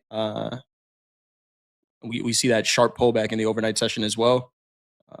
It is a crazy market to trade. I haven't placed the trade in my personal account in silver. I'm kind of waiting for that 100-ounce contract to come online. Gotcha. See what Feel happens there. much more comfortable trading. Yeah, 100%. Feel much more comfortable trading that if there's some volume trading there, because you want to take advantage of it. But yeah, the risk is just insane. Yeah, go ahead, Dolby. It's just have you changed like kind of your like entry method with silver at all? Like yes, because it's so volatile. I mean, it ranges, shoots up. So like, what kind of strategies have you started using? 100%. So let's take a look at the. I'm trading it on a smaller time frame, and a lot of times, we hear like don't do that, right? Trading on a 1-minute chart, things like that. For me, it helps limit the risk. And what I've been doing recently is looking for buy stops, new all-time highs. Here we go in silver, but waiting for. Let's go back to last night. But we have something like this, right, where we have this big push up in silver here. And this pullback, after this pullback, I'm usually setting a stop order to get into the market here and catch this momentum to the upside. Because silver likes to do these, kind of stair-step patterns and then break out. And then what I'm doing is pretty quickly, because these breakouts are so sharp, moving stops into profit. And more so taking scalps, probably more than I ever have, to be honest with you. Yeah, we can see it. This is last night's Asia session open. We have stair step lower. I'm setting a buy stop above this high and then taking the momentum up. And then we get another one here. Stair step lower. Buy stop goes above this high and then catching this momentum to the upside. Just because you don't know where these pullbacks are going to be, and I'd rather catch the momentum of the market going up. So I'm probably never going to catch a full trending day like today. But honestly, I'm okay with that, with trading this market. I guess it's no wonder Mandy's doing so well trading silver. Yeah, she's probably just got that. Yeah. Yep. She's used to trading exactly how you're doing it, basically. Yeah, it's for me. It's what I found comfortable, and again, going to break even or stop in profit pretty quickly, just because it's kind of the quickest money that you can make right now in the market, and there's opportunity on the other side of that as well. And I want to try to minimize that as much as possible. Jay, something we're seeing here, I think you and me are probably the only two people who actually watch the Russell. Russell's kind of getting crushed today. Yes, it is. Yes, it is. Down 1.3%. It's had some pretty clean price action to the downside. Speaking of stair-step patterns, looking on the 3-minute chart, a very clean price action to the downside. I did look on the 4-hour chart, though, and we have a nice 4-hour range that kind of formed between the 15th and the 16th. 50% of that range, 2692.8, and we're kind of hanging out there right now. So I'm kind of curious to see, are we going to find some buyers here to push this higher, or are we just going to continue to sell off? So we might have to dip a toe in the water here in this M2K, maybe for a continuation trade to the downside. So low of the day there in the Russell, and shout out to Coach Paul, who does a pivot class in Discord before the market opens. The second level of support in the Russell is 2690.5, and if you look at where the low of the day was today, 2690.90. Look at that. So we'll see if there is some continuation, but that is low of the day. The third level of support below that is 2670. So if the Russell really wants to go, there is potentially some more room down. But yeah, down 1.37% on the day. We talked about this a little bit as well, right? The NASDAQ's having probably its best day of the week, and it's to the upside. Maybe we're seeing some of that rotation that we saw going into the Russell all week, making all-time highs. Now maybe moving over to the NASDAQ here. Should help out George's trade. I hope so. Hey, how is your no trading the NASDAQ going? Does silver help with that? I've traded the NASDAQ. think you're just really just swapping drugs. Is there really a huge difference between NASDAQ and silver at this point? No, there isn't. George, you got me. I've traded the NASDAQ. I can't not trade the NASDAQ. It's the NASDAQ, right? Yep. I probably traded a lot less now, but yeah, it's. Dolby, when's the last time you placed a NASDAQ trade? Today. Right. See, it's like it's just there. I mean, it moves. It's just there. I wish I didn't, but it's there. I mean, it was moving really well today. I guess I need to be more Really well. disciplined and say, okay, how about taking a couple weeks or a month and not trade it and trade ES instead and see how it works out. Okay. I don't think I've ever done that. Do you think the ES fits your personality? That's the one thing, right? Where the pace of it, right? And yeah, that's definitely an adjustment. I think with this week, with how the Russell's been moving, I've traded the NASDAQ less, but yeah, it's always going to be up on my screen somewhere. Yeah. We are going to get some. I guess I just need to trade better. I mean, I don't know. You gotta get one NASDAQ right now, George. is so unforgiving. You know, if you can catch that ride, it's great. But the stop runs are pretty nasty. You got to have some pretty wide stops. We are going to offer 2695.4 3 micro Russells M2K. The M2K. Getting in the flow. So we got 3 of them. We'll see if we can get a 50%, 100%, and then an extension to the downside. Thank you for the compliments on the glasses. Just so you know, they are squeezing my temples quite aggressively. So if I black out on stream, that is why. It's doing this for you, chat. Hit that thumbs up button. Amazon brand right here. Fashion is pain, y'all. Fashion is pain. Fashion is pain. Fashion is pain. George, is this you take any other trades today? Or is this the first one of the day? I had one scratch trade. Basically, I was up like $18 before I entered this one. So and it's kind of chopping around right at my entry. So we'll see what happens. But that stop loss, 29 points. If I lose that, it's going down, right? Yeah. Yeah, I haven't looked at really any other markets. I was kind of in chat a lot this morning, which was a lot of fun. Oh yeah, but shout out to the chat. Service, Rich. You guys were busy today. Chat was busy today. Greatly appreciate it. Greatly appreciate it. Little Dorito here in the NASDAQ, speaking of which, on the 3-minute chart, got some lower highs and higher lows. On the 5-minute, actually. Maybe even the 15-minute, too. So NASDAQ's gotten pretty range-bound up here after shooting higher. Hopefully that works out for your trade. I did have an MAS trade that was taken in practice on an automation. It was super easy. I can go to that if you'd like. Yeah, I'm kind of curious of what your automation is doing. Like, what is it looking at to place a trade? Yeah, so it was pretty simple. What it was doing, and this is a lot of back testing, and then after back testing, using automation to back test further, right? So the MES, all it was doing is looking for a 5-minute breakout from the 9 o'clock hour. That's all it was doing. So you go to 9 o'clock, you frame this guy here from 69.30-ish to 69.42. That's the first 5-minute candle that I placed at the 9 o'clock hour. Actually, that's wrong. This one. It's from 9:41 to 9:48. And that's significant because I included a bias there. So it's not just a breakout. It didn't take this breakout short from 9:40 because it's a bullish candle. So it's only going to look for longs. Okay. So when it breaks out here, the stop loss is at 50%, and then it takes 2 to 1. That's it. Nice. Yeah. Nice. So it worked out pretty good. It was $196 in a practice account. There you go.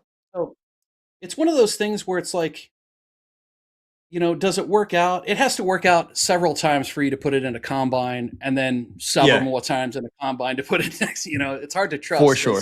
fat finger something or whatever, and there goes an account, right? So Yeah, or you just overmanage, right? I know Coach Yeah. Robert, right? He automates pretty all of his trading pretty much, and I've used some of the stuff that he's used, and it works really well as long as there's no human intervention, right? Where you still have to decide when to turn the automated strategies on or off, and sit there and let it take control. And it's like I don't know if anyone's is tested out self-driving in a Tesla, but yeah, it's Trust not it. there yet, right? It's I Trust don't know that, if I can trust stuff. it.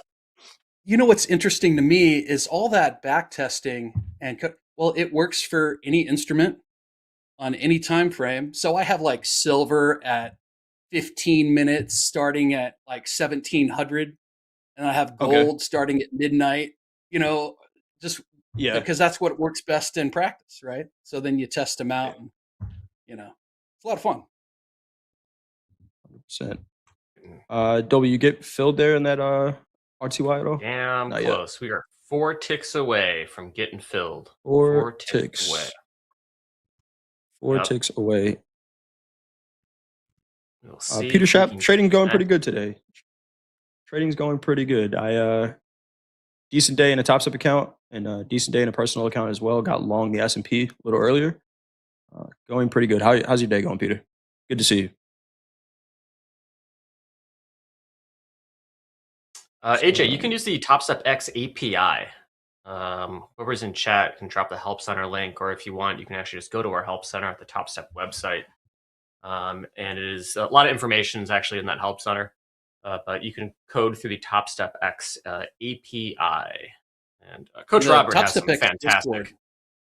Yeah, Yes. the Discord's awesome too, and Robert is the man. I haven't really talked to him much about it, but it's funny. I don't know why, but his Discord's awesome. I drop in there and kind of give a couple 2 cents or whatever, but he's the man. Short a couple RTY.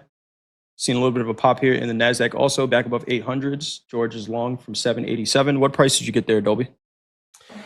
We patiently waited and got filled at 2695.4. And we're going to see if this 5-minute range can hold. Our stop is about 4.5 points higher. So kind of just above the last little consolidation we had. We're going to see if we can get some continuation to the downside here. All right, short couple micro Russell. George is long the NASDAQ. We got gold still hanging out below the all-time high. Couple dollars off of $17 off of 5,000s. Do we get it before the day closes? We got some trading left to do here. Let's bring in some news. We'll come right back to the charts. TikTok once faced a precarious future in the U.S., but it's now increasingly clear that it's not going anywhere. CNN's Christy Lou Stout has more on TikTok. TikTok is officially staying in the United States. The popular Chinese app has sealed a deal for a new majority U.S. joint venture, and U.S. President Donald Trump lauded the deal. In a post on Truth Social, he thanked his Vice President J.D. Vance, his administration, and the Chinese President Xi Jinping, saying this, quote, "I would also like to thank President Xi of China for working with us and ultimately approving the deal. He could have gone the other way, but didn't, and is appreciated for his decision," unquote. This comes after years of uncertainty. It comes after Trump tried to ban the app back in 2020 over national security concerns, and after a law was passed and signed by then President Joe Biden in 2024 that required the U.S. version of TikTok to be spun off from ByteDance, its Beijing-based parent company, or face a U.S. ban. Now, in a statement that was released on Thursday, the new group said this in regards to national security. It said, quote, "The majority American-owned joint venture will operate under defined safeguards that protect national security through comprehensive data protections, algorithm security, content moderation, and software assurances for U.S. users." Now, the joint venture plans to retrain TikTok's algorithm on U.S. user data. The U.S. tech giant Oracle will oversee storage of Americans' data, so the user experience on the app is not likely to change for Americans, but the algorithm which controls what videos are served, that could shift. Now, TikTok is one of China's biggest high-tech success stories. It has over 1.5 billion users worldwide. In the U.S., it's used by more than 200 million people, and the core of its success is its AI-powered algorithm that keeps users hooked to their smartphones. It's also why TikTok was threatened with a ban in the first place. U.S. lawmakers have been concerned that China could use TikTok to spy or conduct influence operations on Americans. Now, TikTok in the U.S. will still have links to China.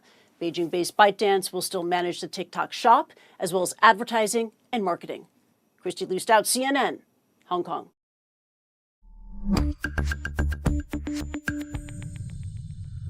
There you go for all the TikTokers out there. TikTok is safe. Get some recipes, some restaurant suggestions, your favorite dances, whatever you want to do on there. TikTok is safe. New highs there. And so you guys use TikTok at all, George, Dolby? Nope. No. My wife is addicted, I think. Yep. I'm trying to cut out as No, much that of that goes. stuff as possible. I got X on a 30-minute timer. I wish I could put YouTube Shorts on a 30-minute timer, but I can't because just doom scrolling. Job. It's the worst, dude. I'm so All of a much sudden it's happier 2 off of a.m. social media. So much happier off of social media. It's just the worst. It is the worst. Oh, I want to go back to My the wife 90s. kind of to be saved honest. the good ones for the weekend or whatever, and shows me a couple, and I'm done. Ooh, Yeah. got filled on one. Filled on one. Let's There go. you go. RTY is still selling off here. Yes, it is. Nice trade here. Dolby time. Or our Discount wrist a is little short. bit. Short 2 now. Yep, got 2 left.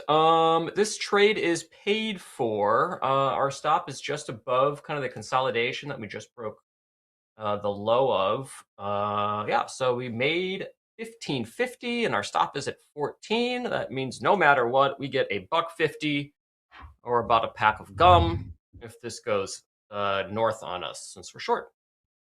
Man, I prefer that Yes, trade sir. way over mine.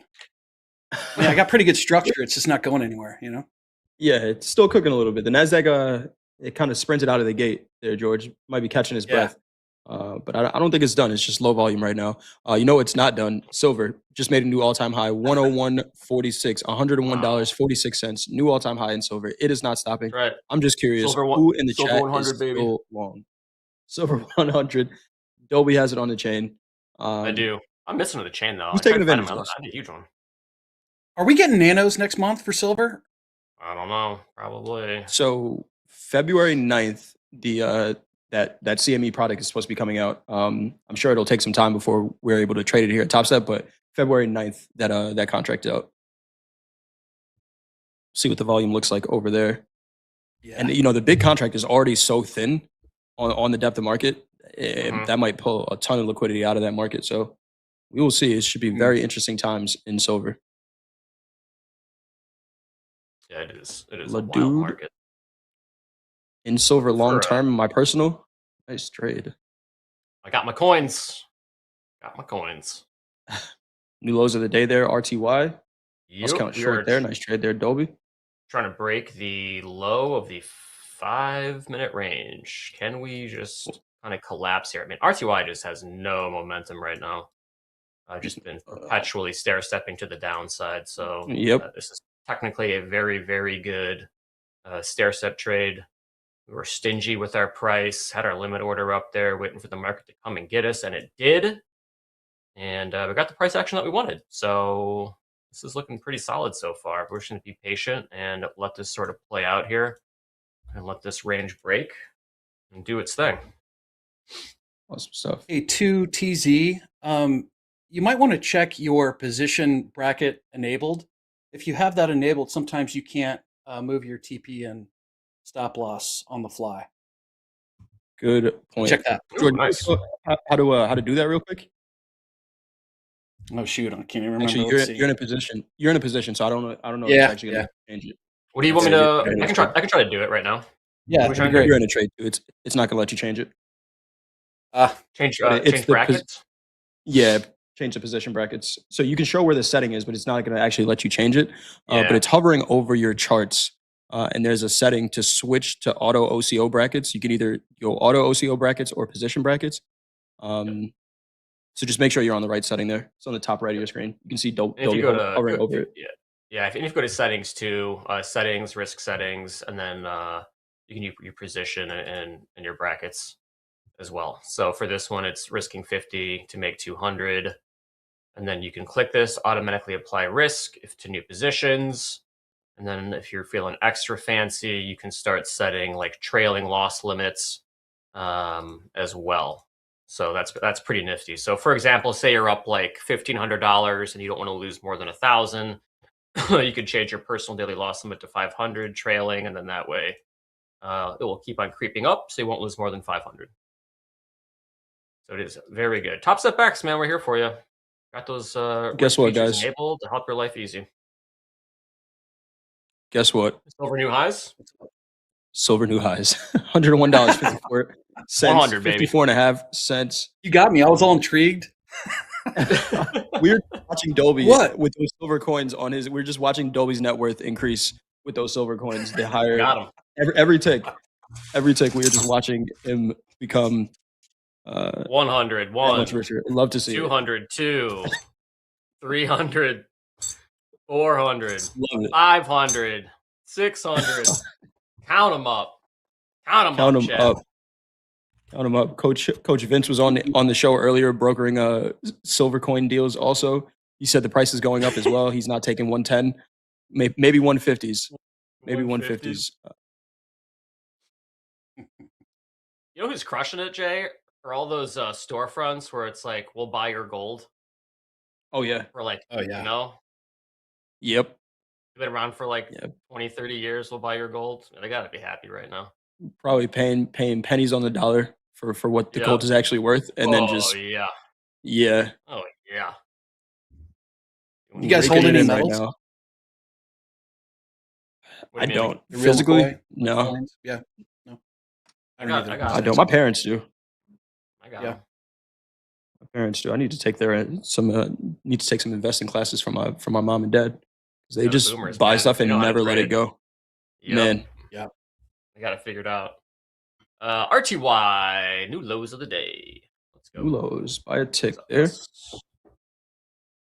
Yeah, my dad, every time I talk to him about markets at all, like the most recent I could remember, he was in a Reddit trade. He's like, "Oh wow, Reddit's up pretty big," and I'm like, "Oh yeah, you have a position there?" And he's up like 150%. Like, when the hell did you buy this? and you're telling me about it now? Like what? Yeah, right. There was a lot of room between where you bought it and 150%. That you probably could have told me about that, but hey, it is what it is. It's okay. That's great. My dad doesn't even give me the secrets. It's all good. Nah. That's all the stuff I didn't listen to. Mhm. You know, like, hey, put some Right. money away, do this, you know, and then you're like, okay, whatever, you know. Yeah. It's all right, Dad. Whatever. Yeah. Micro Bitcoin also making highs of the day here, trading above 91,000. 91. What was the high of the day? 91,135. 91,135. Dolby time is short RTY right now. We got George Long, the NASDAQ pulling back a little bit here in the NASDAQ 25,763. There goes. Stopped. New low. Minus Stop on that one, 157. George. Not bad. Good risk management. Good risk management. The roads here, George. I'm looking at a couple of roads. So I know you had talk to us about that anchor that you had, because that was off a high volume, right? Yeah. So I use the anchored VWAP from New York Open, right? And then as price moves, I tend to anchor from bigger swing highs, swing lows. So we're up, comes back down, it tests this area here. You have prior support, prior resistance, and so I anchor a VWAP there as well, right? So I'm on the 5-minute chart now. A lot of times I go down after doing that to the 1 minute just to get a little bit more precise. But now I'm curious what it does at previous day high and the New York anchored VWAP right here at right around the 724 to 740s, you know? Yep. So is this like trying to get liquidity and then we get a pop up from here? I don't know. We'll see. We will see. Shout out to the guy in the chat. MP says, had to jump in. Everyone in my Topstep meeting says Macho Man Randy Savage was on. MP, that is DJ yeah. Profits, aka Dolby Time, aka That's right. silver at $100. Meet him at Tao this weekend, maybe in the snow. DJ Profits, is it rain, sleet, or snow? We're at Tao this weekend. Bring your Canada Goose and Montclair jackets. That's actually a prerequisite to get in. Nothing. Absolutely. Nothing less. Yeah. Nothing less. Good stuff here. And the There's 123 trade back. password for sure. Oh yeah, Oh, Tao yeah. 123 exclamation point plus Canada Goose or Montclair jacket. That is how you get in for that party. RTY just not a buyer in Cooking sight right now. currently. It's kind of interesting, Jay. Like the Cooking. RTY selling off. It was kind of there were some theories that RTY was catching bids because of some of the mining stocks possibly in the basket of Yeah. 2000, but it is not today. Not today. We're gonna New lows. 10% that last one, so we got one remaining. We'll go to break even. This thing You are is getting just some flow to the downside. absolutely Yeah, this thing is starting to cook here. melting. Here we go. All roads, MP. All roads. NASDAQ is leading to that road right now. New York session VWAP 25,730. You got Dolby Time short the road. Are you flat now, Dolby? No, we got one left. We got a runner. One left. Let's get it. So yeah, kind of the plan was take those 3 micros that we had up at the high of the kind of 5-minute stair step, and then do one at bottom of range, take another one kind of further down, and then we're going to leave a runner. So that was kind of the play. Also, chat, just so you know, Jay has permission to scold me if I ever go to a 1-minute chart. So I did not do that. we are good, but he does have permission to scold me on air. If he ever sees 3 me go to minutes or 1 up. minute. Yep. 3 minutes or up. That's exactly Really right. nice trade here, though. Really nice trade here. Called out that stair step, and the Russell just tumbled the rest of the way down. 26.85.10 low of the day. Trading a couple ticks off of that right now. Silver right off of its highs. Gold hanging out right below its highs as well. We got the NASDAQ pulling back 25,730 right at that New York session VWAP. Just saw some size there in the S&P book, at least 500 contracts. Where was that? They pulled it. Jay, what do you think is the equivalent of a 100-point banger in the RTY? Catching the trend for the day. Let's see. I'd say 20 points. 20 points. Yeah. 20? Okay, that makes sense. Okay. We'll see if I would we say can 20 points. get further down. I'm kind of looking at these 2680s potentially. On the 1 hour, we had a couple points of interest. Let's say we had acted as support on the 16th, acted as resistance on the 18th, acted as resistance on the 20th, and kind of chop suey on the 21st. So let's see if we can get back down there. That might be a good target. Size here in the S&P again. This thing's smoked. 600 on the bid here in the S&P, 69.41. Carrie's just saying another 500 filled at 43. So we are seeing some bids step up here in the S&P. George, would you look for another trade here, or just kind of get the lay of the land right now? I'm back in, actually. It might have been a little too early. I should have waited for a little bit more confirmation, but we did get a little bit of a bounce. I switched back to the 1 minute at the prior day high and the anchored VWAP from New York Open. Gotcha. I got a 25-point risk on this, so hopefully we get a little bit more of a push up, but it's not looking good. I mean, ES is dropping. You say they're getting in size, right? Yeah. I don't know. I might have jumped the gun a little bit, but we'll see. Let's see. That size is on the bid. So if these sellers can't take it out, that might give you a little bit of relief here. There you go. Like now I should be getting in. So again, I think I jumped the gun a little bit on the confirmation. I got 13 seconds on this minute candle. I should have waited probably, but maybe it'll work out. Looks good. Looks good. Decent trade. Dolby still short. 1 RTY, 26.86 last trade there. Silver. Wait for it. Start thinking about just getting some profits on this guy. New all-time highs. Highs in silver. 101.595. New all-time highs there in silver. Continuing to grind up here.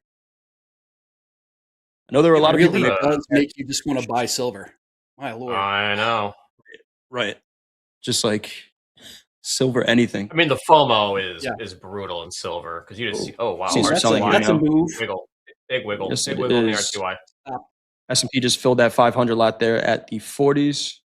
NASDAQ pulling back a little more here as well. 25.712 last trade there. Close your eyes and buy silver. Is that the trade? I Look think like so. it today. It's the caveman. Uh, That's what a caveman would do. 66% short in the NASDAQ, 53% short in the S&P. Speaking about what a caveman would do, you might want to ask what our coaches would do trading these markets right now. And here's your opportunity to ask them those questions. We got a form pinned to the top of the chat, not calling our coaches cavemen at all. We got a form pinned to the top of the chat for group coaching. Make sure you get your questions in there. Group coaching coming up. No shoulders tap today, so we got a full hour of group coaching. And who is on air with us today? We have Hogue, Anne-Marie, and Coach Hoop. No, Coach Hoop, not at all. Not at all. Coach Hoop, ton of years of experience in a bunch of different markets. He's seen silver and all of these markets run and make all-time highs. Ask him about how you might trade them. Right? How do you look at something like this and maybe take a part of it, or do you decide to say, hey, you know what? Chasing that momentum is not for me. So get your questions in there. We have Hogue, Anne-Marie, and Coach Hoop coming up for group coaching at 12 p.m. Central Time. Great crew. We got our stop reduced down to 26.87.4. We might actually just get tagged out right here if this decides to bid. It does seem like some buyers might have perked up in the RTY, and I just want to make sure we get something on this great trade. So if it wants to pop, feel free to pop. If it wants to go lower, it can do that too. But don't want to leave with nothing. Nice trade, Dolby. Nice try management. one more time here. All right, George. Oh, let's go, George. One Let's more. go. Come on, What price you get there? Got 738. George Long, King, 25 points. 3 micros. The 25 points here. New highs in silver, $101.60. Continuing to go here. It is leaving gold in the dust right now. And it's actually going to settle in a couple minutes here. Silver settles, I think, right at the top of the hour. Gold has another 20 minutes or so after that to settle. But it is sprinting into the finish line right now, $101. It'll continue to trade after settlement. But this is going to be an all-time high settlement in silver futures for sure. Just incredible movement. Insane trade. Honestly, I wonder how many traders out there try doing like a correlation trade between gold and silver and just end up getting smoked, because gold has not really been doing a whole lot, and then silver is just cruising. Yeah, we saw that last night, right? Where silver looked like it wanted to rally, and gold was just kind of hanging out there. And definitely happened last night. And it happens the other way as well, where we see gold rally and silver pretty consolidated there. I wonder if it has something to do with that gold-silver ratio. I'm sure it does. But I mean, technically they're different markets. You know what I mean? And can you explain that to me a little bit, Jay? Can you explain that a little bit? The gold-silver ratio? What is that? So, I mean, to be honest with you, George, I'm still doing my research on it, but it's I think the way I look at it, if I try to put it into my own words, I'm looking at which the pace of the markets, right? Which one is gaining faster than the other one, right? And if silver's price is getting closer to gold's price, and that ratio is closing, right? So the other day where we saw that ratio start to pick up a little bit, gold was outpacing silver on the day, right? Silver was consolidated, gold wasn't, but now silver is what I'm looking at. It's catching up to price, catching up to gold, right? It's outpacing gold right now. Andre's saying it, both are making all-time highs today, right? So they're going in the same direction. But what I'm looking at is which one is outpacing the other one pretty much. Like I said, I probably have to do a little bit more research on that myself, but that's what I'm looking at there. And I know Jack was talking about putting on that spread trade, and he was basically saying, you know, over time, probably expecting gold to continue to outpace silver. So buying gold, shorting silver would be the way to trade that spread. If you think gold is going to continue to run at that pace. But for today, RTY. Whoa. Man, look at this go. Yeah. All right, RTY new lows. We almost got tagged on that. Okay, our stop is 26.85. Nice trade so far here. George stopped out on that one. That's all right. There we go. There's a full session view up there in the NASDAQ 25,700s. The S&P, maybe some more selling here under full session view up right now. What is going on? What a Chat, I'm listening to the week for news. Not. Yeah, seriously, man. I mean, it's just moving. I'm listening to news. I don't hear any headlines. This is just clean price action right now, especially in the Russell. This is just cooking right now. Those 70s look like a real target now. I mean, we might have to manage just top down and just keep on lowering this TP here with the sort of this price action after the downside. This thing is crazy. I was not expecting this. This is just we'll take it. cooking right now. Don't know till you bet. Do not know till you bet. No, you don't, Dolby. Bet more? Question mark? Exactly right. Dude, I need to wear this chain more often, man. This thing might be good luck. This is dope. You can't be called DJ Profits if you're not making profits on these trades, Dolby. So I think you might have just found your on-air personality.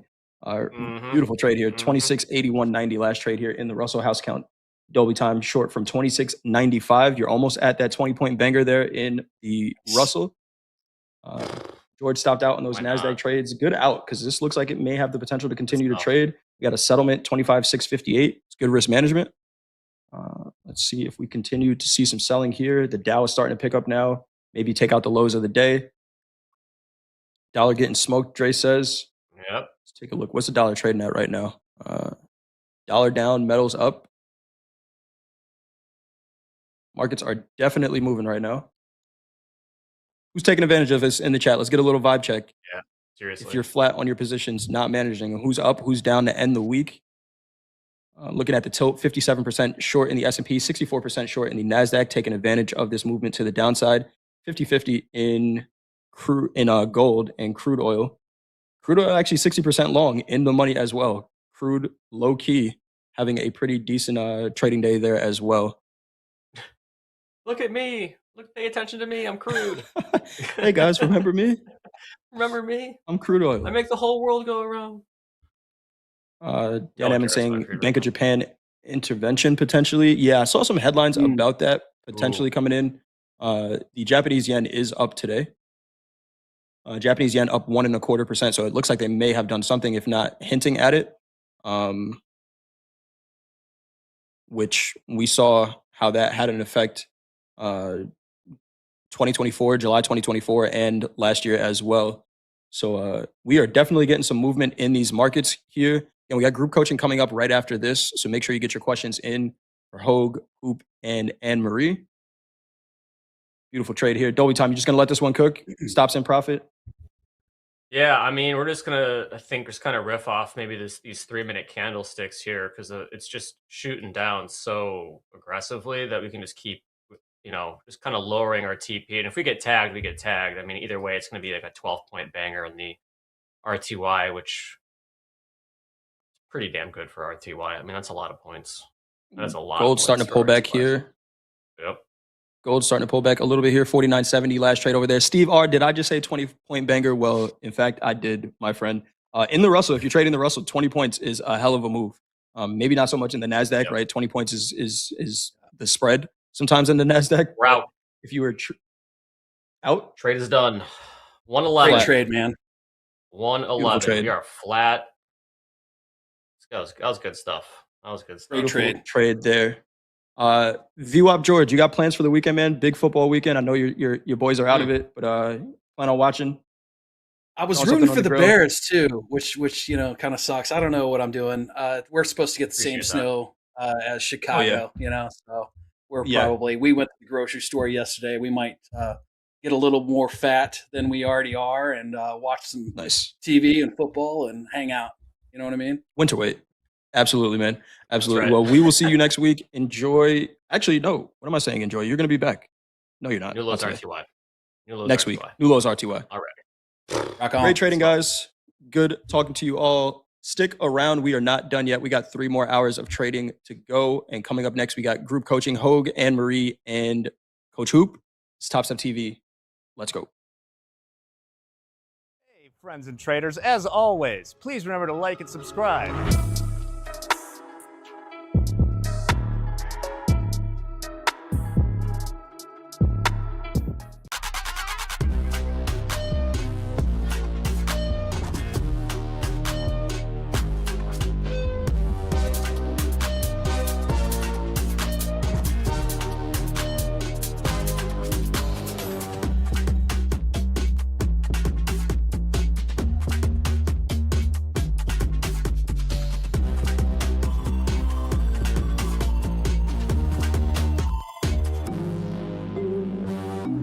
What's up, traders? It's Mick here with Topstep. The best program to get you funded is now built around you. Topstep's got a new offering, and it isn't a one-time sale. It's the best all-in price, and it's going to be here every day. Now, there's two paths to funding. The new and exciting path is the no activation fee path. This is where you're going to pay a little bit more upfront, but then pay nothing when you pass the trading combine. You've got your standard path. It's a lower monthly cost. Then when you pass the trading combine, there's an activation fee. That activation fee is actually coming down in price. Topstep's got the best program, the best payout policy, and now the best all-in price. I can't wait to see what it offers our traders on their way to a better lifestyle.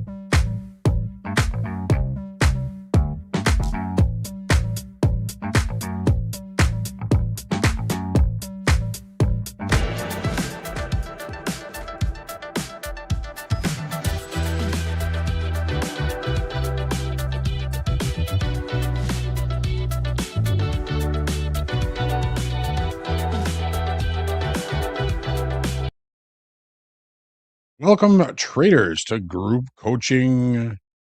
Hope you've got yourself a nice ham sandwich or a piece of leftover pizza from last night, something for you to eat for lunch today. Anne Marie is the rose between two thorns this fine afternoon, coming to us from warm and sunny Florida. I'm sure you're feeling well. Are you nice and rested from after all that travel? I'm getting there. I'm not. I've got a regular sleep cycle finally. So yeah, I'm back to normal. Good to know. Good to hear. Thanks for asking. Hoop, how's your sleep cycle? Sleep cycles, it's okay. It's 60 here today, but I remember we were talking about the other day, Hug. I think all-time record in Chicago was set back in like 84, 85, minus 25, straight out temperature, 80 below wind chill. Yeah. That we I remember it. Yeah, you don't forget those days. We actually had, without the wind chill, we had negative 50 in downtown Chicago when I was living there, and that was 2018.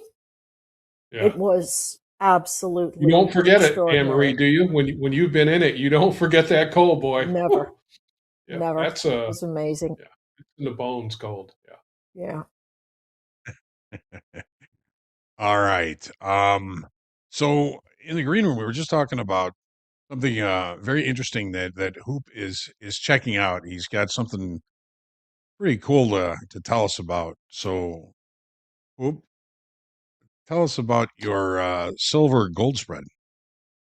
Yeah, I mean, Hogue, and I've talked about this in Discord. I spent in the first 10 years of my career between three pits: hogs, cattle, and pork bellies. And there was a lot of, we'll call them intermarket spreads, right? There was actually paper on those markets. So it's always been aware of just kind of, if there's a lot of interest in that area, you can see where larger participants are, trying to figure out if there's an edge there. And once again, when you do some intermarket commodity spreads, you can reduce the amount of margin, right? So if you can see it. If you're a long gold and short silver, you're not paying full margin. Okay, so you are getting reduction. What it is, I haven't really gone down that total wormhole, but you do. So yesterday, just to get an idea, and I've been watching it for the last 2 weeks, and I said, you know what, this looks like the point where silver wants to go, and kind of gold's been kind of hanging in there. So yesterday, at basically about an hour before now, if you bought one gold, or I'm sorry, you bought one silver and sold one gold, and that's the big contracts, that spread right now would be up $25,000 on one contract of each. The big thing is you would need about 70 grand in your account to maintain that position. So it's just the ratios and the spreads and all this. As day traders, the context of it is a little different. We always, Emery, you and I talk about this. We always can find, macro stuff to kind of talk about, and it's great. But in a day application, it's definitely a little different. But once again, it's something I've always spread. Has always been a huge part of what I did for a long time.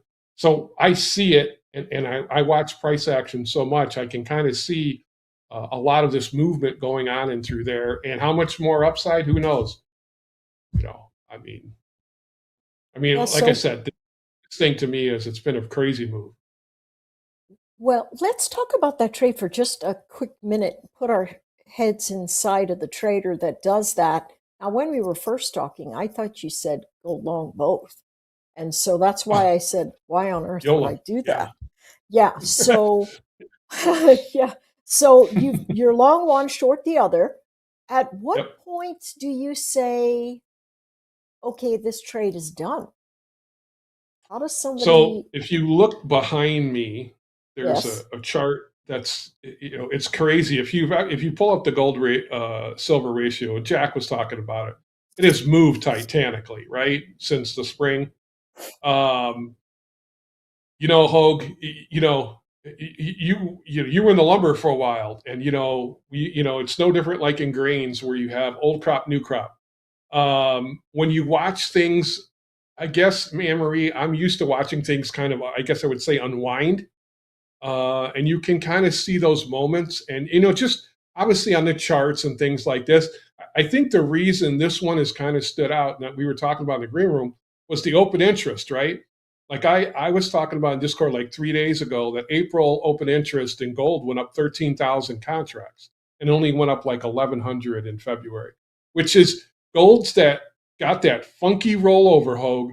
It piles in, it piles in, it piles in. You were talking about it this morning, and then all of a sudden it just, it kind of flips. So all the seasonal stuff that you see is based on the April contract, but we're all trading February. So I just think this wonkiness you saw today, Hogue, why it kind of just hung and just couldn't get that push when silver is. I think you've got that volume split between April and February right now. It's just a small portion of it. But once again, you've got more open interest in April. So it makes it wonky, in terms of, we always talk about rollovers. I know it's your favorite subject, though, from the S&Ps, but it just clouds things a little bit. So I think I would watch to see how that unwinds a little bit, Anne-Marie.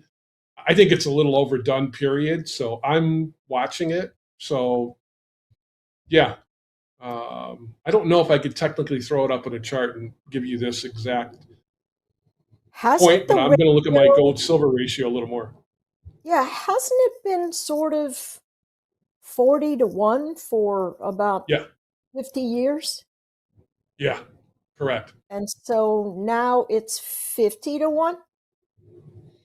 Well, if you look at, I'd have to grab it again. Or are we looking at spot? It was outwards of, you hear about it talking anywhere from 100, which where it's come from, and it's come into 50. Now it's in the 40s. So the move it's had from this spring to now is so we're thinking it's insane. The end of the move. Yeah. Okay. Interesting. Yeah, that makes sense. Yeah. That makes sense. How much was the margin for that spread? I didn't, you know what, Hogue? I did not see what the Merck would give you in terms of when you have those, we used to get our statements, Hogue, and it would show you the break. You would get, like, if I had like 20 hog cattle spreads on, I wouldn't be paying full margin for both, right? No, I would get right. I'd get a reduction. So you do typically, especially these two markets with how volatile they are, that might change, Hogue, every day you pick up your statement, right? I mean, oh yeah, gold and silver margins are changing daily right now.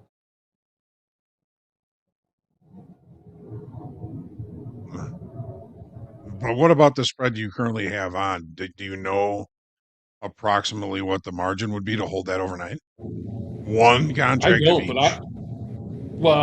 each. Right now you would say you got 24,000 to hold one long gold overnight, and it's 43,000 to hold a silver overnight. So that's about $65,000. And that's if, Hogue, that's if your position never moves, right?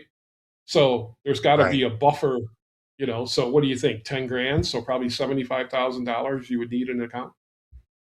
Probably. Yeah. Otherwise, you'd be, you might be no room hitting maintenance margin. Yeah. Right out of the box. In one day, And I don't think that's a reciprocal. I don't think that's a bona fide hedge. So I don't know if you would even get a break for that. According to the initial looking into I did to this, there is. Now I'll find out. I'll do a little homework on this one over the weekend, and I'll let you know. I'll come back with it Monday.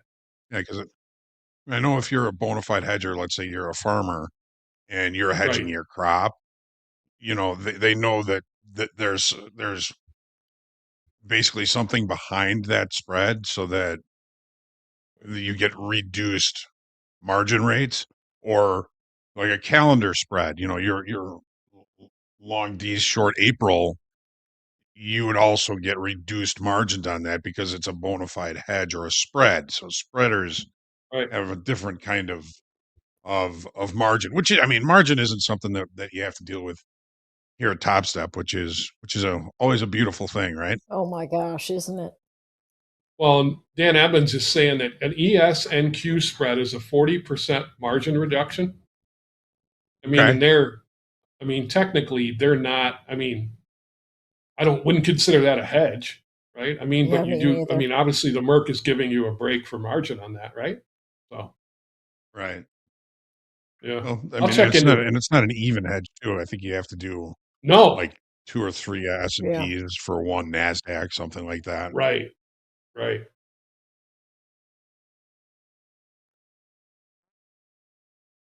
Right.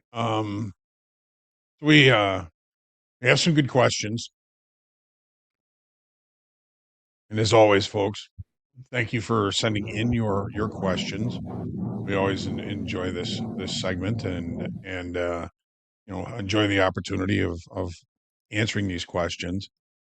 And Cameron was asking, what are the pros and cons regarding the tick chart? I've looked at tick charts. I've used them a little bit. I'm more time based as far as opportunities are concerned, but I think Anne Marie and Hoop are a little bit more familiar and probably have used those tick charts a lot more than I have. Anne Marie, if you want to start, would you kind of talk about the pros and cons of the tick chart? So I like the tick charts. And as a matter of fact, what you're staring down right now on my screen is I have the 500 tick on one side and the 30-minute chart on the other side. And so 500 ticks gives me a little bit more understanding of short-term trend and impulse. And the 30 minutes sort of gives me, all right, where have we been sitting most of the day, XYZ. So when someone asks a question, what are the pros and cons? They're really, how would I want to do this? I don't want to get in the weeds. Okay, so what a tick chart does is eliminate time as the primary counter. It just what it does is count the number of trades that are going through, and then once that is done, it goes into a new tick measure.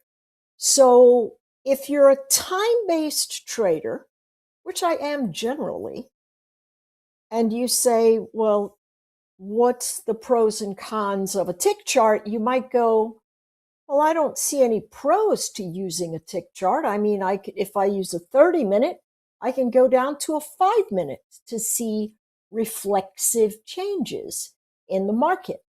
So the question really is, if I were to use tick charts, would I use the same kinds of mechanisms to trade them that I would if I were using time charts? And the answer to that would be, well, if you're using technical indicators, the answer to that would be yes. If you were using price indicators to go, hey, this is relative resistance or relative support, technical analysis says yes, you can do that. So essentially, they're just two ways to measure the same sort of thing. And it all boils down to, are you more an indicator person or are you more a price person? And most of us are like, well, we're kind of in the middle. We use some indicators and we use some price formations. And so right now, I'm looking for a short right at settlement. My 30-minute chart shows it as the VWAP is sitting right up there. I've got resistance on several 30-minute candlestick formations. And I know that it's settlement. And so I rejected settlement once just a few moments ago. I rejected it earlier and then rebounded. And so my thought is I'm going to either reject it or it's going to rebound and move above. But notice the tick charts are actually giving me the same information. It's the same information. So in your mind, you have to think about, well, do I use volume profile? You can't really use tick charts if you use volume profile in traditional spaces, but you can also essentially look at your volume profile on the side when you're running your tick charts, and you can see where value area low and value area high are relative to that formation. And, so I would say it's 6 of one, half a dozen of the other. It's whatever game you like to play. And if you're someone that's got a very focused attention span, you might say, hey, I'm going to use it to scalp.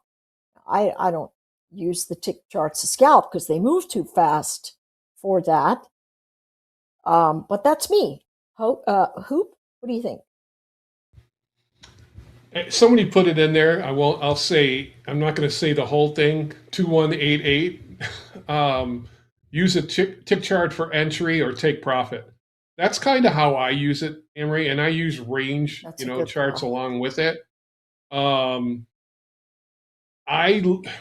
again, I spent my whole career looking at price, right? I mean, that's just what we did. So I'm very aware of price. So if you're aware of price, tick charts, range charts, they all kind of live in that world. But it's very hard to me a little bit of getting a wider picture of what's going on. So I use that a lot. As he said that I use a lot more of that for scalpy, and that's me, more of those entry points. But I am using time charts for structure levels on a wider base. So that's kind of how I use it. And once again, we talked about it. The market state changes for tick charts.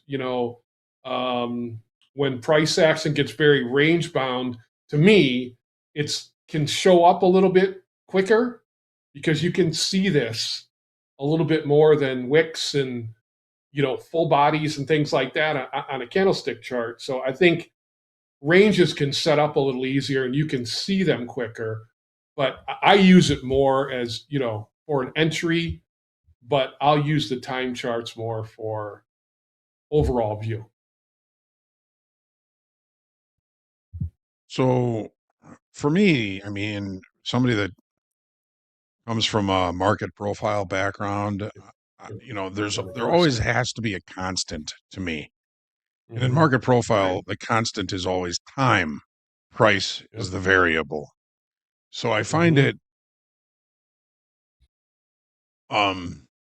unnerving, I guess, if I don't have that stability of that constant of time.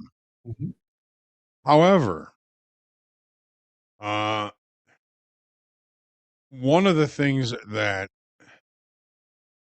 I do like about tick charts is you get a better sense or intuition or whatever it is about participation. When you're getting a lot of participation at a particular level or area in tick charts, depending, of course, on the parameters. If it's a 5,000 tick chart, you probably won't see it as much. But with a shorter tick chart, you may be able to recognize better participation in a particular level. Okay, so let's say, as an example, I'm looking at a breakout from a profile. Okay, an IB high or an IB low. So just in this example, if we're breaking out of an IB high, I'm focusing a lot on the dome because I want to see a lot of orders being placed and canceled, and I want to see price moving quickly. And if I do see that, then it's probably a better probability for continuation above that level. And if participation dies up there and slows down, that's probably an indication that nobody really cares that price has gotten to this level. Buyers might just back off, sellers could take over, and that could be a failed move in that direction.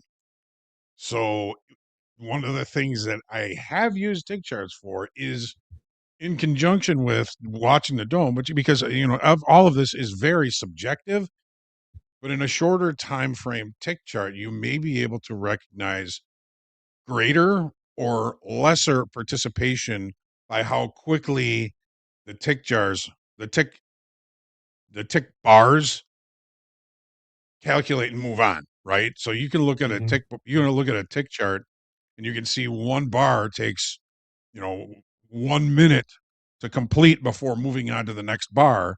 And if it starts to get busy, then you're going to be looking at that next bar taking 30 seconds to populate and move on to the next bar. So there is that kind of participation part of it that I kind of like. And on a short time frame tick chart, some of your indicators might move a little faster where you might be able to recognize changes in the indicator. You might be able to recognize, a stochastic or an RSI divergence quicker in a tick chart. Doesn't mean it's always going to work, but you may be able to recognize it quicker. They're all lagging, but sometimes if you're looking at a specific level, and you could see maybe your ADX flips from positive to negative. The ADX starts to rise, so you're seeing better participation at that level, not only in the tick chart, but now you might be able to start to recognize that a little bit quicker on the ADX. Does that make sense? Yeah, 100%.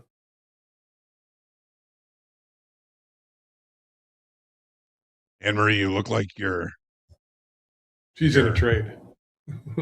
You're in a trade.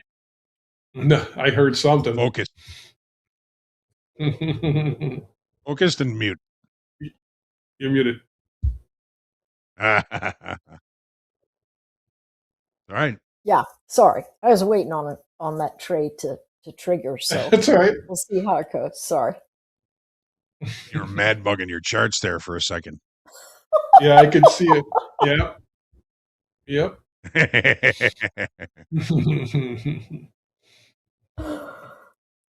Right. Well, Cameron, I hope that helps. And, like everything in futures, there's a million ways to peel an onion. Yes, there is. Just look for what works for you. So Curtis is asking, and I think a lot of people are kind of sensing this same thing. But of course, I can't wait to hear your guys' answers on this. Why do metals seem so much easier to trade than the indices? I personally trade them better and am able to pass combines with them, but struggle with the indices. A lot of folks are focusing on those metals because those metals are trending big time markets right now, Curtis. But that will change. They're not going to be like this forever because change is always part of the business, and you may find that the indices may change into the markets that you trade better at some point. Everything seems cyclical. Anne-Marie, what do you think? I'm pretty sure that there are just as many people that said, hey, I went over and tried to trade metals and I blew up my accounts 5 days in a row. So it really, when charts are doing great and moving all in one direction, it's a lot easier to hang out in the trade. And we've seen that for a fair bit. When the trend is moving straight up and you're just jumping in and enjoying the ride up the river, then, it's all fine and dandy. And our indices have been really choppy. We've had, for each index that we look at, we've had candlesticks that retrace each other on the hour, on the half hour, on the 4 hour. And it's just wash, rinse, repeat because we're in this giant range. Metals, on the other hand, are simply in a trend. So if you get on the right side of the trend, it's going to feel easier to trade. That's my thought anyway. Oop. Hogue, commodities always has the shiny new toy. I mean, it's you can go throughout the years. It's and once again, a little different as retail has become so active in a day to day. More and more traders, especially since post COVID. It's been cocoa. I mean, you can go back over the years, and cattle had a huge run this year. There's always a shiny new toy. This one's probably been one of the longer ones because banks are involved with gold and silver. But you're right. There was once again, Hogue, I think I posted it this morning, and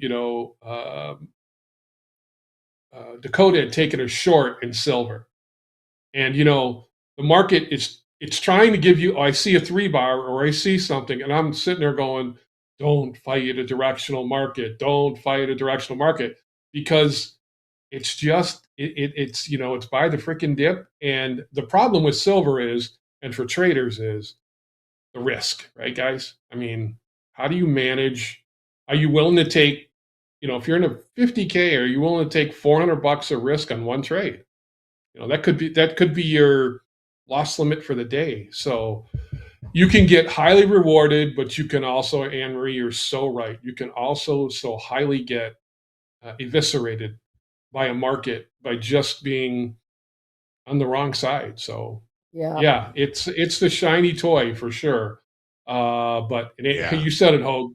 They don't stay here forever.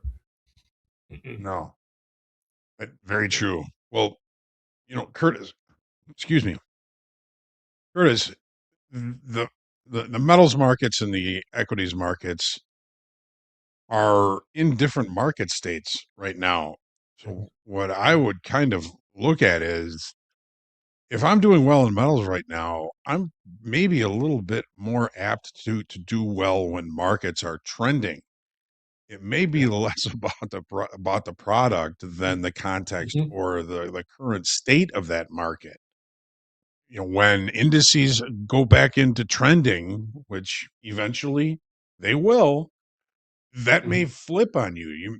Metals might start to range, and if indices start to trend, that may then come back to being your favorite market. So it's I think it might, Curtis, be less about the product and more about the current market state of that market. I know some people trade trends very well. I know people that trade ranges very well. I think the most important part is to recognize the current market state in multiple time frames. Of course, you have to be doing that, but I would be, Curtis, watching for markets that are in trending market states and trade those markets, because you seem to already have a really good sense for markets that are in a trend. You may also prefer, a little bit more volatility. I think that the metals have provided a lot of volatility on the way up. And glad that you're trading them well. That's fantastic. Keep trading them well, but pay attention to market state changes. If they fall into range, you may start to see that you're not doing as well.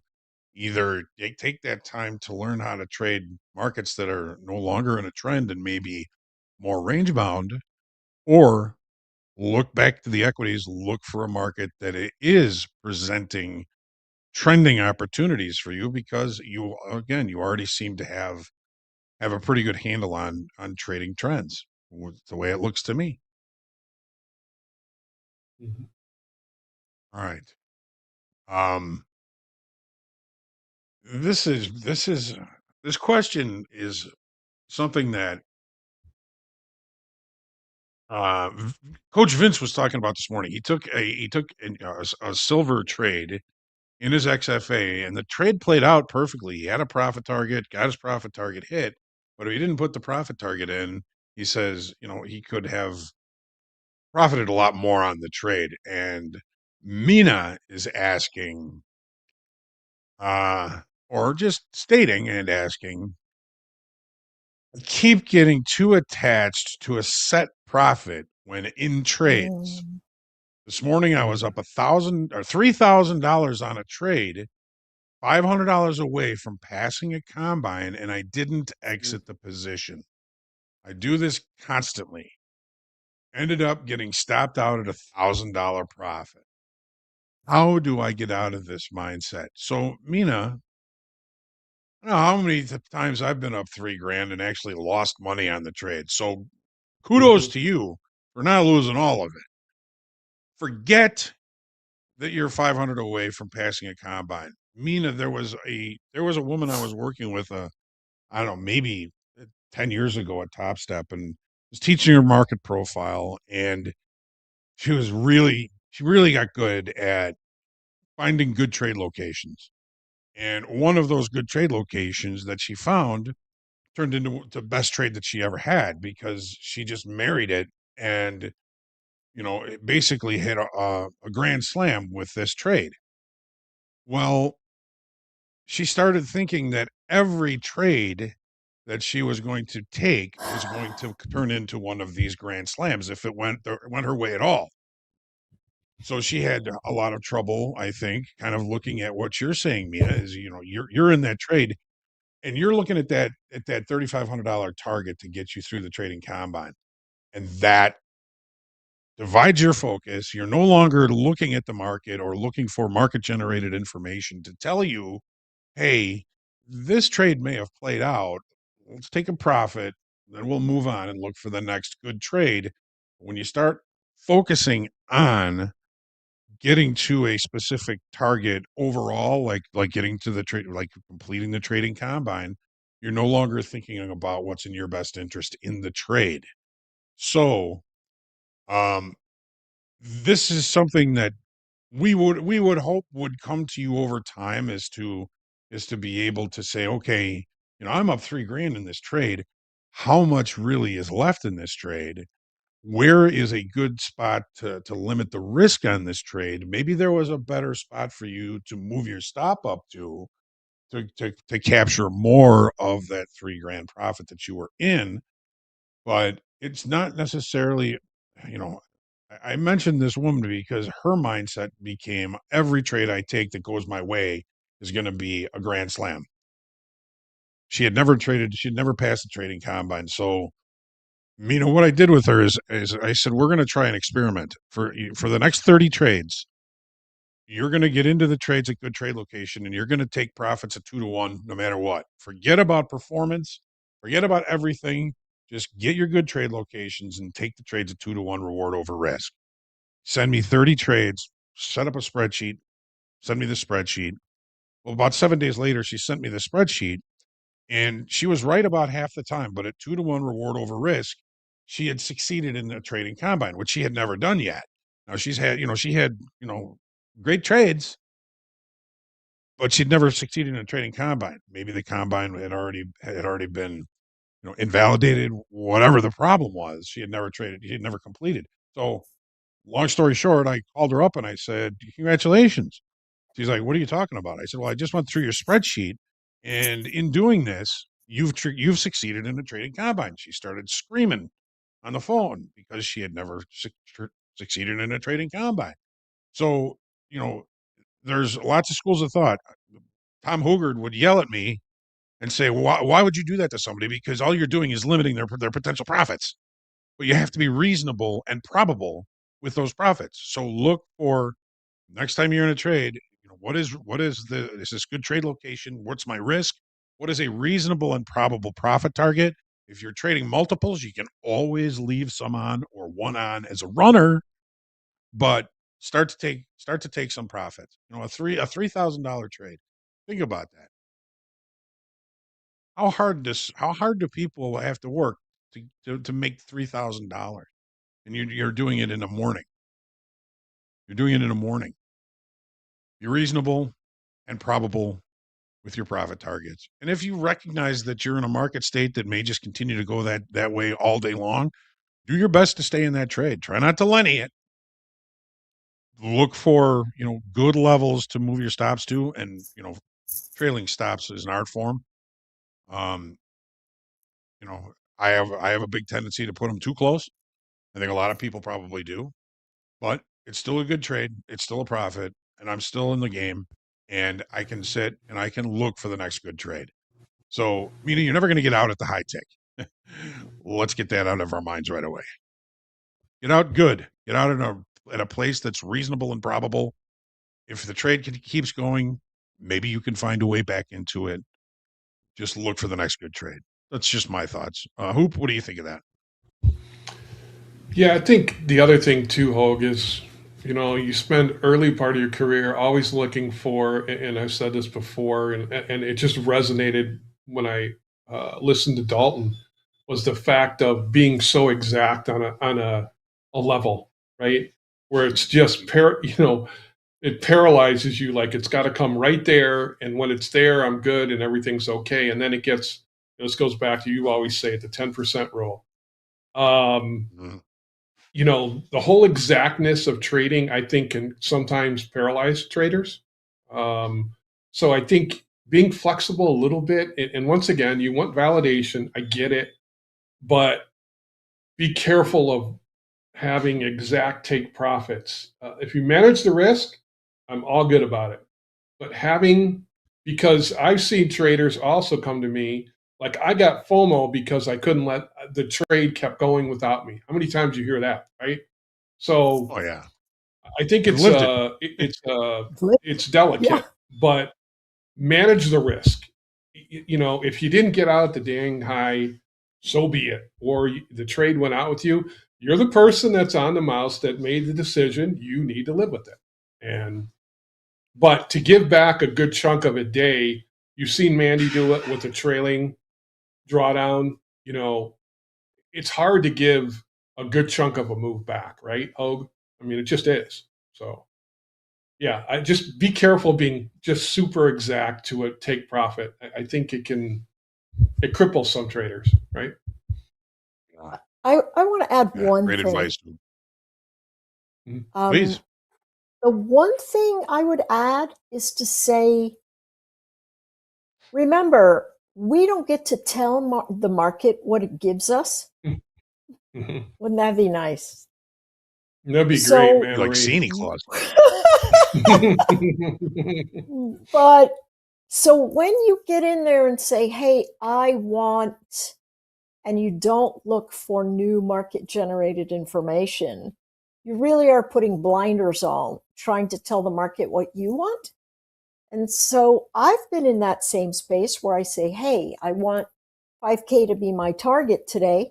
And I lollygag around 3,500 and I finally go, come on. And I will overlever, get into something, and I'll end up, $200 down after being $3,500 up.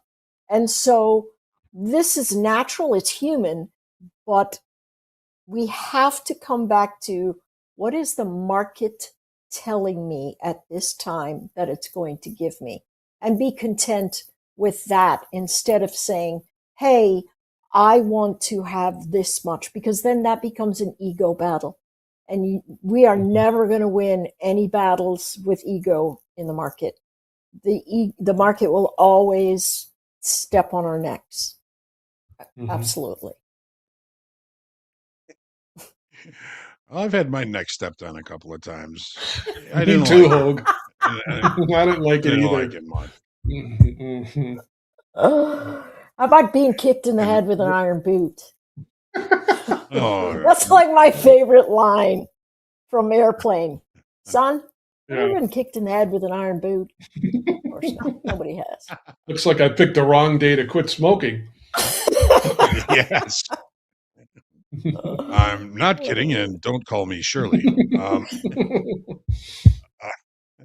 So, one last thing I want to mention is you're 500 away from passing a trading combine. If your focus becomes solely passing the trading combine by trading, you're doing it the wrong way. You have to forget that you got $500 to pass the combine, and just look for the next good trade.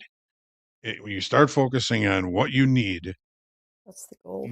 You're putting yourself up against a wall, and you don't want to. Nobody puts baby in a corner. I'll tell you that much. Mina, it's always about all right. I have to be patient and find the next good trade, the next good setup. I'm going to take it. Whatever I make on it I'm going to make on it. I'm going to manage my risk. And I know if I manage my risk and wait for the next good trade, I will get to that goal. But if my focus is I got to get to that goal today, you're making demands of a market that doesn't know you, doesn't like you, doesn't not like you, doesn't even know you exist. So if you're making demands of something like that, you're going to get disappointed a lot. And so, and if you do manage to succeed by focusing, I got to make $500 and I'm going to flip a coin now and I'm going to make $500, and you do that and you succeed at it, you're just instilling bad behavior. Don't do that. Just look for the next good trade. Mina, you had a great trade today. You had a great day today. Something to learn from everything. And hopefully, what we just talked about is going to help. And you're still listening. All right. Yep.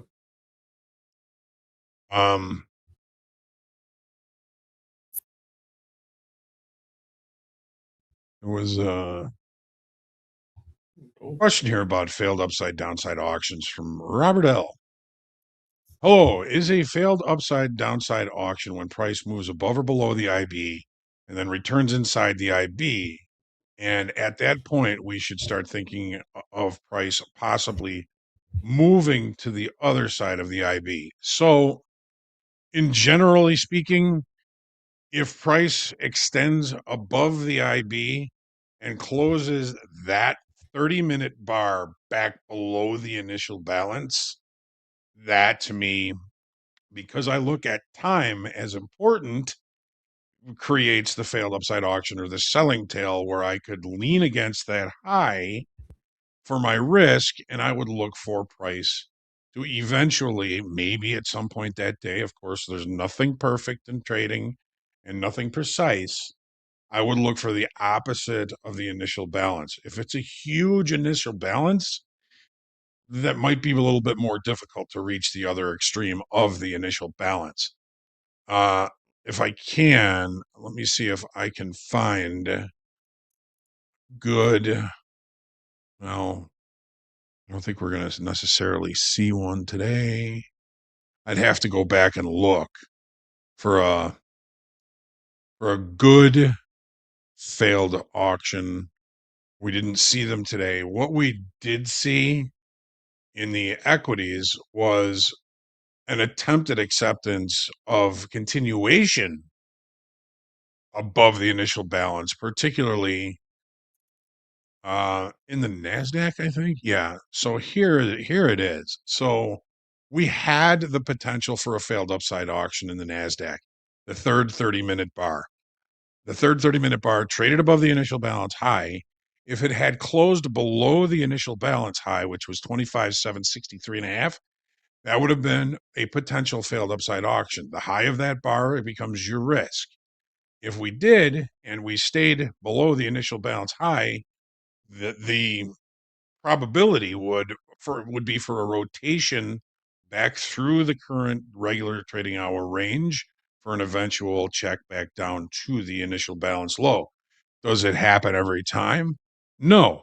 Does it offer good opportunities? Yes. I mean, you could look at, at one out as at point of control, a second out at value low, and the third out at the initial balance low. We did not see that happen today. We saw an attempted acceptance of price above the initial balance high for 2.5 hours. Well, for 2 hours, we held above it. We looked at it. We bounced off it. I'm going to go to the 5-minute chart here. We looked at it again. We bounced off it, but we're putting in lower highs. And the third time we hit that, we broke through it. Now look where it's at. We broke through it. Now we've come back to it, and it's now presenting as resistance. Somebody last week or earlier this week was asking, why does support become resistance? Well, this is a pretty good example of resistance, support, support, support, breakthrough, resistance. So The failed upside auction, failed downside auction can be wonderful opportunities to limit risk and to get into some really cheap trades. So, it's one of my favorite things to look at, obviously. There are other things in and around initial balance and value areas that we learn over time. But it's a great question. So kind of going back to our discussion of tick charts, I'm looking for a price to show acceptance above the initial balance high over time. Did we spend time up there? We did. Did we put in higher highs and higher lows? We did not.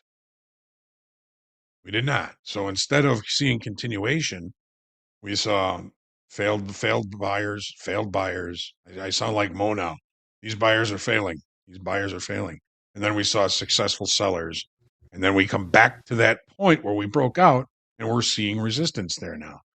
How cheap of a trade could you get? I mean, you could get up to 25,760, look for the short and risk 10 points in the NASDAQ to try and get into the short. I mean, it's obvious now because we're sitting here with hindsight in 2020. But when you see this happen a lot, you recognize this is a cheap trade. Even if it doesn't go your way, you're only risking, 10, 20 points. The NASDAQ, trade micros, whatever it is.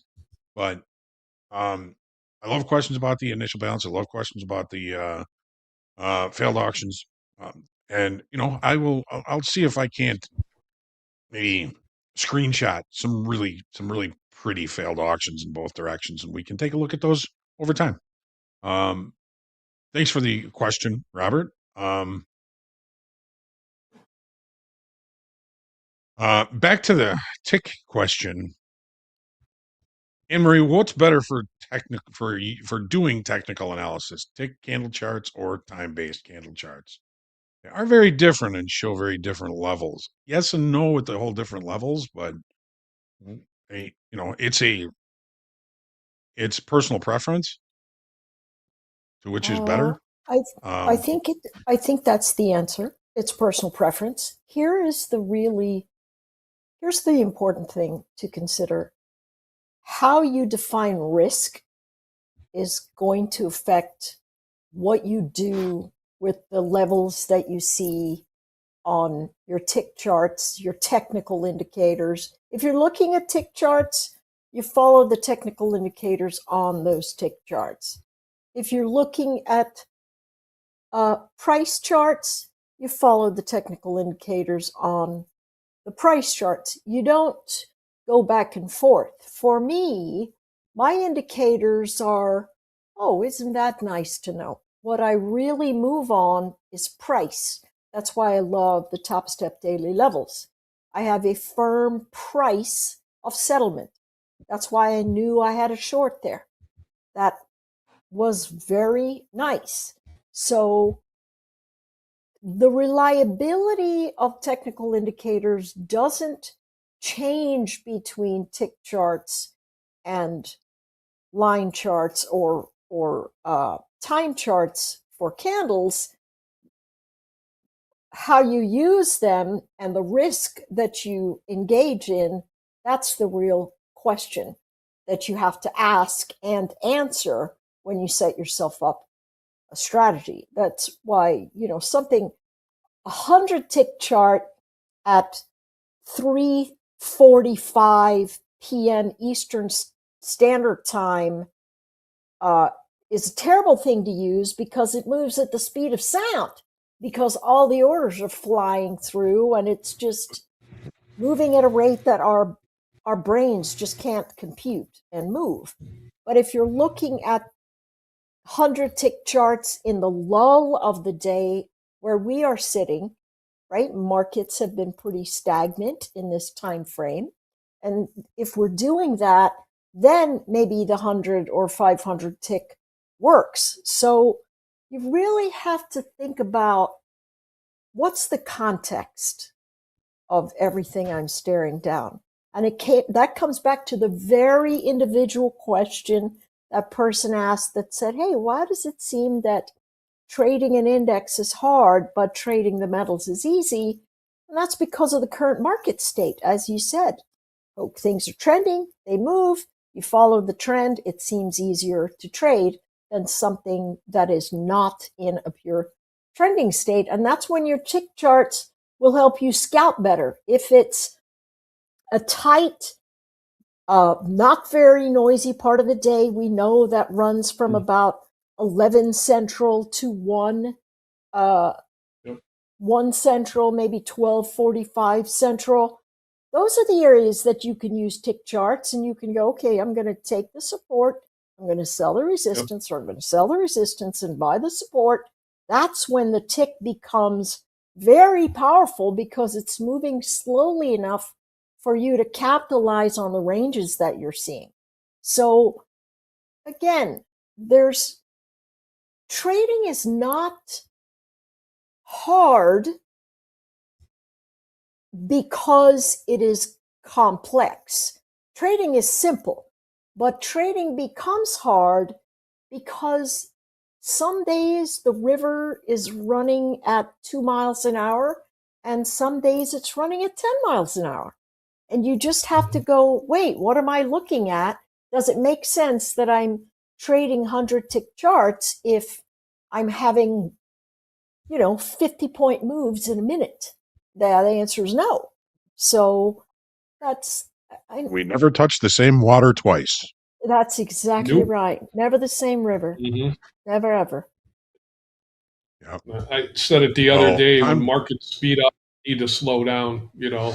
Sometimes traders need that, and once again, when you're used to being in that market state, when it speeds up, then, if that's not a good time, stay away from speed up markets, right?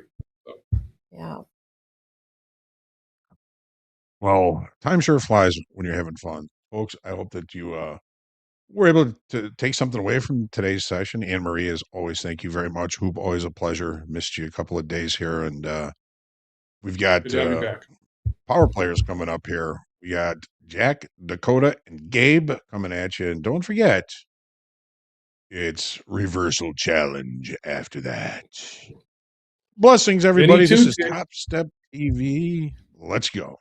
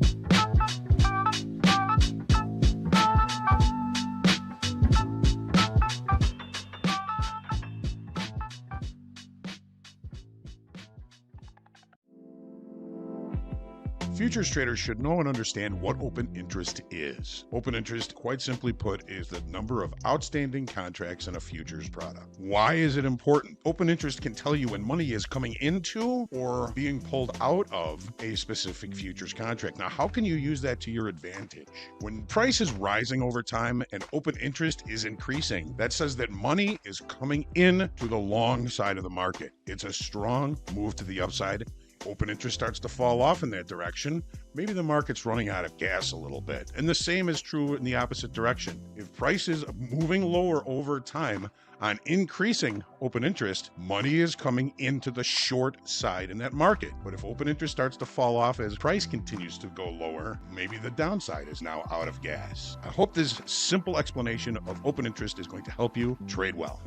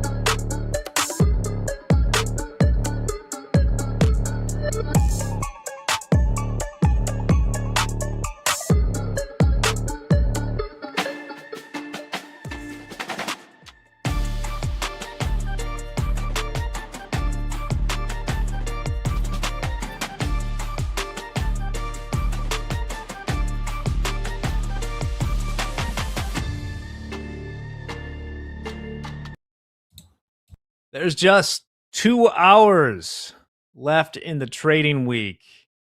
You could watch any number of average length Hollywood films, or you can stick with us for power players right now. We got Gabe out with us today, and Dakota is back. Dakota, anything else happen since you were on this morning? Absolutely nothing. Nothing has happened. You talking about in like me or just in markets? In markets first, but if there's something pressing on you, feel free to let it loose. No, usually you're just having a conversation. No, markets Okay. are relatively just back and forth. I mean, silver just keeps going up, right? Silver's not Yep, done. that's the most interesting one, that's for sure. We'll hit silver in a second. I got my charts up right now before we head to Gabe. We've been in a range in the ES here. We're venturing to the top of it right now. Not coincidentally, this 6,900 level in the SPX has been rock solid. What do they say? Resistance becomes support. It's been there. We're right in the middle right now. Gabe, what are you trading today, and are you already long an NQ? I am long an NQ. I'm looking to All see right. if we can get some momentum above this little 5-minute high that we made, kind of reapproach, see if we can get any strength into these 780s. So I'm long one NQ from 25,755. Coming off of a tilt day earlier this week, so I'm going to go ahead and just try to take it easy today. Not going to overtrade. Let's see if we can get these buyers to show back up here. Maybe get ES to break out of its range and go fill that gap above, leading to the back end of this day. So I might have missed this. What does a tilt day look like for Gabe? A tilt day for me, man, was let me pull up my stats here.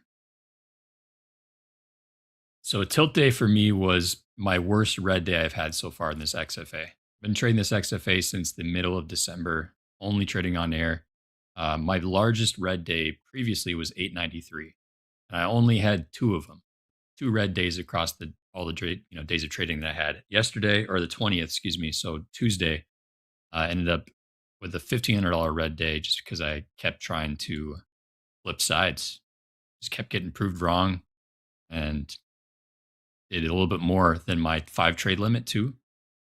Been doing really well, keeping my trades under 5 attempts per session that I've been on with y'all.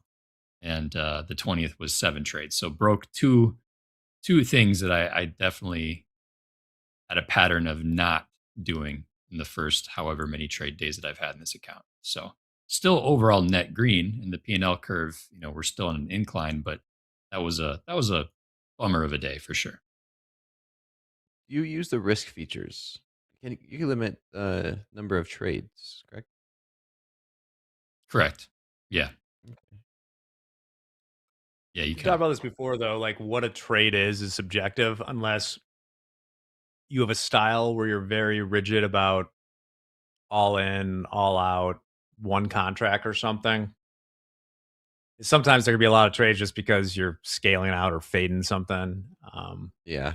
We'll see. Well, we found tiny bit of rejection there at above 6950 in the ES. We're out of numbers for today now that Baker Hughes is behind us. One tidbit of news and quotations would be that, and somebody tell me in chat, is it Rick Reeder or Rick Ryder, the BlackRock gentleman who is rising up the odds for becoming the next Fed chair right now? So on Polymarket, I'm seeing Kevin Warsh still at 41%, but Rick R has gone from about single digits up to 35% now. He's in second. Waller is at 12% in third place. Dan Evans in chat. Yeah. For a second, Jack, my brain went to Rick Astley. Oh, never yeah. gonna give you up. Yeah, that's where my He's brain available. went for some reason. There's no rule that that we can't nominate him as Fed chair. I think it can be anyone. Oh man, That would be amazing. That would be amazing. That reminds me, there was the local news anchor for one of the major, like, I forget if it was ABC, NBC in Chicago, was Dick Johnson, which that is a name. That is a name. We won't go into why that might be amusing. We got trading to do in this 1 o'clock hour. Let's Dakota, you want to Yeah, I got it. No, I'm enjoying it.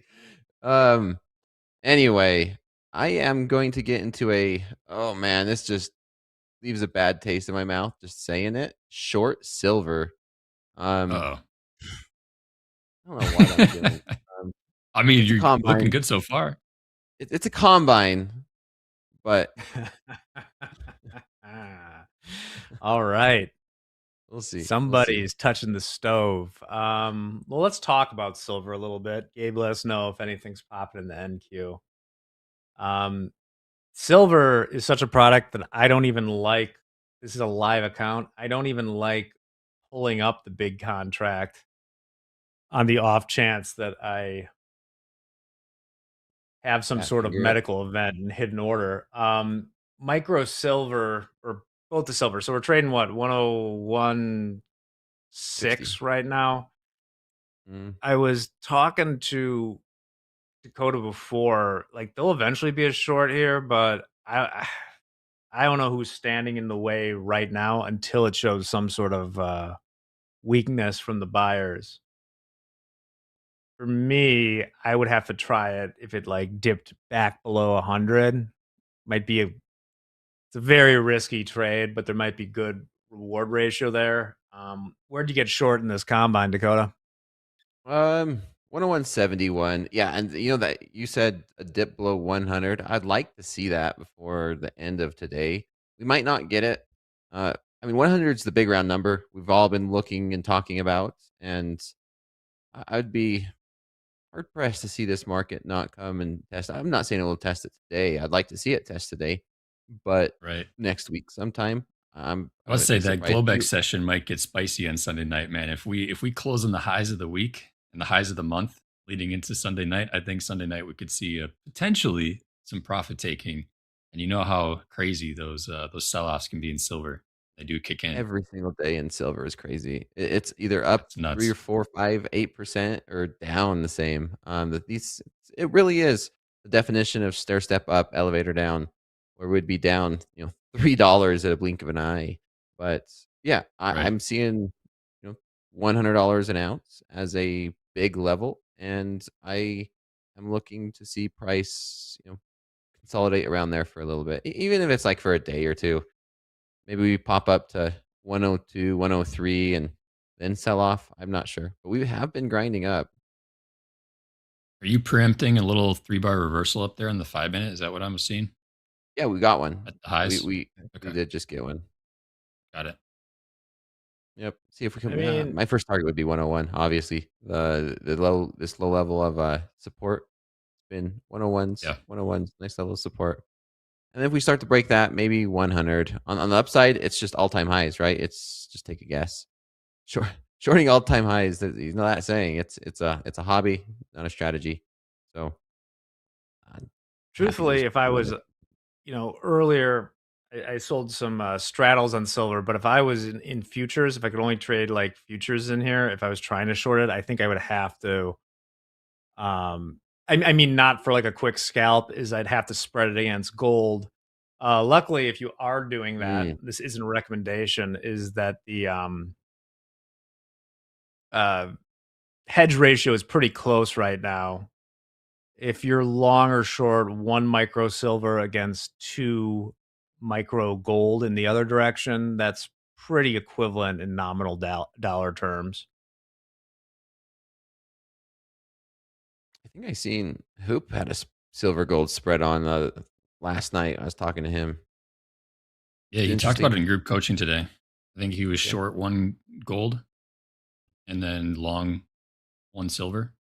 I mean, these markets are just preventing some amazing opportunities for us as traders, just with that volatility. And it's a double-edged sword too. You don't want to be caught on the wrong side of the market with a no stop loss or too wide a stop loss?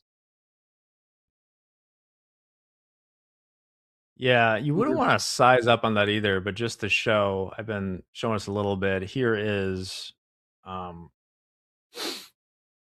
this is the GLD. These are weekly candles. Let me clean it up by making them monthly. As far back as I got data here is like 2007. So you can see, like, man, for spreads, what a vicious rip and move this has been, especially these last 3 months here with the silver skyrocketing. Yeah. We haven't hit this ratio since 2012. It's not, I haven't researched this period here in gold silver following the Great Recession, it looks like. So it's gone lower in 2011, but man. And this is the spread Big boy. between gold and silver. Yeah, because I didn't want to deal with, I could do the futures too. This is just the GLD divided by the SLV. So it's all spot prices. Yeah. Man. One silver micro in dollar terms would be equal to 2 gold in 2 micro gold in dollar terms.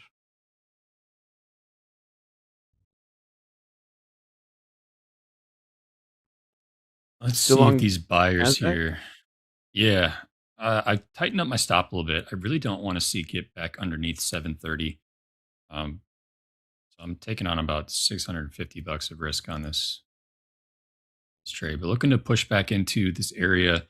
We're kind of in a range stuck between 808s and 770s for quite a while during the 11 a.m. hour where we broke down. So I'm looking to see, spotted that 5-minute higher low that took place kind of around the lunch hour here.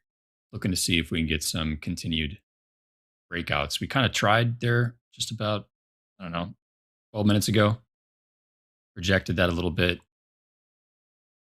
But if we can get a closure above 770, I think maybe we can go back and retest those 800 highs. Okay.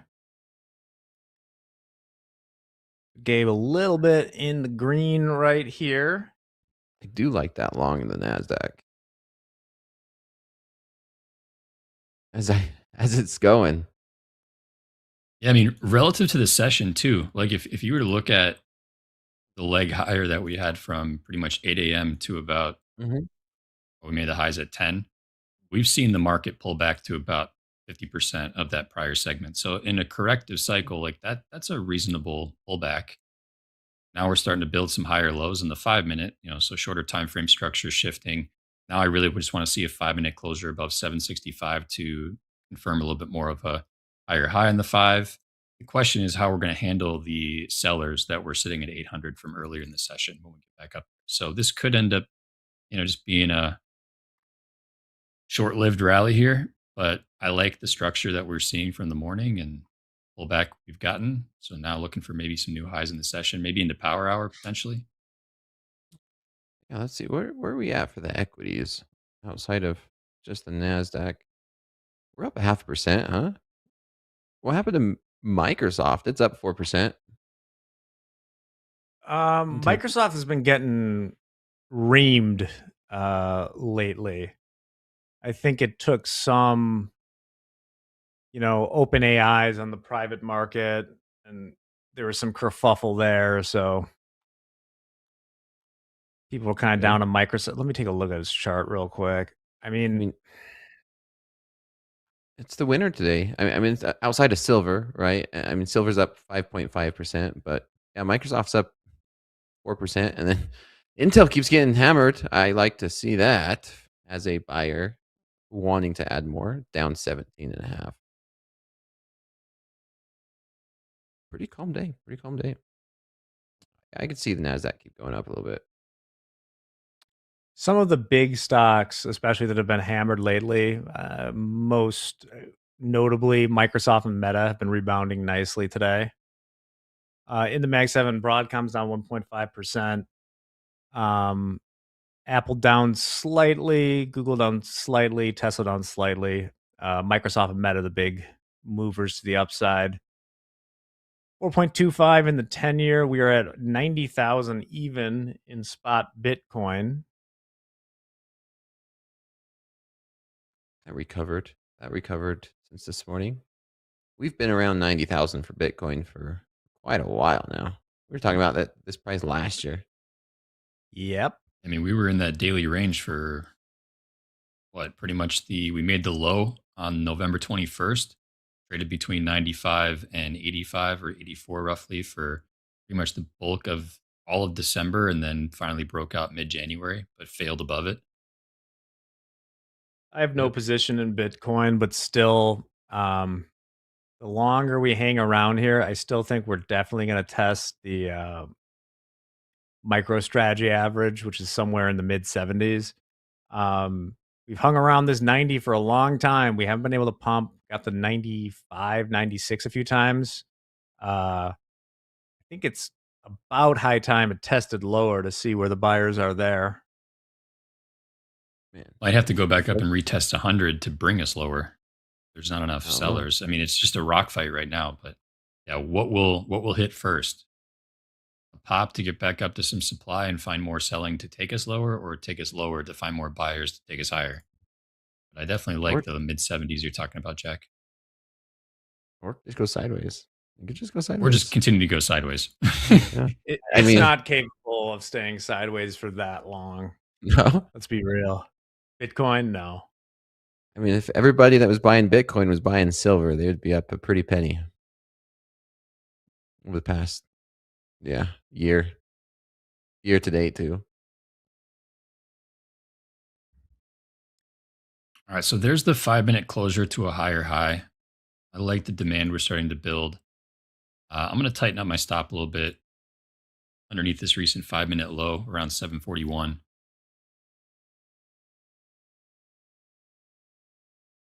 Okay. Trailing it on the 5-minute.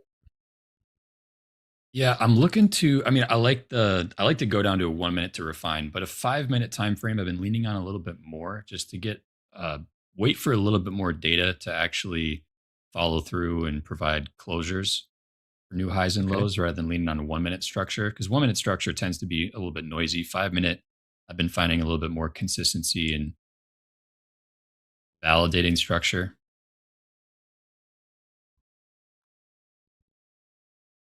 Silver really hasn't went anywhere.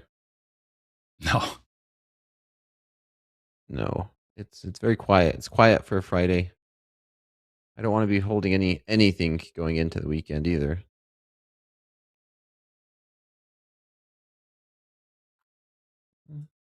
All right, there's a little bit of a pullback on silver. A little NASDAQ's one, holding I'm up. sure. Oh yeah. Get used to the size of the candlesticks, right? We talked about the X and Y axes. Even though volatility increases, the size of the candlesticks, you kind of get used to them, right? Jaded to the volatility. You don't realize how big some of these moves are, even though they're just happening so frequently and so fast.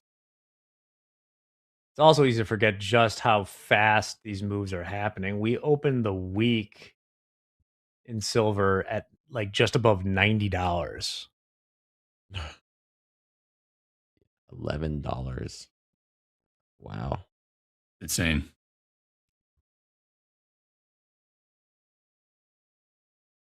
I'll have to amend. Now we are up. I mean, just on the month, we are up 45% in silver. It's just mind-boggling. Steve R says that's up 5%, 5.4%. That's a quiet Friday. Well, for silver, yeah, right now it is. Yeah, right. The way silver's moving now is quiet, even though it's volatile. It's relative, right? Everything's relative.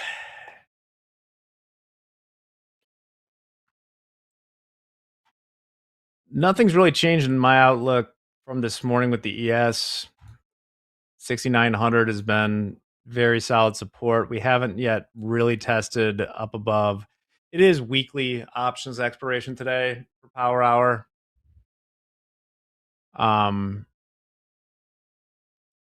Still this 69.70 to 69.80 area is where I would be looking for resistance. What SPX levels are those, Jack? Because that's the basis of your kind of bias on that area, so right? 6,900 is the bottom here.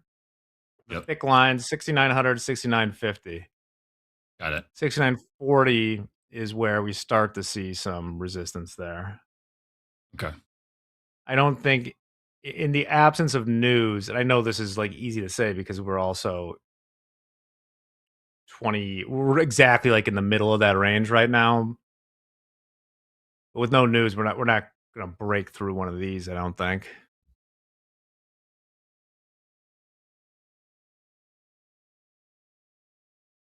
Yeah, I'm not 1 seeing minute anything left right to now. the bottom of the hour. Who's in NASDAQ retesting my entry here. What's up, Dakota? I was just thinking, who's in the reversal challenge in Power Hour? Should see. Here we got markets Vince. Pick up. I think Vince is doing We his got first Vince, reversal challenge Muhammad, ever. Dolby, and Andre. Okay, And okay. I feel like a horse's ass because the schedule said I was in it earlier in the day. So I actually recorded a little video for Muhammad, but now I'm not going to be on it. Gabe, I think you should still show it though. Whoever's on the box. You recorded a video. With the Okay. zeitgeist of the time. Tim, if you're back there, I downloaded it but didn't put it into the box, so I'll have to just throw it in there. See it though. Reversal challenges with the NASDAQ, not silver. That is, well, I'll let them make the rules. I'm not even on it. I'm gonna be working on my own performance review, Dakota. There's nothing worse in corporate America than having to write your own performance review every so often. I'd give you a 5 out of 5, Jack. Thank you.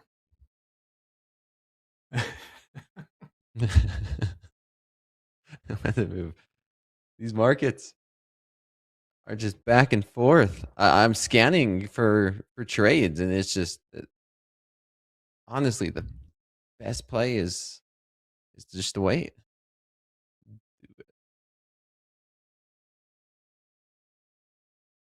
Meets Gabe, I'm expectation.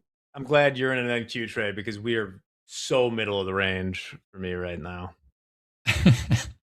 Yeah, I almost just got tagged out. I mean, I'm not out of the woods yet, but we came about a point from my stop on that recent stop little and profit? sweep of that low. No, my stop is currently still underneath around 37 3/4. We made a low about 38 3/4, just peeking beneath that previous little structural low there on the 1 minute or 5 minute.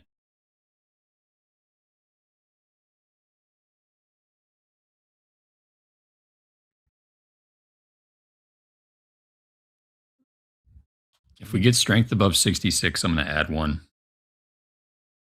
Here we go. What's happening? Oh, he said he was going to add one if it went in his favor. So it's okay. cultivating Nice setup. excitement.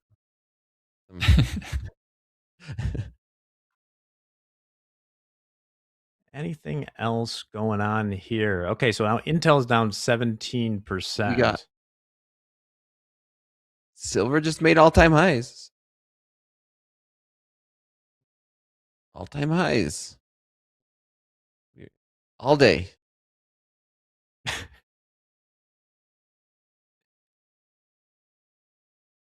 It's crazy, man. You're not still in a silver trade, are you? No, I'm flat. Nope.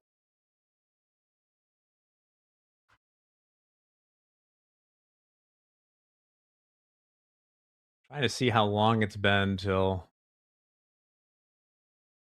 we got a little pullback around noon today. What are you looking at? Just NASDAQ silver. or silver? I mean, there's not a It's just flatlined. All-time highs. Zombie rally on a Friday going into the weekend when there's, headline risk. Oh, there you go. Go Choop. +1 silver, -1 gold.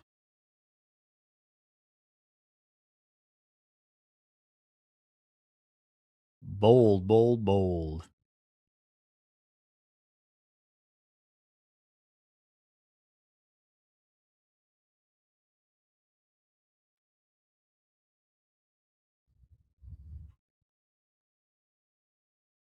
That's the thing about these performance reviews too, is like I know who reads them, and I don't know how much my writing of it affects things.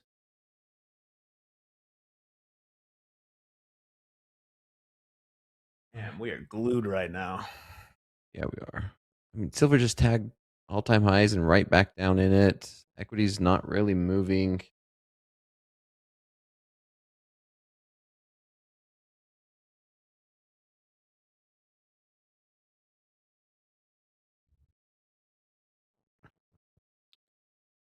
When we do get movement, it'll come viciously. Okay, Bitcoin's selling off a little bit. Down about $500 since we last checked in on it. Let me get back. I forget, at this. Dakota. Do you own any crypto? No, man. I did have one crypto trade. You guys heard about it. I made sure of that. We talked about it at that Ethereum play, but it was a stock, right? It wasn't technically crypto. I don't think I've ever owned any crypto. I mean, I'd rather kind of do what you're doing, right? Just silver's moving. We have a big equity or ETF or something that's moving. You could have all the leverage you want in these markets. Like if I wanted to leverage up silver, I'd buy silver. I don't need to buy Bitcoin thinking it's going to 200,000 for 100% gain. Do that every single day in these options and in these futures. Well, my idol, Tom Lee, has 8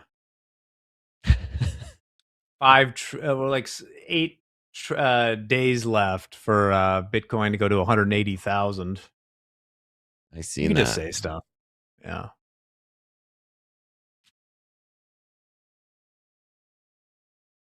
Starting to see a little bit of movement here.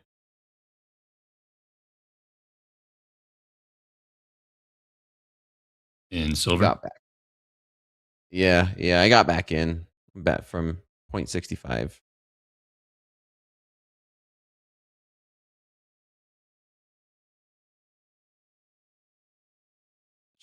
Put it in silver. You're short silver again? Yeah. I don't want to be a buyer of silver here until we have just some type of big correction. We might be at 200 by the end of the year. I don't know. It's a squeeze.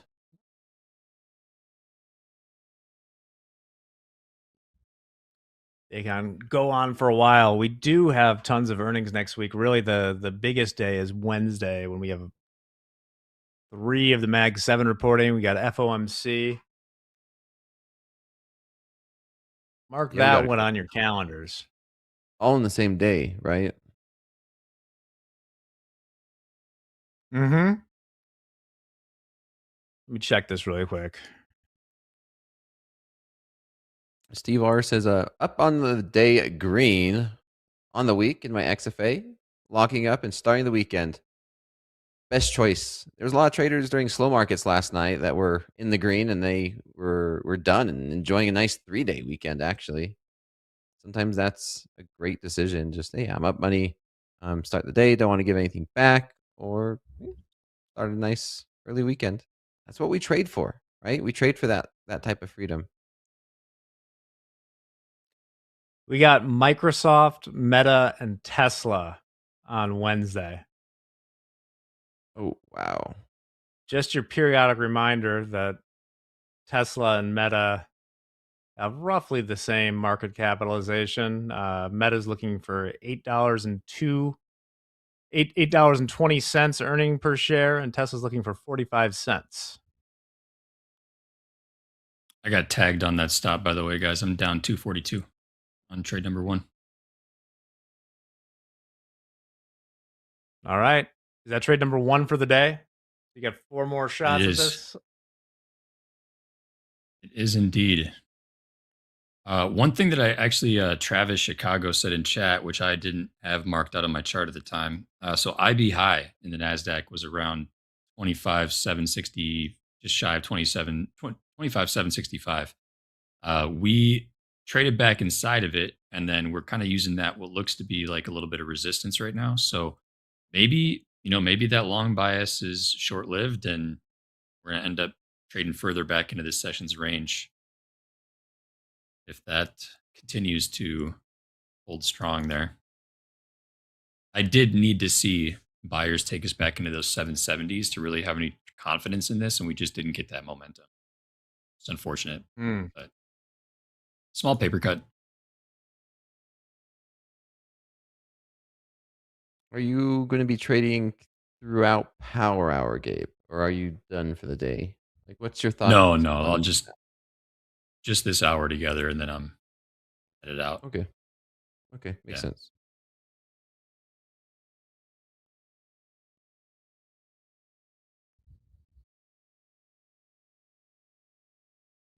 We do get a 5-minute closure underneath 730.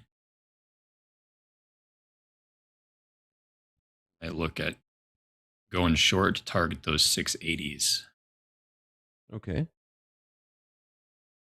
Should just be that next kind of 5-minute low from just prior to the noon hour central.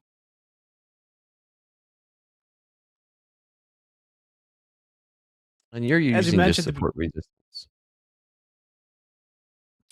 Yeah.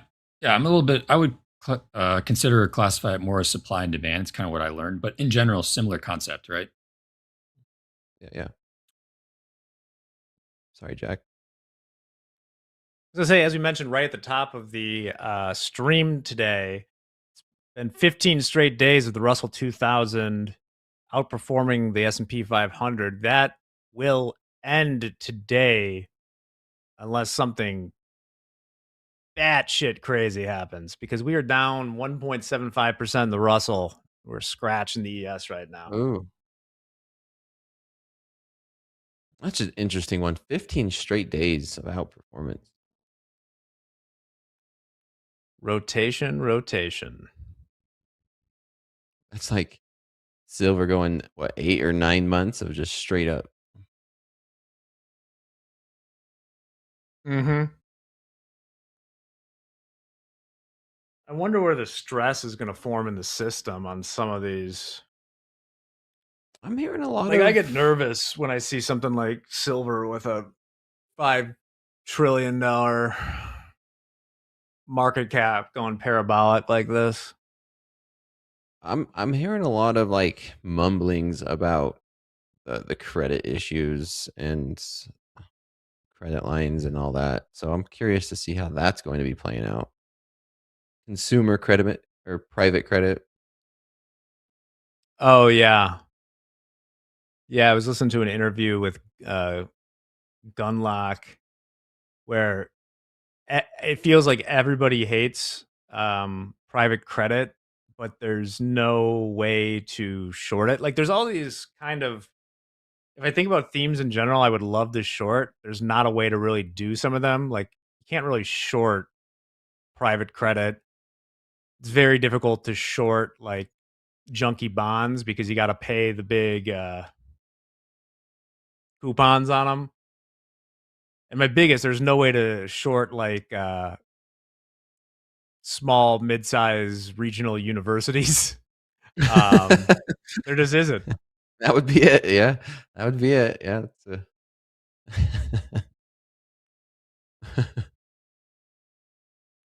If anyone knows a way to do that, email me. Short universities. Your local college. I'm short it. No, I just need a bucket of like expensive private universities that are like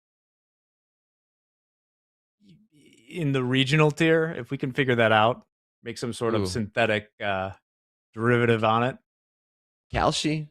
We could go to the bottom of calci in those markets. Create our own.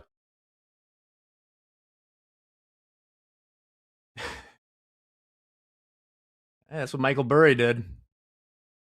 Exactly.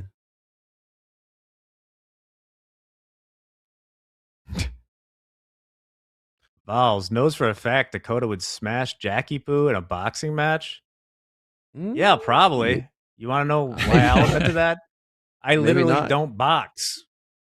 Because he trains and we don't. No, maybe you guys would. You guys might. You never know. It's so random. People chat never ceases to amaze me. No, incredible.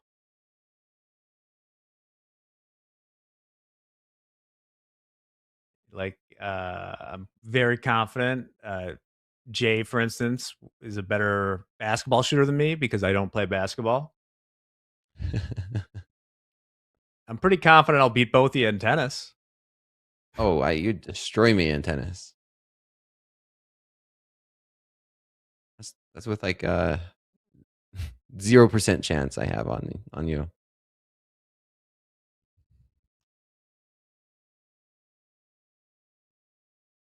Gents, All these I am markets, just man. not getting I know I'm just not getting a good read right now. I'm just gonna get out Tried of to go this. with that momentum underneath that 730s and got short one, and then just got tagged out in a stop. So I'm down 645 on 2 trades right now.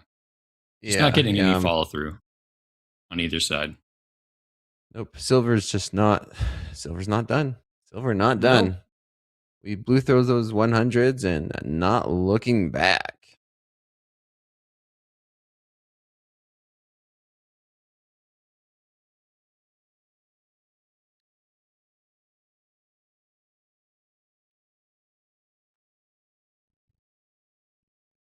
Power hours might start to pick up some little bit of extra spice. Yeah, hopefully the reversal challenge is fun today. Those that are on it. Oh yeah. There'll be something to move there.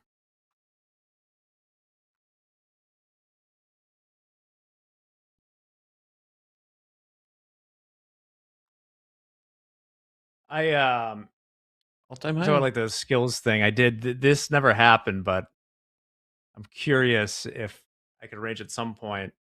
So I wasn't good enough at tennis to play at the size college I did. Those people were very, very good, but I did live with one of the guys who was a top player at the school. And the bet that I tried to make with him is that we would play a match, but he would drink 10 beers first. Okay. That's your handicap right there. He's right. And we never were able to arrange this, but I think he still lives in the Chicago area. So maybe we'll do a video at some point. Okay. I can see, I'll play tennis against you if that happens. He was confident that he would win handily, and I think he probably would have. I think I was being a little confident. But I was arguing that there was some number of beers, obviously, where we would be even, right? I mean, at a certain point, you'd be physically unable to stand. Kind of beer. If it's just some 3%ers or some 5%ers, it might take a few. Oh, that was going to be how that would be how I rig them, right? Is you say 10 beers, and then I come with like the dragon's milk or something. Yeah. I'd win that. Every point you score against me, you take a shot.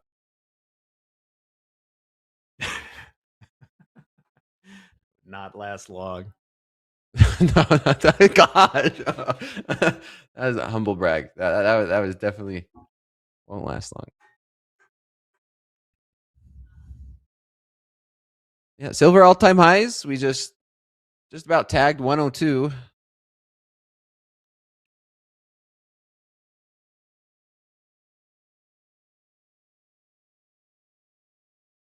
102. My goodness. was gonna say at the start, I mean, what are the odds at this point we're wrong? Let's just buy a micro. Yeah, hold it. We just keep going. Non-stop.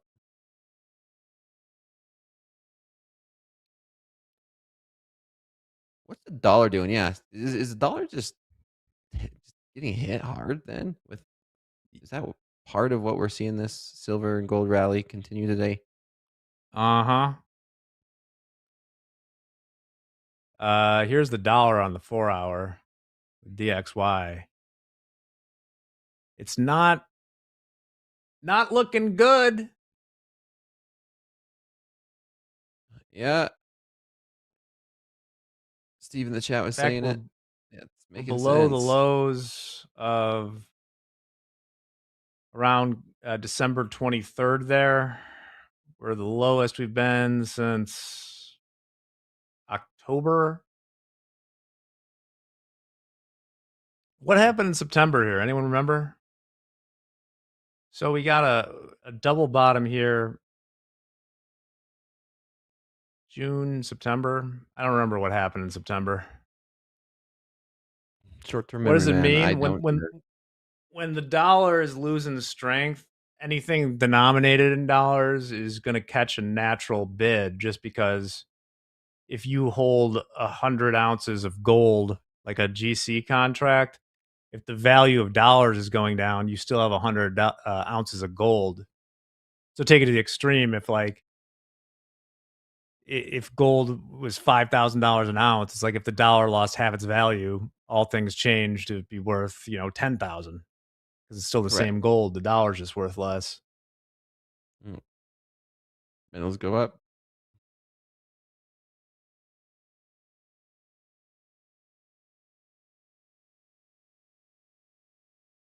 Same with stocks, no? Yeah, No but way. on Depends on the stock, I guess. it's not as natural. Like with commodities, especially like you think gold or silver, there's a very one-to-one, like they're inert metals that are just valued in dollars. With stocks, I mean, like, look at the performance of places that had super high inflation. Like, I think the Turkish stock market has gone gangbusters. The problem is that, if you get big inflation, the companies make a lot more in nominal earnings, and the index is based on that, so it goes up. But if you're an investor from outside the country, it's no good. In fact, during the the tariff tantrum, the stocks were down way more than whatever it was, 20%, if you were like pricing them in euro or something. New highs silver, trading above 102. Keeps on going, man. Keeps on going.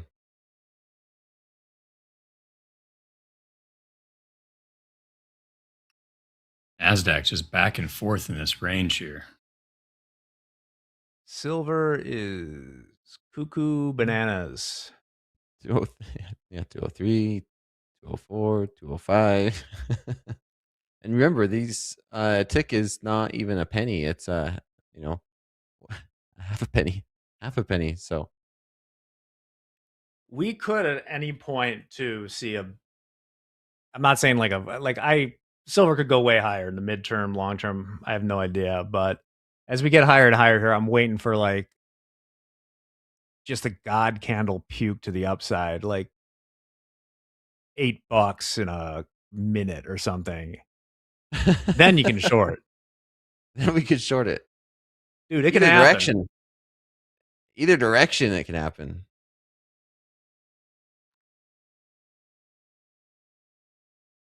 Up almost 6% now on the day for silver. Still going. New highs, silver. Yeah. Yeah, there's 6% in silver.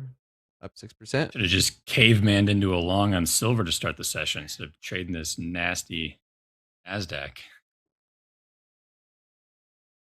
Giant fan says $100 is broken. Now we could go to 200. Well, we're on our way. 218s, 219. Here we go. Here we go. Here we go. 220s, Silver, like this. Oh my gosh. Come on, I'm speaking it into existence. Let's see this happen. Let's blow the top off this thing right now. Yeah. Yeah. Wow. Oh, it's a bad Friday Oof. for some people right now. 230.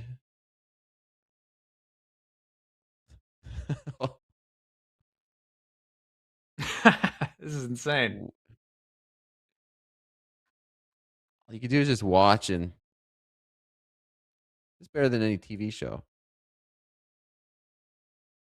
Coach Jay in the chat. This is nuts.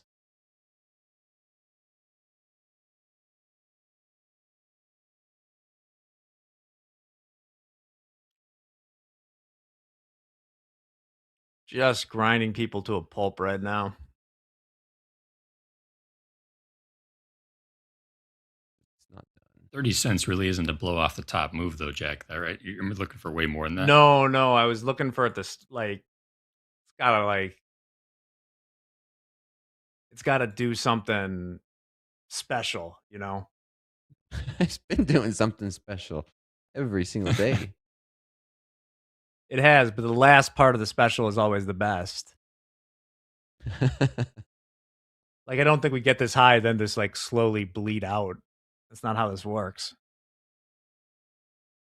You're looking for a big unwind. Like, I know that, what was it? To start the year after Christmas, somewhere around there on that Sunday night. That was something else. Now those are normal moves. Those are normal moves now. Yeah, you need to see the panic buying.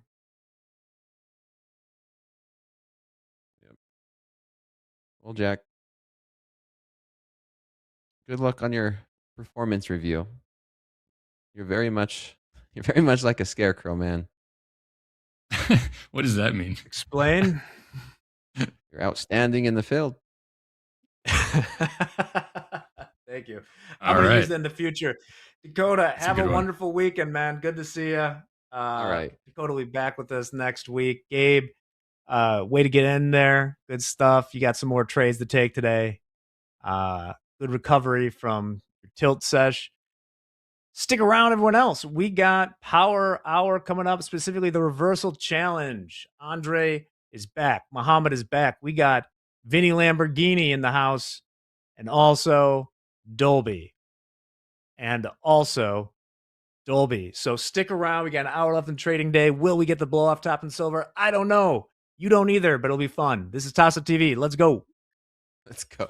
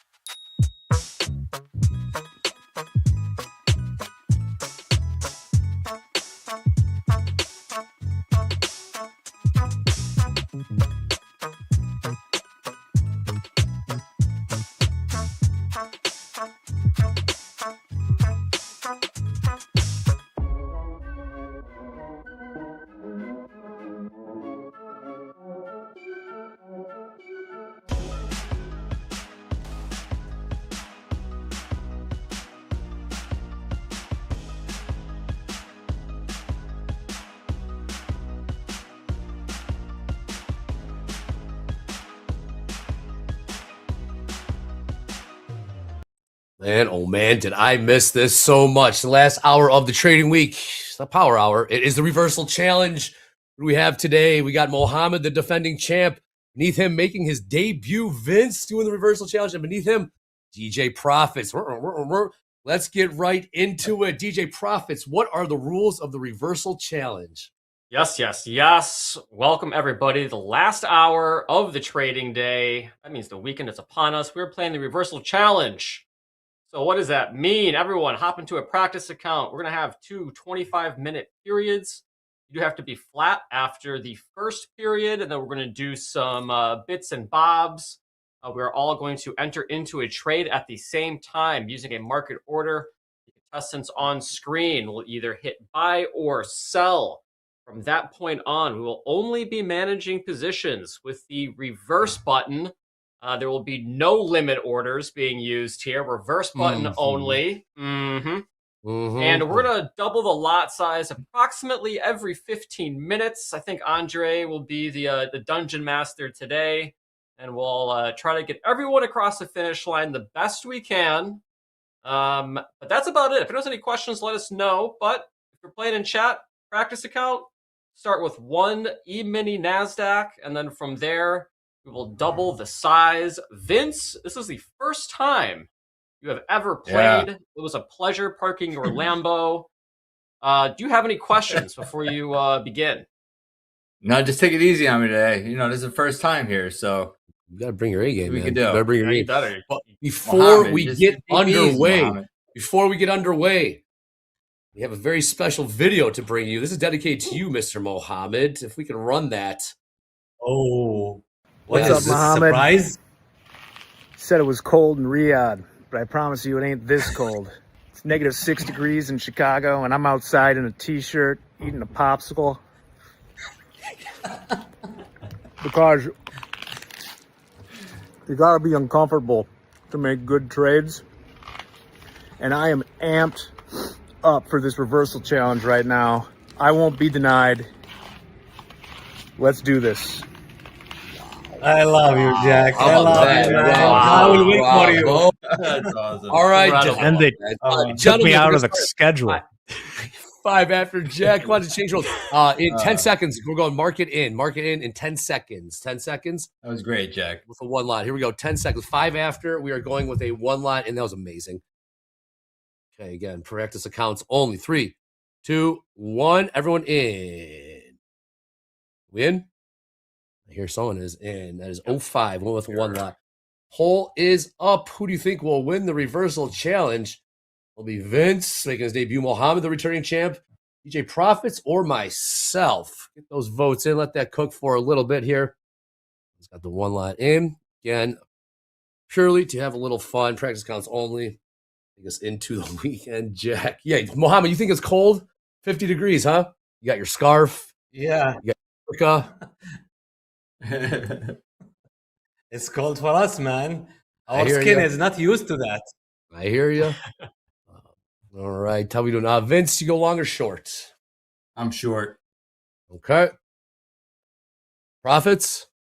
Long. Play in the range. Yep. Again. Long. Okay. Will the NQ cooperate? Will the NQ cooperate and give us some movement? Here's some suggestions to do this with silver. Perhaps. That would be fun. Is it trading all-time highs again? We'll see. I don't know. Sometimes it gets above kind of sleepy here. Is it above 102? Vince, what's your strategy? Were you nervous? Are you nervous? As you get in here? A little bit, Dre. A little bit. What's your strategy? We're chilling. You have any strategy coming into the reversal challenge? Right now, it's going to be a little tough here because we're kind of in the center of the range. So I'm not used to trading the center of the range here. So it's going to be interesting. I'm going to try to do some things I don't normally do. Correct. Like use the reversal button. Vince, no one is comfortable. No one trades by using the reverse button. That is the beauty of the reversal challenge. Yes. A little fun. It's awesome, though. Into the last hour of the trading. Never look at the dome. Never look at the dome. Here's some strategy. There you go. That's my advice. Okay, very sage advice. I'm taking a little heat here. So we'll ramp this up to 2 simulated contracts, maybe around 16 after or so. We'll have a little halftime at the bottom of the hour. But that, Jack, going sleeveless, guns out, eating a popsicle, just not phased That by was what is awesome. it? It's very cold. Oh, there we go. We got the overlays up. I thought he was gonna like It's hop into already- a like an ice bath or something out there, Dre. A little Wim Hof. Yep, like a real man. Vince already banking some simulated realized profits, Ooh. $130. Well done, Vince. You got the hang of it. Trying. You gotta watch Cool. out for the first timers, Dre. Yeah. Gotta watch out for them. Yeah, Vince, wait till we take these simulated positions into MOC. That's when things Oh, get boy. really. With 8 I'm contracts. Yep. With really- 8. Oh my god. Yeah, maybe. Hey, yeah, maybe if we can swing. see. I'm taking some heat right now. Looks like we got great. you can see DJ Profits going with the periwinkle again. Always. Keep us off his scent there. I like it. I love the outfit there, Dolby. This is great. Who's Dolby? Vince, who's Dolby? Dolby. DJ Profits in the house. DJ man. Profits. DJ Profits. There we go. DJ Profits. Silver 100, baby. Silver 100. Oh, all right. Oh, There want we to get go. my silver coins out again, Vince? Yeah, let's see. I got some too. Here, let's throw them Uh-oh. up. Nobody wanted to buy them Hold from up. us, Dolby. Hold up. Nobody What was wanted that? to buy 'em. What was that? What are we doing? Oh, Why'd wow. they do that? Got a little Okay, wiggle here we there. go. All Here we go. right. That, What are we that doing was here? not the plan. That was not the plan. No, it wasn't. Ooh, I'm already taking some Wiggle. serious heat. Yeah, seriously, Ooh. Dre. We'll sell off here in the NQ. That was The not price- good. I think everyone's Yeah, at the same price. That's not good. Yeah. Some come out. Not good. Oof. Supposed to be a stop run. Okay. Just bid back up. Yeah, it's Watch your Let's see if this is stop run or not. Vince, do you regret getting out of that watch short and hit the reverse? Do you regret hitting reverse because you were short, the only one that was short? Yeah, a little bit. I was gonna write it down a little bit, but You're good. it's all right though. I do like this range. I mean, we're kind of just, we're hanging in the center of this range here. So I think I got the same idea as Dolby. Try to fade the range, but I wonder what that was all about. That was Yeah, they're interesting. gonna hit this thing again. I don't know. Is there another push lower here?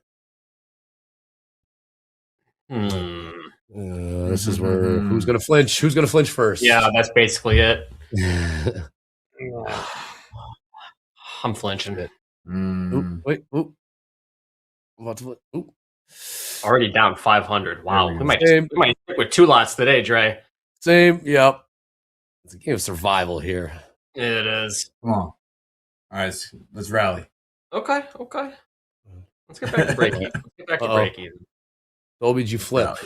I Right did. now. I did. I capitulated. Right now. That's the joy of the reversal challenge. Yes, it and not is. just got to stay in the market. Got to figure it out somehow. Time to buy them. Come Yeah, on. biases die hard in the reversal challenge. That is for sure. Yeah. Again, I bet. practice counts only.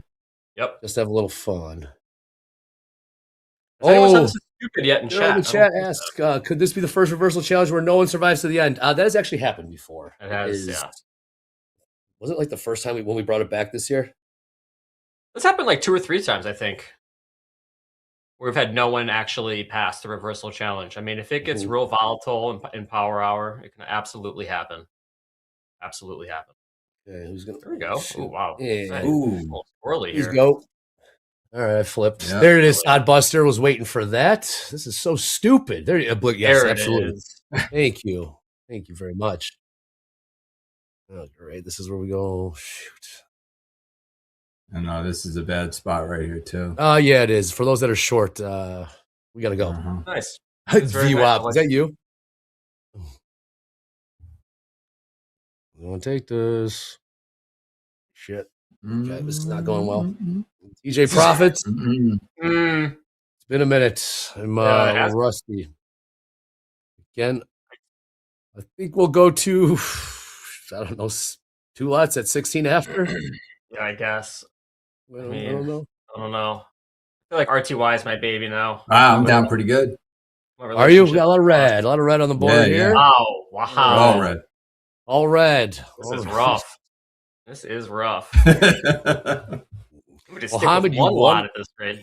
Yeah, Mohammed, you won last week. Remember what your simulated P&L was?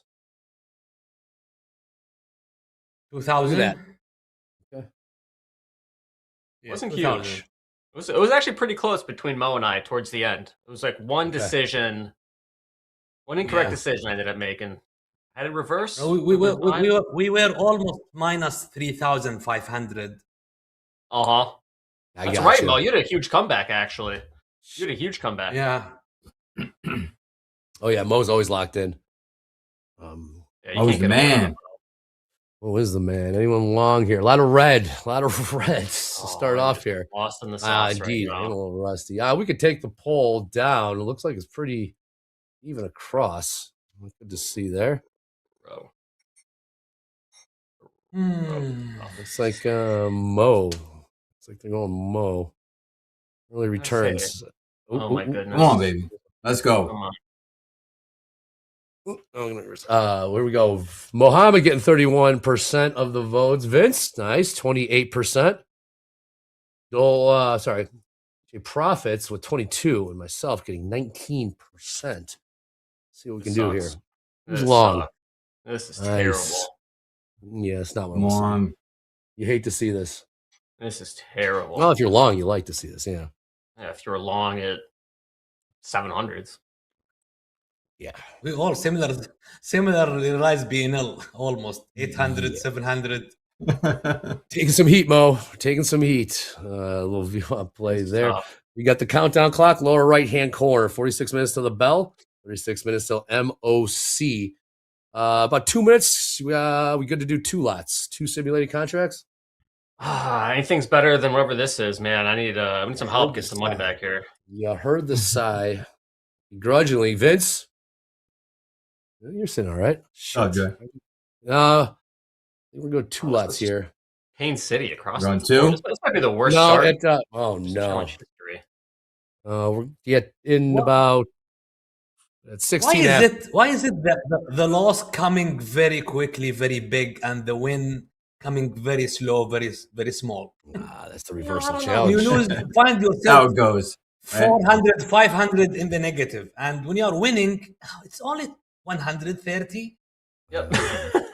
That's the reversal challenge for you, man. I'm feeling that. Yeah. Well, you guys are all long. I'm not. I thought there was gonna be some push lower here. I think we're bouncing now. I think we might just go range to range. Please hammer this. Nope. Bid. Couple reversal What's challenges. Silver doing? Oh. Carpet up. Ooh. Ooh. We got a lot of red. A lot of red. We got Periwinkle in there as well. All right, 16 after. Going 2 lots. 2 lots. Check. Okay. 2 lots. Yep. We have to do above below, Dre. Oh, yes, we do. Vince. Well, let's do it after we go to 2 lots. Vince, we like to play a game around here called Above Below. We're really just throwing a lot of Vince right now. Yeah. I'm going to ask you what the price will be on the close. Let's get to 2 lots here in 20 seconds. The price is going to be at the close?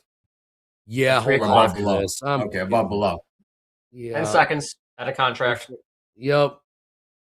Add 1. Yeah. 5. 16 after. Yeah. Add 2 lots. 2 lots. All righty. All right. All right. Sounds good. So, Vince, I'm going to ask you what you think the price will be on the close in the NQ, and we're going to ask the chat will be above or below said price. Last trade, 25,730. Vince, what will the price be on the close? Price on the close. 25,900. 25. 900. 900. You think new highs of the day? You long right now?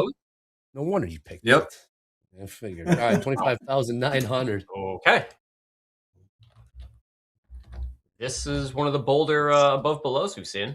Be careful, guys. That's a bait. He wants you to go along, all of you.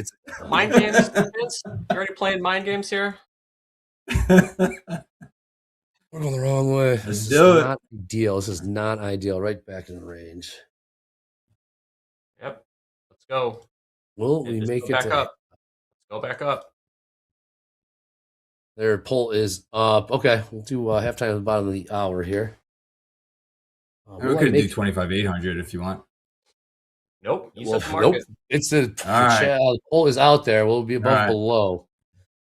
We've seen crazier things, Vince. We have seen crazier things. Yep.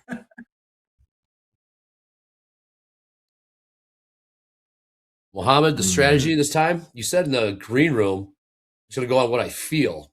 How's that been working out? I'm still seeing a lot of red across. How do you feel? Always Mohammed? trade what you see, but a reversal challenge, trade what you feel. Trade what you feel. I like that.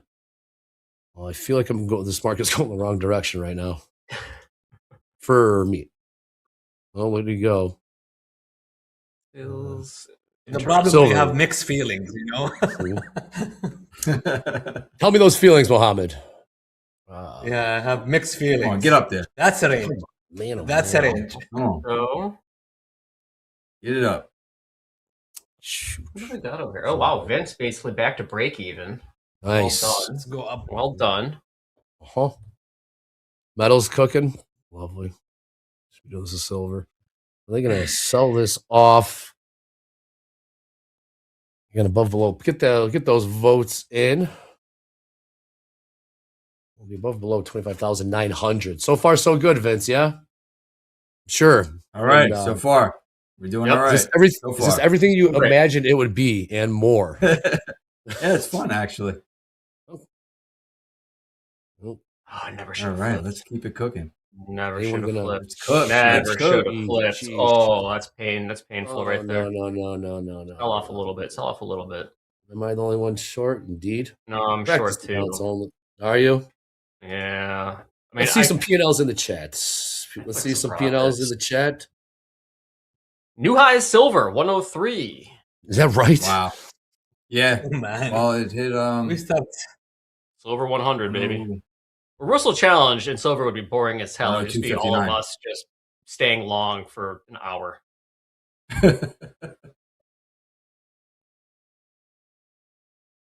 Okay.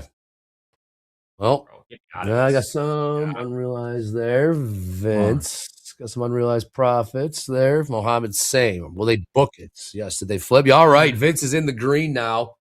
Well done, Vince. I'm trying. Let's see. Vince, I got to ask you about those silver coins. You have a new price. Oh, you're at 200 now, correct? Yeah, I mean, I was calling out 92s last week. We went to 100. Maybe we can go up maybe like 120 right now. Or 120s. Yep. 20. Nice. Yeah. Vince, you're doing good. Yes, if you get to halftime, like around break even, you're in a great spot. Kind of the strategy is that you want to give yourself a cushion into halftime, break even, couple $100. Once you start hitting those 4 lots and 8 lots, you're gonna wish you had one. I know it's kind of crazy. A little bit worried about that, but you're doing good. You're on schedule. Let's take a look here. All right, Vince in the green, and a huge week next week coming up. Earnings, all the big players. Their earnings got Meta, you got Tesla, you got who else do we have? Apple, I do believe. To name a few, as well as FOMC on Wednesday. Wow. Ooh, okay. Ooh, sell off a little bit here. Dominic in the chat says, this is gambling, folks. This is why we're doing practice accounts. This is why it is practice accounts to have a little fun. You don't want to be trading. I'd actually say the opposite, Trey. I think this is not gambling. I think this is responsible risk management because we are not trading real capital in the last hour of the day on a Friday. That's why it's practice accounts. That's why it's practice accounts. Back to break even, baby. Wow, look at you guys. Look at these guys. Okay. Let's go. Next week's going to be wild. Please don't sell off. Yes, it is. Trey, what do we have next week? Oh, we got earnings all over the place. Obviously, FOMC on Wednesday. Let's take a look at the earnings calendar. Got Amazon, Apple, Tesla, Meta, Microsoft throughout the week. Oh, hell yeah. Starbucks. Hell yeah. Yeah. Okay, now we want to bid. Oh, thank you, Dominic. Dominic says, I take it back. Love you guys here. Have fun. Have a great weekend. You too. Rest. You're locked in for next week. Going to be a big one. Oh, be so kind. On the march to a 200,000 subscribers, please click subscribe. Click like. Please click notify. Our fearless leader might come on and trade, Dre. Our fearless leader. We have many. What's that? Do might come on and trade. Oh wow. Really? Yeah. That's Possibly. That's what they call a tease. Awesome. Possibly. Cliffhanger. I like it. Stay tuned. Yeah. In the chat, Dolby looks like RoboCop. In the chat, wrong answers only. What does DJ Profits look like? Wrong answers only in the chat. I have better glasses for a Profits. RoboCop comp, to be honest. I don't have them on. These we've are my heard- gold to 5,000 glasses. I think you heard Macho Man, Randy Savage. I think you heard Yep. that one. Yep. I like it. Okay. Oh, yeah. Do the right thing, Market. Do the Get right us to thing. halftime. Get us to halftime. Let's get out of here. We all need Bottom- to reset. Bottom of We the need a mental, hour. emotional reset here. We'll go flat. We'll go flat at the bottom of the hour. Again, this is the reversal challenge. Just like to have a little fun. Practice counts only. MP is due for a reversal challenge, to be honest. He is due. I would love to see that. I would so would absolutely I. love to see that. That would be incredible. Maybe we can entice him. Again, Michael will be joining us Monday Nice segue. There we morning. Yep. Adobe looks like a mobster. Where are you from? Where do mobsters look like that? What part? Yeah, what? That's every looks like an influencer. Okay. That's getting warmer for sure. Oh, Dobie, you for hire, Dobie? Huh? Hey, Vinny two ticks for you, All baby. right. Anything. At the pawn shop. Pawn shop. Get the Louis. Get the Louis in the back. All right, 73% are saying below. 73% saying below 25,900. Okay, Vince got some green going. Dolby time at scratch. Mohammed down 600 simulated bucks. Is market cooperating for some? A little bouncy. Come on. There is What a Jay in the boy. chat. Come on. Self-appointed Hall of Famer. He called himself a Hall of Great Fame line. point guard. That was so Great amazing. line today. He is. He's here. He ain't wrong. That was the line of the day.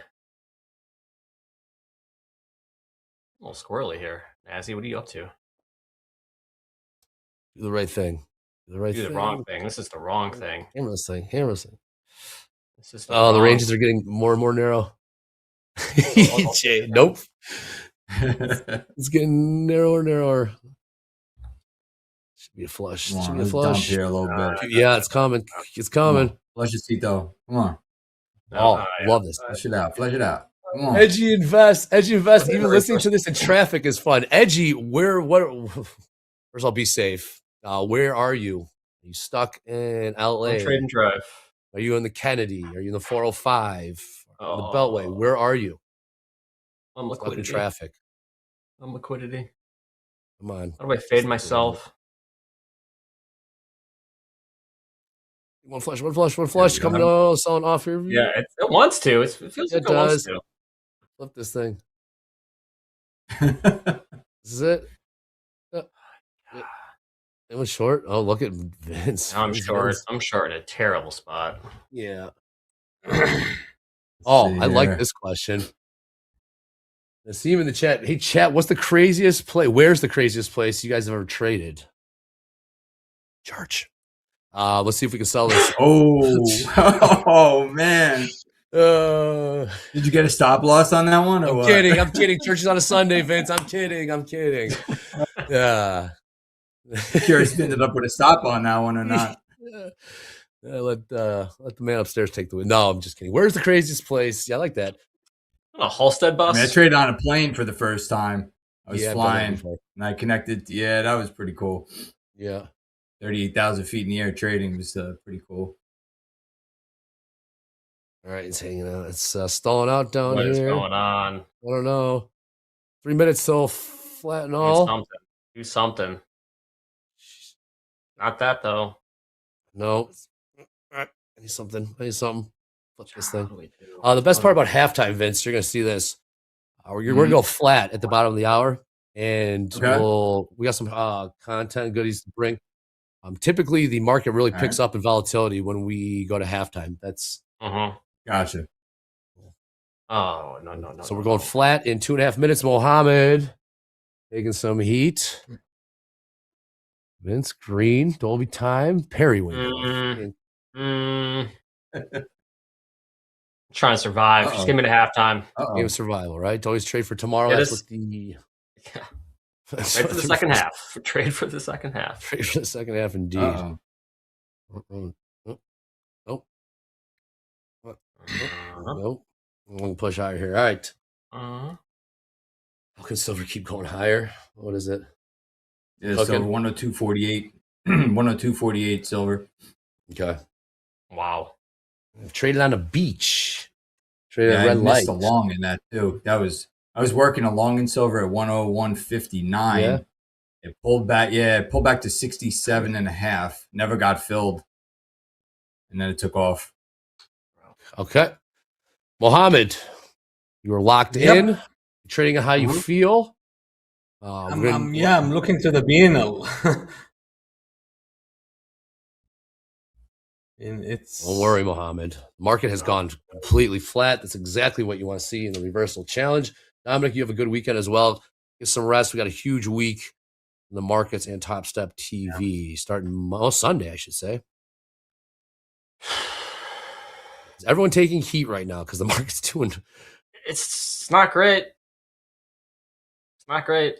It's not trending. Yeah. Just an awkward range right now with random sweeps. Yeah, pretty much. All right. We're going flat in 45 seconds, 30 after. Thank goodness. Let's just get out of this. Behave yourself. This is a family show. Just get out of this. Just get out of this. Jesus, chat.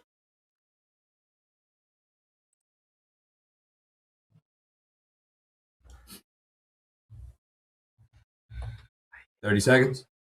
Oh my.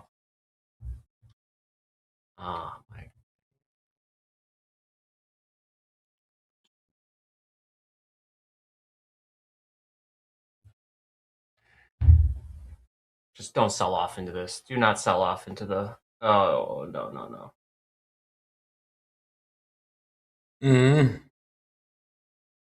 Lost trade. All right, let's get flat. Flat. Wrong button. Flat. Wrong button. Let's get flat. I'm rusty. My apologies. Look at there it goes. The water all right. Look at all that red. Let's take some. I sure did. Let's take a look at some of the P&Ls here. Myself, I am down 846. Mo, what's your P&L? minus 1,303. All right. And Vince, your simulated P&L, you are scratch minus 20. Nice job. Yeah, minus 28. Minus down 1,000. All right, 1K. All right. It is halftime. Everyone is flat. The reversal challenge, exhilarating first half. It's only going to get better in the second half. With that being said, Dr. Volatility, you know what to do. Hey, everybody. It's me. I'm back. How we doing? We're having a good halftime so far. A good reversal challenge. Well, earlier in the show, we asked you to go to X or Twitter, Facebook, Reddit, wherever you like to post things, and share your trader wins, your trader highlights, and anything else you wanted to show us. And here's what we collected today. First, coming up from NetMike, you see a perfect funded trader certificate. After 1 full year of trading, I tried and passed my Topstep trading eval in 3 days. It's going to be a good year. Sounds like it. Keep on jabbing away, Mike. Congratulations. Coming up next for Power Hour from Trill. Topstep gave me a combine today, and I'm already halfway to passing it. That's what we like to see. Keep the grit going. Keep your head down. Be careful. Be sure to use those risk management tools in Topstep X to secure your profits. Don't give it all back after a day, man. Moving on down the list from Prop Trader. The oil just over 550 ticks in the NASDAQ this morning on a fresh account. We love to see it. We love to see you catching these moves in the volatile markets. Congrats, Prop Trader. Good for you. Coming up next from G Trades, good consistent month so far. Kept the losses minimal, saw my edge wasn't there after a few tries, and closed out feeling good. Because of that, I was able to pivot and end each week green. GG's everyone. keep it going and growing. And he only trades gold, the NASDAQ, and the ES.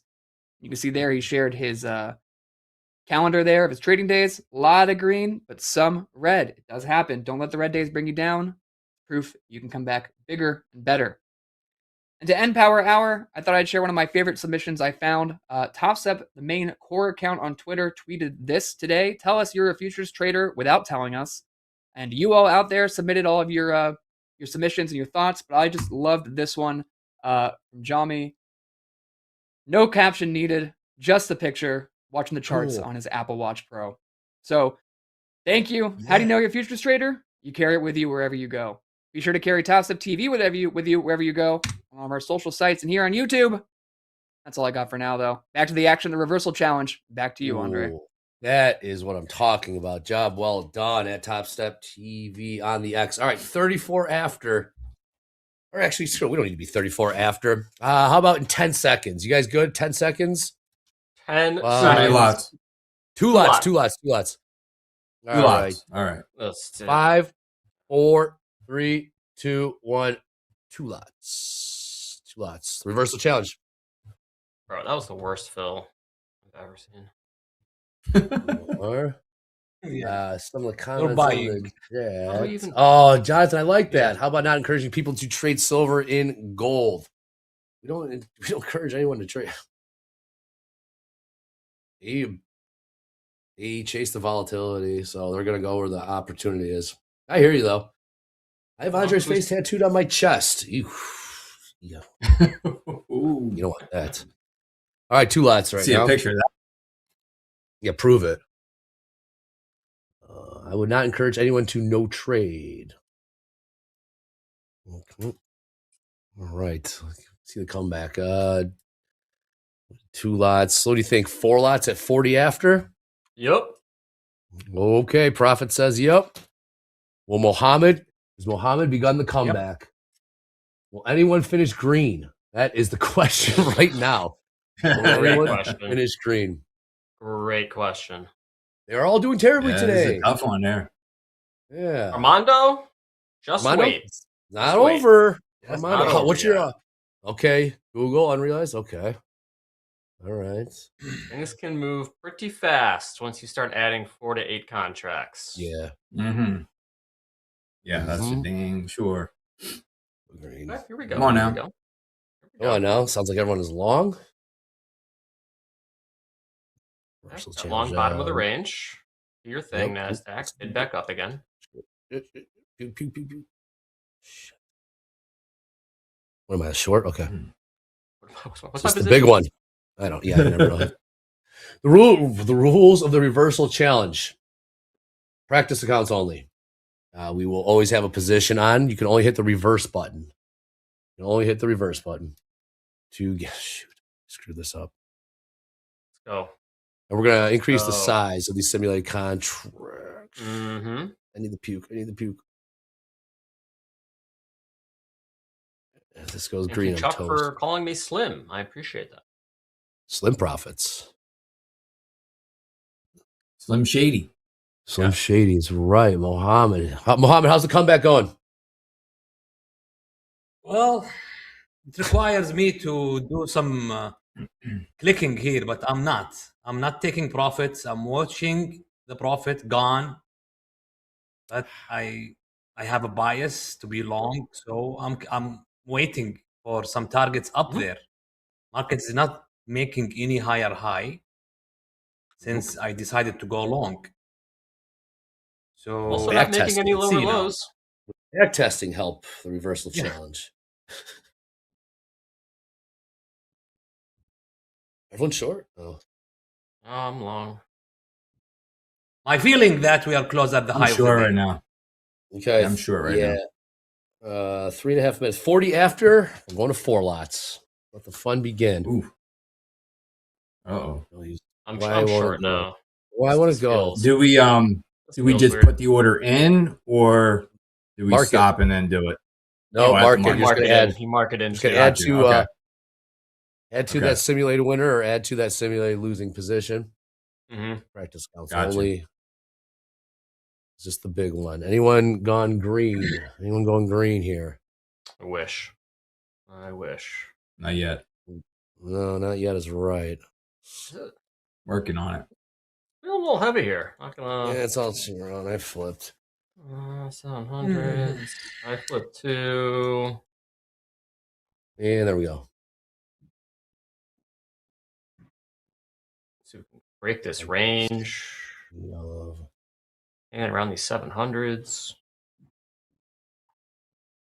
I don't know what that means, Nate. Nate, that's not 20 of 20 of only use after before 30 minutes. Oh, I see what you're doing. Well, I would just say 40 after because they're all in different time zones, so that's all. Muhammad's taking the beat. Muhammad's taking the hat off. He's getting down to business, folks. How is the comeback going? Chat, you'll never hear Mohammed more quiet than the reversal challenge. It's hilarious. It's so funny how serious he takes this. It's so Mohammed just you can wind him up and he'll go on fast markets. Reversal challenge locked in. Locked zone.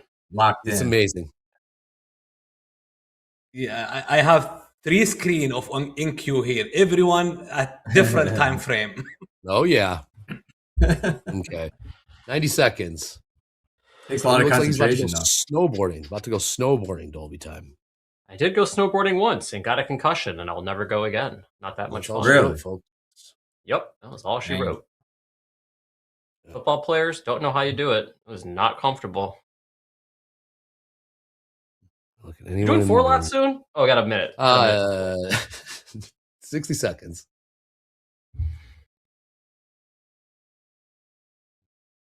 Vince, are you feeling comfortable about that call of 25,900 on the close? I don't know. We'll see MOCs. He's short, so no. Yes. Okay. Smash this thing. All right. 4 lots here. Why is it? Sell off. 40 Sell off. I know. Struggling. We got about a minute. Say the T word. Say the T word. Say the T word. Come on, we're all short. All of you are Sure. short. And It's not. Oh no, Muhammad's long. Doesn't want to go. yeah, let's That was see long. now. This is the turning table now. All right, here we All right. go. 20 seconds. 20. No, that's not the right No. direction. No. Go back. Go back. Double end, guys. Yeah, 10 seconds. 10 seconds. 10 seconds. Okay. Going to 4. Going to 4. Here we go. 3, 2. You got 1. better average in my terrible trade. All right. In 4 lots. 4 lots. 4 lots. We're gonna buy 2 more. Oh. Hold on. Oh shit! I just gotta reversed. buy. All right, 4 lots, 4 simulated contracts. All right, we're in 4. All righty, here we go. 4. Yeah, this is when it gets real. Yeah, we got That's MOC. that's not good. Yeah, baby. That is not Yeah, good. baby. That's Come what on. we want to see. Oh, This is how I come in top. I have to flip. That I is flip all insane. short, guys. Green, Let's go. baby. You're a pain. Oh no. 25,900. Here we come. 25,900. Uh-huh. Let's go. Okay, well, I should have flipped right boy. there. Was that Just just the juice boy. flowing. All right, we got MOC in 10 minutes. 10, oh man. Ooh. Wow, Mo went green. Mohammed has gone green. The comeback kid is underway. Look at this. Oh, come on. There's a direct correlation between how many words you say and how much money you lose. Yeah. Less talking, more Look at that trading. smile. Look at that smile on Mo's face. He loves this more than anything. He absolutely has the time. Mo down Yeah. $1,300 at halftime. Down $1,300 at halftime. Yep. And Vince now coming. Oh, Vince taking the lead. Oh, Vince is green. Wow, in the lead Look right at now. Very this. impressive. Okay. Come on. Well, New highs. Here we come. Lisa. Uh-oh. Remember this. Nope. It's running out of steam. This is just the range to range. Look at Vince. Vince up 900. Mohammed up 350. It's getting very quiet. Everyone's getting locked in right now. Oh, there we go. I have to make so That's much when you money got now. four. You should pump this thing. Okay. No. Sell off. Okay. MOC. Market on close. Hitting you in 9 minutes. 8 minutes. 8 minutes. Well, I think we take the 4 lots into MOC. Yeah. Okay. That makes Then sense. for simulated contracts, that is. Let's see some P&Ls in the chat. Let's see who is beating Vince right now. Vince taking some heat. Well, I'm taking some heat. Dolby time. Myself bringing up the rear. I'm up 2K reversal challenge. Put me on the board, Dre. All right, you would be in the lead. Jay, upfit. Jay's. You've been carving. Jay's in the zone station, right man. now. Yeah, he is. The carving station. Man, NQ didn't do nothing when he was on here. Didn't do damn thing, and he's just sitting there. He's like, you look over. He's like, I'm like $4,000. Like, wait, how? Up 300K. Love Jared. Wow, that's a lot of fake money. Buddy. No chin. But then I like it. Pop this thing. No. Go back down. Nope. Go back down. Do the right thing. Come on, Goldman. Come on, Goldman. All right, everyone's taking some heat here. It's getting very, very intense.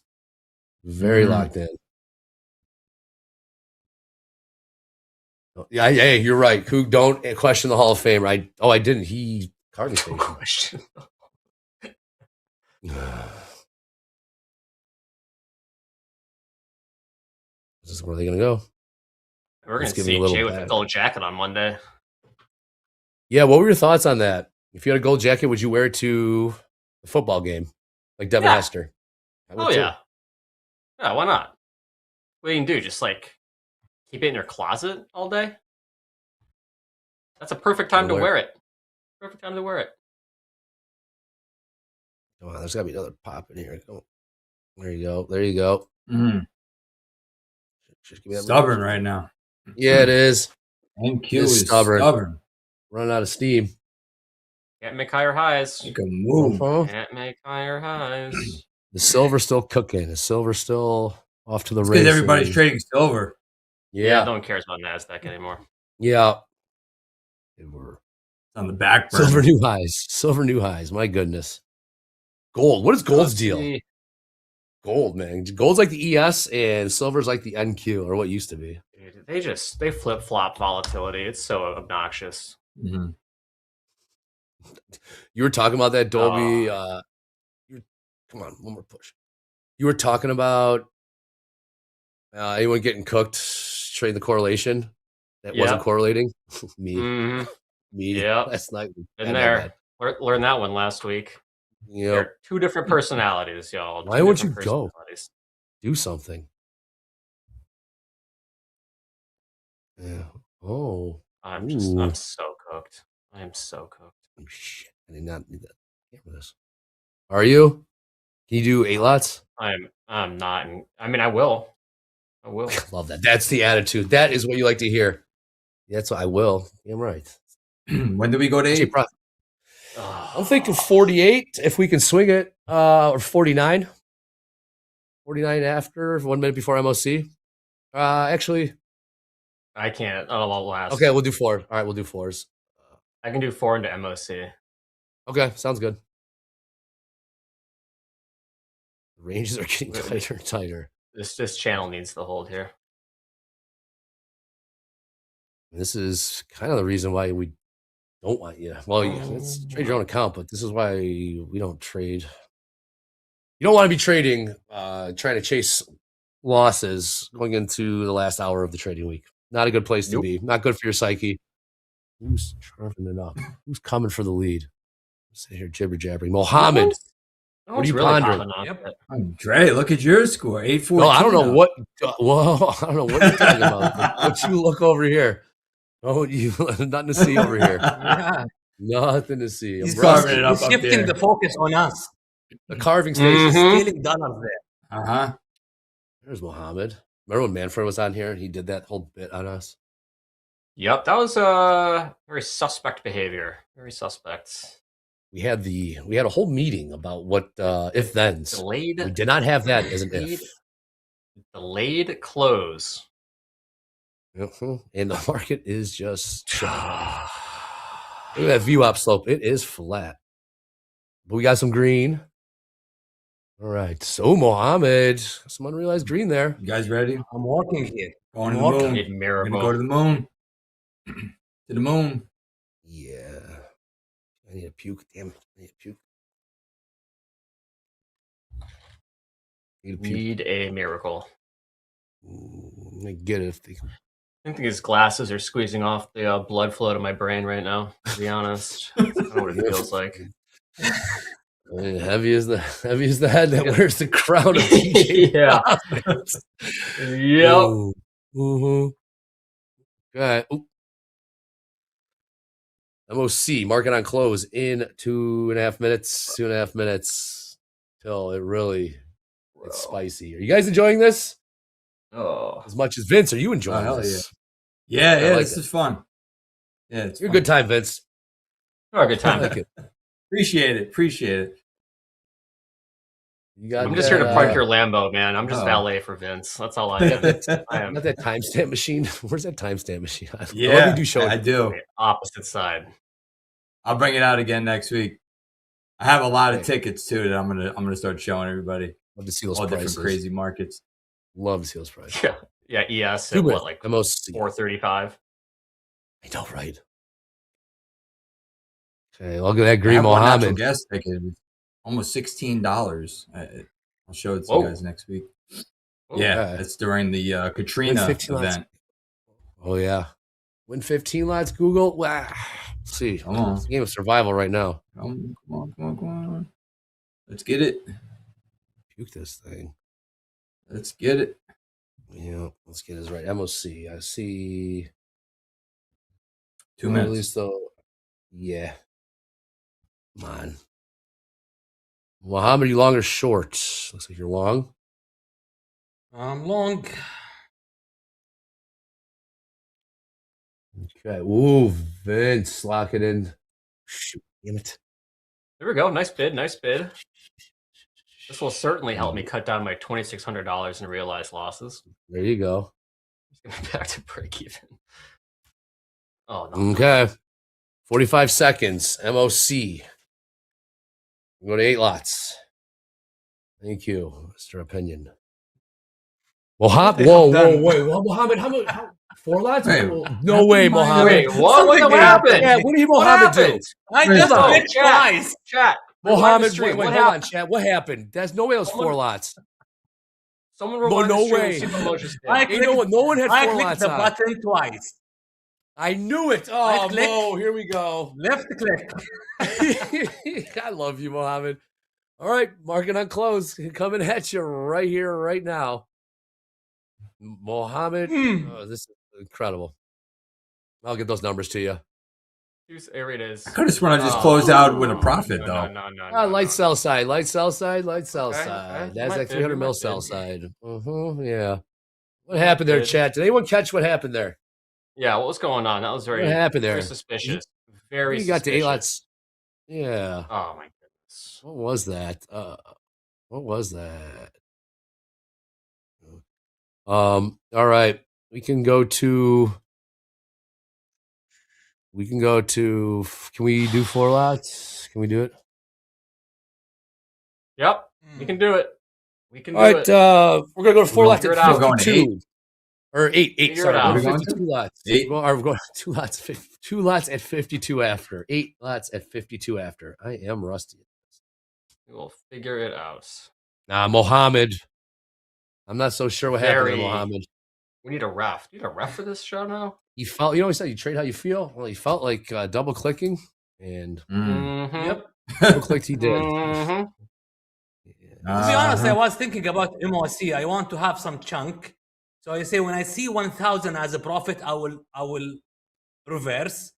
And then after I just reverse, I saw another 1,000. So I just click it again. Yeah, you did. 2,000 is what you saw, Mo. Well done, Mo. Well done. I love it. If you ain't cheating, you ain't Nice. trying. That is the reversal challenge.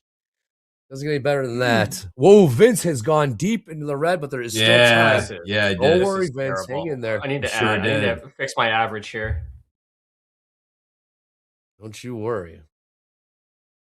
We're 20 seconds. Wow. 20 seconds. 20 seconds I am not till in tune. 8 simulated contracts. Ready? 10 seconds. What do I do? All right, ready? So confused. What do I do? I'm gonna add this winner. And 8 lots. 8 simulated contracts. Yep. Oh my goodness. It's not going. It's not going lower. It's not going lower. Yes, yeah, you should be an 8. 8. Yeah. Here we go. 8 and 52. Mohammed. We're an 8, right? Yeah. I don't know what we're at right now. I'm not. It's very murky. Everything what happened is just. Dre, you're positive, which is fantastic. For now, it's not going lower. Wow. Vince joined my club. We're gonna be driving a Prius into this thing. Yeah, man. I'm getting smoked. Reverse button giveth and taketh away. Yes, it does. That is a reversal challenge for you. I used to not playing with a stop loss, that's for sure. I'm DLOs. I'm I'm out. buyers again. No, really? See you at Tau. The profits will be. Wow. I got to set I'm at 2 done a.m. too. in Tau. Yeah, I'm Oh no! Oh man! Oh man! And Well, there were someone asked in the 2. chat. Will we see? Why is mine still going though? Stop that at the low. We've just. This is a lawless How does that game. even We have happen? lost all How does control. that- Everything has been. Am I long? Oh, look at this mess. Not sure what happened there. This is just complete chaos, folks. The reversal challenge. Mohammed versus myself. I got Very bottom ticked in the reversal challenge. Oh, you got to be kidding! I literally got bottom ticked. This is very terrible. suspicious how Mohammed is still in this. Yeah. However, I don't know, Mo. All right, Mo. I think he took some of mine and threw it into his account. Some suspicious accounting there. Still sell side, Mohammed. All right, we're gonna do 15 lots, Mohammed, at 57 after. 57 after. Going to 15. I was lots. long 8. I was long 8 just now. I'd be like in the money big time right now. Vince, I got stopped at 1475.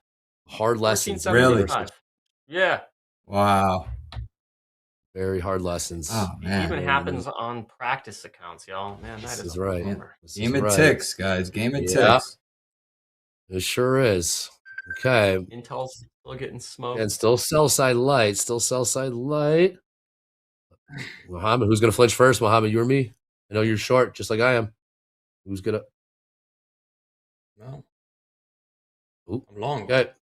Oh, all right. You're long? I'm short. How are we both red? Oh, there you go. It's just NASDAQ things. Yeah. 25,800. Here we come. Mm-hmm. Yeah, but this thing. You said 900, Vince. 25,800. You said 900. I think 800 to more All plausible. right, 800. 900. Now 900. Mohammed's long. I would love to see it go to 900. Oh no. I'm in trouble. They don't even. Ooh. Hammer this thing. Mm-hmm. How's that Heavy little liquidity injection there at the 55? Yeah, 5 not as minutes much as I left in the need. second half here. Oh, I'm not so convinced. All right, Mo, 57 after 15 lots. Whew. Oh, So Dre's in the 7. zone Dolby, right now. Dolby, you got drive. I got to beat Yep, Mohammed. I got it. Lock in. No way You I'm got to go Mohammed. head to head. No way. Lock I'm in, Mohammed. Dre. Topstep. Lock in. Put Mo in his place. Topstep for life. Yep. 3-man weave crew. We got this. That's right. Love you, Mo, but I gotta go, my boy. I mean, Andre's got to lock in here. We said 57 after. We're doing a 15. 50, yeah, what time is it? All All right. right. We got a minute 10. Come on, hammer this thing. You know what to do. Come on, The NQ. crazy Market thing are is- designed Come on, to go NQ. higher. NQ is currently Market bidding are right designed to now. go higher. I know. Stuck in the range. When we started this, though, we are still inside the 10-minute bar from when we started. We haven't left that 10-minute range. Sure haven't, man. I've been like pulling teeth, man. This is all right, Mohammed. You ready for 15? Simulate contracts. Ooh. Yep. Damn, I wanted to get to that 15. That would have been fun. Okay, here we go. Looks like silver is where the party is. Hammer this thing. Yeah, put in new highs here again. 30 and 102.80. 25 seconds. It's wild. 20 seconds. Yep. Still 15. I'm making All or highs. nothing right now. All or nothing right adding, now. Adding 7. Adding 7. Thank you, Dolby. 15. 8 plus 7 is 15. Woo. Shit. Well, what do I 5 do? seconds. 5 seconds. Going to Mo. 15. If you're playing at home, 15 right All right. now. Everyone, 15 contracts. Let's go. Short 15. Final lap. Short 15. Look at Mo. Final lap. Hammer this thing. I'm not changing my direction. You play mind games with me, Mo? You long? Look at that. Welcome to Sheesh. base. We got 3 minutes to the bell. Dolby time. I'm in trouble if Yep. I don't hammer this. Come on, that Yep. MLC was weak. Dre's about break even. Mo's about unrealized plus 900. This is actually a very close game right now. Anyone can win this. Anyone can win this, unless your name is DJ Profit or Vince, because we lost, so we're not winning anything. Dolby, but you and I are both long right now. We'd be smoking them right now. Dude, seriously, stopped at Oh. 14 3/4. Oh. You're crushing it. Yeah. That's what happens when you have a small balance, right? You gotta have bigger pockets. I thought you were gonna say something else there, Vince. Oh, might. no, I'm kidding. Hey-oh. Oh my! What? Small P&L, man. Like now we gotta push this thing. Vince. Thank you on the bid at 25,745. Go nowhere. This Push is it. going to Push it. All right, Mohammed. All right. How much time do we have? Here it comes. 25,800. Test it. Minute 30. Minute 30 remaining approximately. What did I just do? Let's go. Minute What 30. did you just do? No, Are you still I in was 15 mad. contracts? No, I hit the. Did you accidentally flatten? Yeah, I hit joint ask instead of reverse, and I screwed myself. Uh-oh. What's up, Mo? There it goes. It's a close game. This is very, very close. I'm not buying this. It's very, Going to very the moon close. right What's up, now. Mo? You're basically tied right now, to be honest. You're Yeah, I'm basically. I'm not convinced. We're going lower. All right, Mohammed, you versus me. 60 seconds. I'm short. 60 seconds. Uh-oh. And Dre is short. It's going up. Okay. 25,800. Here it is. We're both About a short. 50-point bounce off those Hammer this 700s. thing. Need a buzzer beater. Getting top of range right now. All right, well, we're going Top. flat. I don't Sellers know. come in. Okay. Very close game. Well, we made Very wine out of close water. game. Wow. We made wine out of water with this one, Dolby.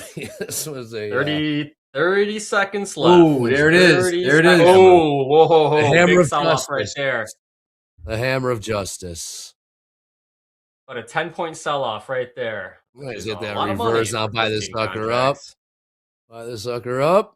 One Ooh, time Dre for realized 2,400. Mo plus 5,000 right now, Jay. You better figure come your on. strategy out. Wow. 10 seconds left. You got to you know figure what, it out. Mo is Mohammed? going back to back. Oh, Mo is wow. going back to back. Mo, we will see you Mo next flat week. here. Sir. Going Flat on positions, everybody. Wow. Mo's still not flat. Look at Mo that. flat. Okay, there we go. Wow. What was the number? What happened there? Say, Mo, is this how you really trade? man. man of few I think Mo words. really Yeah, trades like P&L. this. Okay. Well done. All right. Well, Mohammed, do you have a victory speech? But first, Wow. Vince, as always, Dolby time, DJ Profits, good stuff as always. Vince, love having you on the reversal challenge. That being said, That shout out was to all awesome. the Bella Bellers. I'm gonna throw it to. Well, I guess you're the back-to-back winner, Mr. Mohammed. Look at those thumbs up, and then we'll throw it to James to get us out of here, take us in at the buzzer. Go ahead, Wait Mo. for it. The hat trick next week. Ooh, There okay. you go. James, love that. All right, shout out to all the Bella Bellers. Huge week in store. Get some rest. Let's crush it. Click subscribe. Look at 200,000 subscribers. See what we have in store for that. That being said, that's my main man, James. James, take us out of here and into At the Buzzer. Good stuff, everyone. Absolutely. Thank you to everybody watching. And what a wonderful power hour, exciting reversal challenge that was. Thank you to Andre, Dolby, Vince, and Mohammed. And thank you to everybody at home who played along and watched along with us all bell to bell day long. We appreciate you. Now, we are going to review that tape and see if Mohammed truly deserves that win. But either way, we're probably going to see him next week to do the hat trick, get the turkey, and whatever other word you want to call for trips. Anyway, guys, now's the part of the show where I tell you to hang around because At the Buzzer is coming up. At the Buzzer with Coach Jay and Coach Paul. It's the only show that gets you ready to head into the weekend with confidence, feeling strong, and ready for the Sunday reopen. So stick around, catch Coach Jay break down all the market action from today and get you ready for the weekend. And then it's the weekend. And we do know there's that massive winter storm rolling in for the majority of the states. So if you are in one of those states affected, be careful. Please be careful. Check on the people you love. Do something nice for somebody. Stay inside. Drink hot cocoa. And be sure to be back here on Monday. We love you too much to see anything happen to you. And then Sunday, 4:45 p.m. Central Time, Anne-Marie will be here with Anne-Marie's Market Kickoff. Start the week right with Anne-Marie. Listen to Anne-Marie's analysis and expert tips and tricks to get you feeling good for that market open. Then Sunday night at 7:30, Coach Dakota will be back with Slow Markets. No better way to kick off the trading week than with Slow Markets, 7:30 p.m. Sunday nights.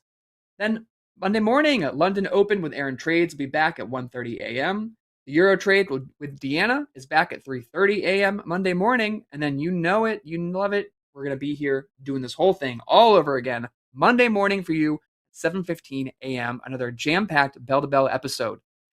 This was a crazy week, guys. The markets were on fire. Trump was talking a lot. Things were moving. Gold and silver are all over the place. So take the weekend to relax, get locked in, and be here bright and early on Monday. We'll be waiting for you. Until then, I'm James Harden. You're the chat. Have a wonderful weekend. Stay warm out there. This is TopstepTV. Let's go.